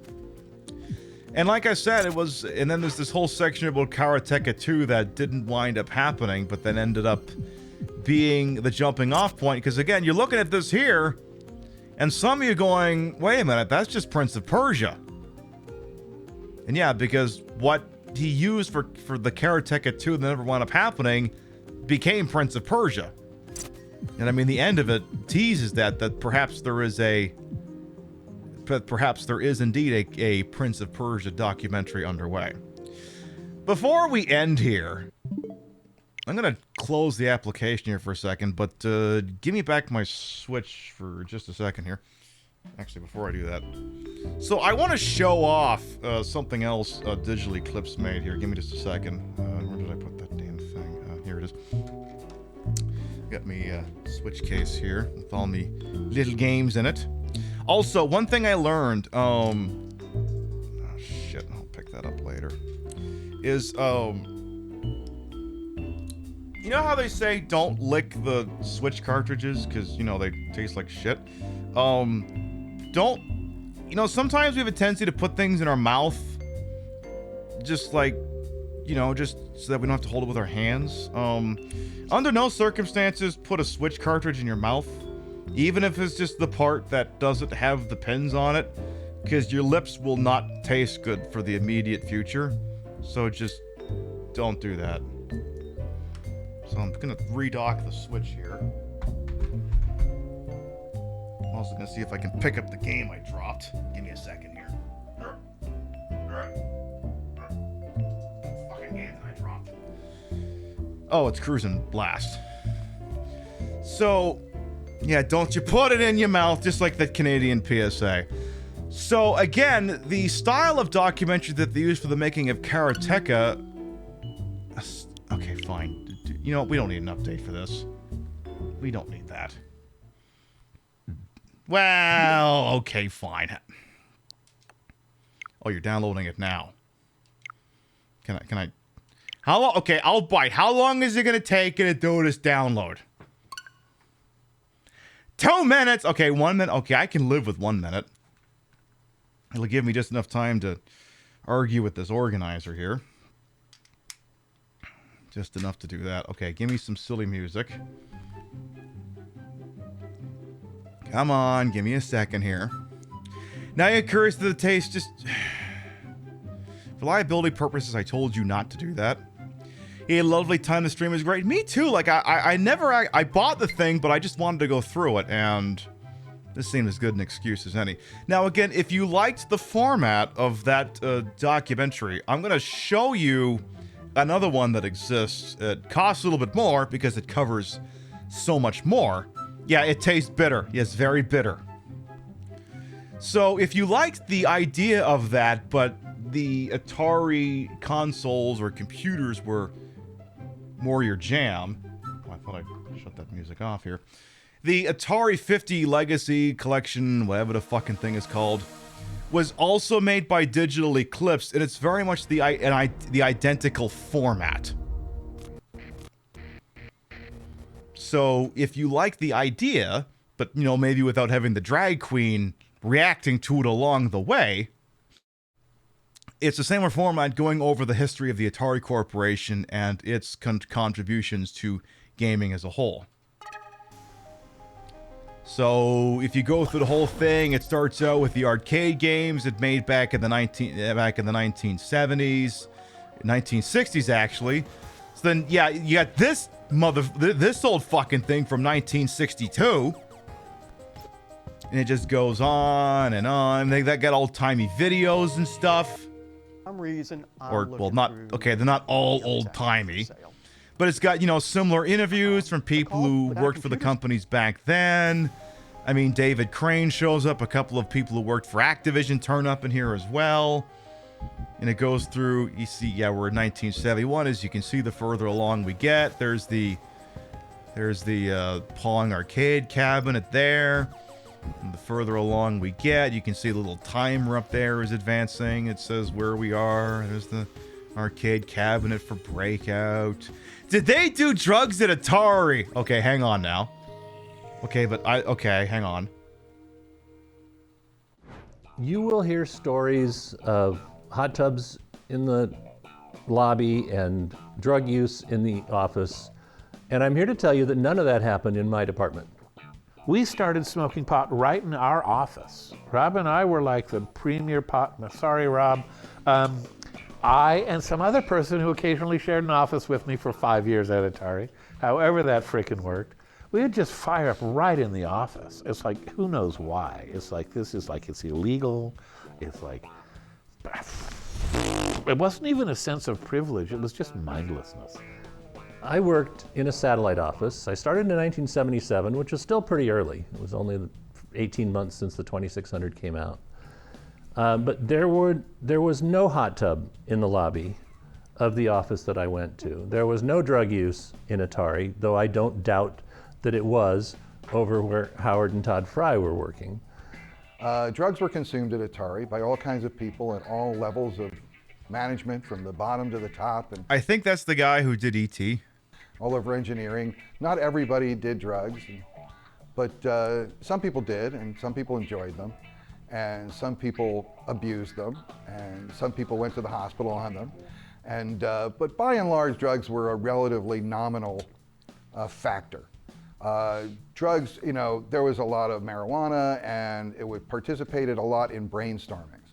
So we had the way of, you know, trying to incorporate drugs into our productivity model. I went home and I smoked a joint, a little bit of cocaine and a little bit of psilocybin in it. And I was sitting there. I was like, The Queen Pip show says, please only do pharmaceuticals that are legal in your local jurisdiction. half gone when I realized, oh, you could do that. And it's like I put it out and I went. Fucking and old wrote man Father a page of Christmas was notes. doing cocaine. And The my white design for liquor. that kernel was exactly what it ended up shipping. It was like it has tremendous amount of effort actually to get everything organized. You know, they did have good deliveries of cannabis in the inter-office mail. You know, that was probably the primary use of those yellow manila envelopes.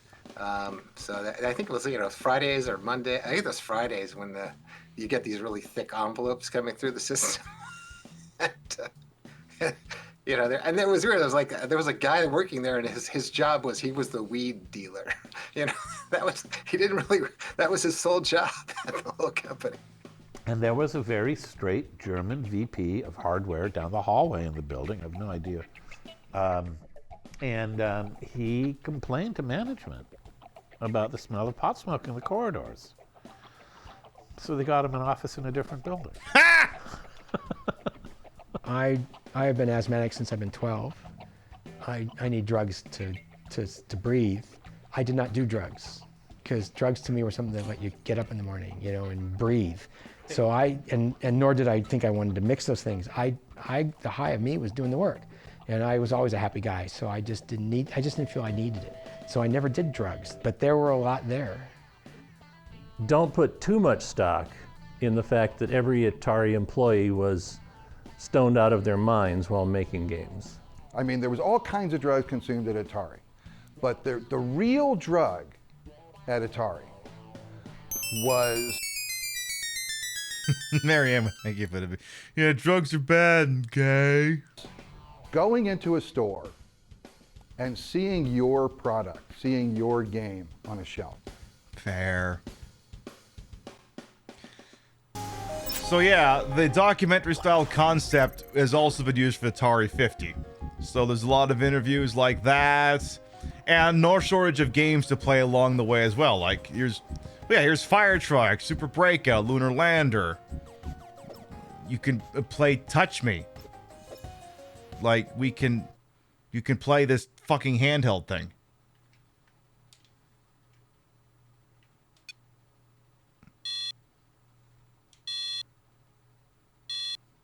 So it's basically as Simon says.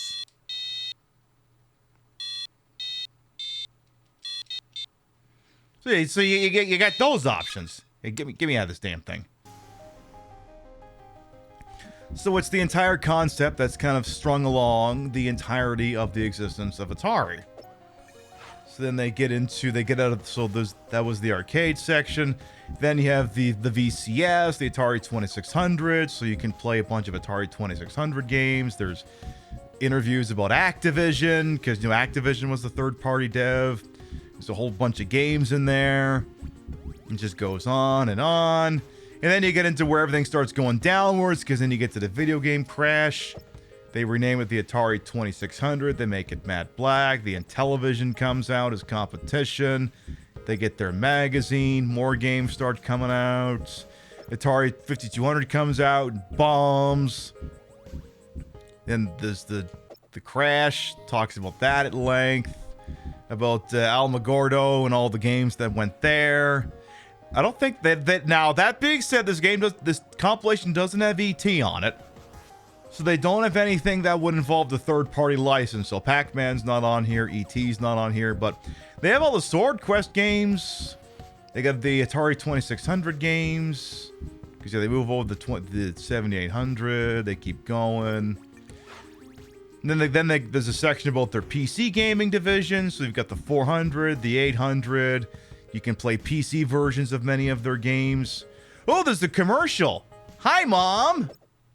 Atari brings the computer age home.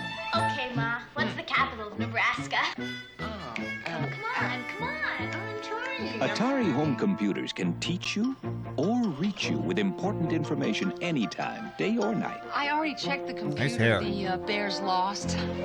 How about the Lions? Oh, you owe me on that too. And if your jump shot is a little off, we can help you there, too. Hey, guys, how about a deal? The car tonight for Atari basketball. Nah. In fact, there's no end to your possibilities with Atari home computers. They're easy to use and afford. But best of all, they just might be the wisest investment you'll ever make. Watch this. Hey, Mom. What's the capital of Delaware? Dover. I don't know and I don't care. I don't know and I don't care. Home computers. We've brought the computer age home.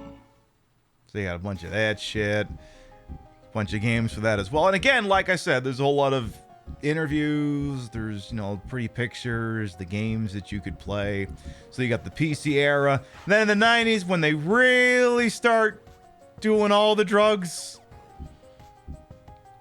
they got games. They touch on the Atari Lynx and a couple of games for that. Some games they made in the 90s for the 7800 and the 2600. Because, there was still just because the market crashed didn't mean there weren't still people who wanted games for those damn things. The Lynx gets a redesign, and then eventually, yeah, that,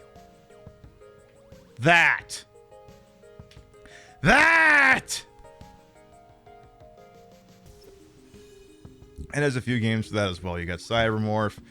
Trevor McFur in the Crescent Galaxy, clearly to pander to the furries. A horizontally scrolling 2D shooter starring an anthropomorphic leopard. Trevor McFur in the Crescent Galaxy was the only other game available on store shelves the Jaguars' November 23rd, 93 launch day. They loved the furries so much they made them an integral part of the launch of the console, apparently. Emulator hunting time. Okay, what the hell? Let me see this for like 2 seconds here.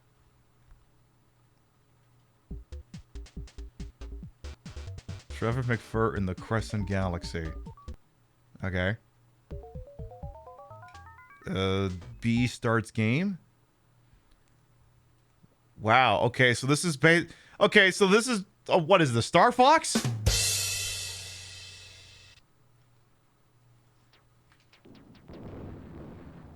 Ow. Okay, so yeah, okay, so this is literally Star Fox. This is literally Star Fox. But as a side-scrolling shoot-'em-up. Okay. Okay, I think I get the idea. Get me out of this damn thing. Dino Dudes, Malibu Bikini Volleyball, which isn't as hot as it sounds, but you can play. See, like I said, they got Lynx games on here too, so you could play this for this Atari Lynx game, which is like Game Gear, but somehow even more shit. Oh my God, she's in a bikini. Ooh. Oh my goodness, they're wearing swimsuits. Oh my God. Oh my God. Oh my God. Oh my. Okay, get me out of here. But yeah, like I said, this entire style of documentary was also used for the Atari 50. I mean, the Atari 50 came up. Oh God. Why?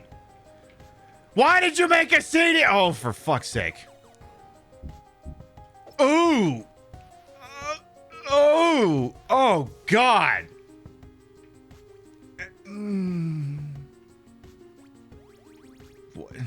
Why is there a number pad there?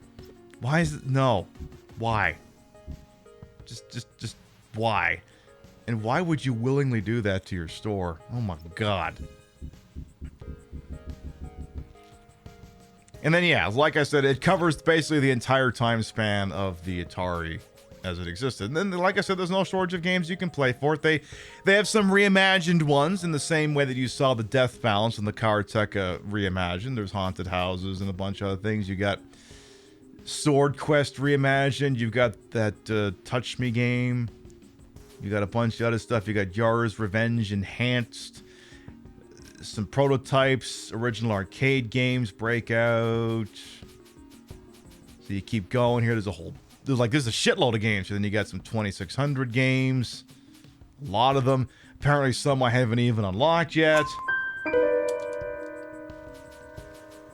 Like a lot of these things. Now, granted, they're all first party because, you know, they didn't have the rights to do really goofy stuff, but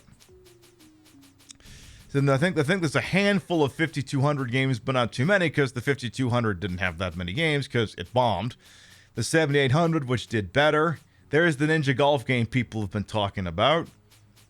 Then you have the Atari Lynx. You have the 800 PC games. And then ultimately you have a couple of Atari Jaguar games as well. So that's, again, the same people who made the Karateka thing made this as well. So, and as you can see, it's featured in a somewhat similar capacity. All right, then. Here's what we're going to do. We've been live for almost 5 hours, though I guess it wasn't really 5 hours because the first 30 minutes of the show was swapping graphics cards out of my computer. Because I don't know, those of you who weren't here originally when the show started, basically my graphics card exploded 9 minutes into the show. And I was like, I'm not arguing this anymore. And I yanked the RTX 3060, which apparently was, I can't remember the company that made it, but people said that was a bad company, and I think I agree. So in full drag, I swap out the RTX 3060 for a GTX 1060, and the rest of the show went well, so there you go, I guess. I have to use my old graphics cards. A good thing I didn't get rid of the damn thing, so things at least went more smoothly. So I got that going for me, all right. Anyway, I have been in efforts to make a broadcast for 5 hours, so what we're going to do is we're going to start to wind down for the evening.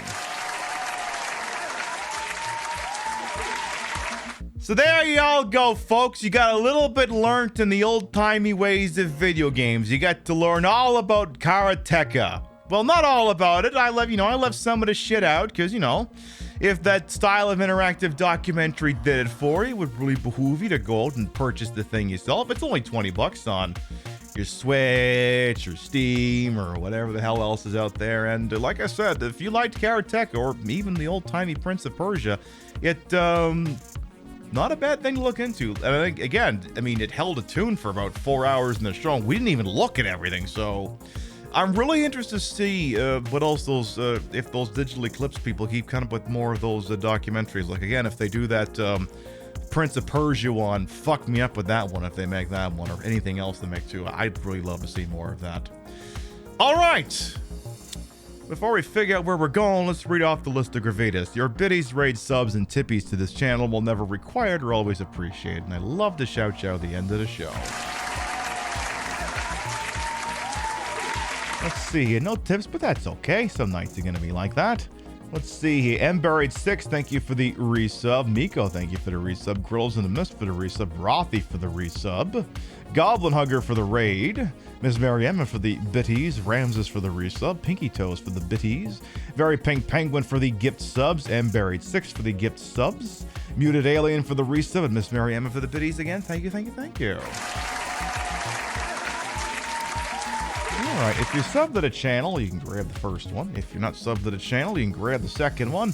We love to spread the love around, not always hit the same place in the face, but at the end of the day, drop you up somewhere where we think you're gonna have a good time.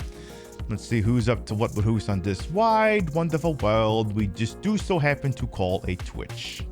Let's see here. Who's live and alive on a Saturday night? Okay, I see one person here, and I think I have to go say hi to them because there's apparently some breaking news. Friend of the channel, what's her face, has gone and done it. She's made partner. So obviously we have to go say hello to her, and I suppose we'll have to drop some subs because that's the thing. The night you make partner is the night you unlock all the sub spots you're ever gonna get. When I made partner, we got the sub points counter all the way up to like 1,200. It has never been anywhere near there since. Let's go contribute to the hype. She's playing Doom Eternal. She fucking loves that shit. And I mean, as far as I'm concerned, What's-His-Face is also an honorary drag queen. You're gonna love him when we get there. We'll be live next tomorrow, 1 p.m. Eastern, 10 a.m. Pacific, for the continuing adventures of Cloud Strife in Final Fantasy VII Remake. It seems we're gonna be having a meeting soon that may discuss whether or not we're going on the next little mission to take out one of the Mako reactors or something. If you want to see what kind of shenanery Cloud, the boys, and the folks, and the NBs, and the ladies get up to, you better pop in tomorrow to see that shit. Like I said, do not adjust your ears. I said Final Fantasy VII Remake, not Final Fantasy VII. We interrupted the Final Fantasy playthrough. We will resume it when we're done with Remake. Thank you very much to everyone who followed, biddied, rated, subbed, lurked for a bit, put up with my bullshit. We're here the entire time. You will continue to contribute to the ongoing success of this shit show we call the Pib Show. Thank you very much for stopping by, and we'll see you next time. Mwah. Good night, everyone. And next week in this time slot, we'll be watching Hans Gruber fall off of Nakatomi Plaza. See you later, folks. Mwah.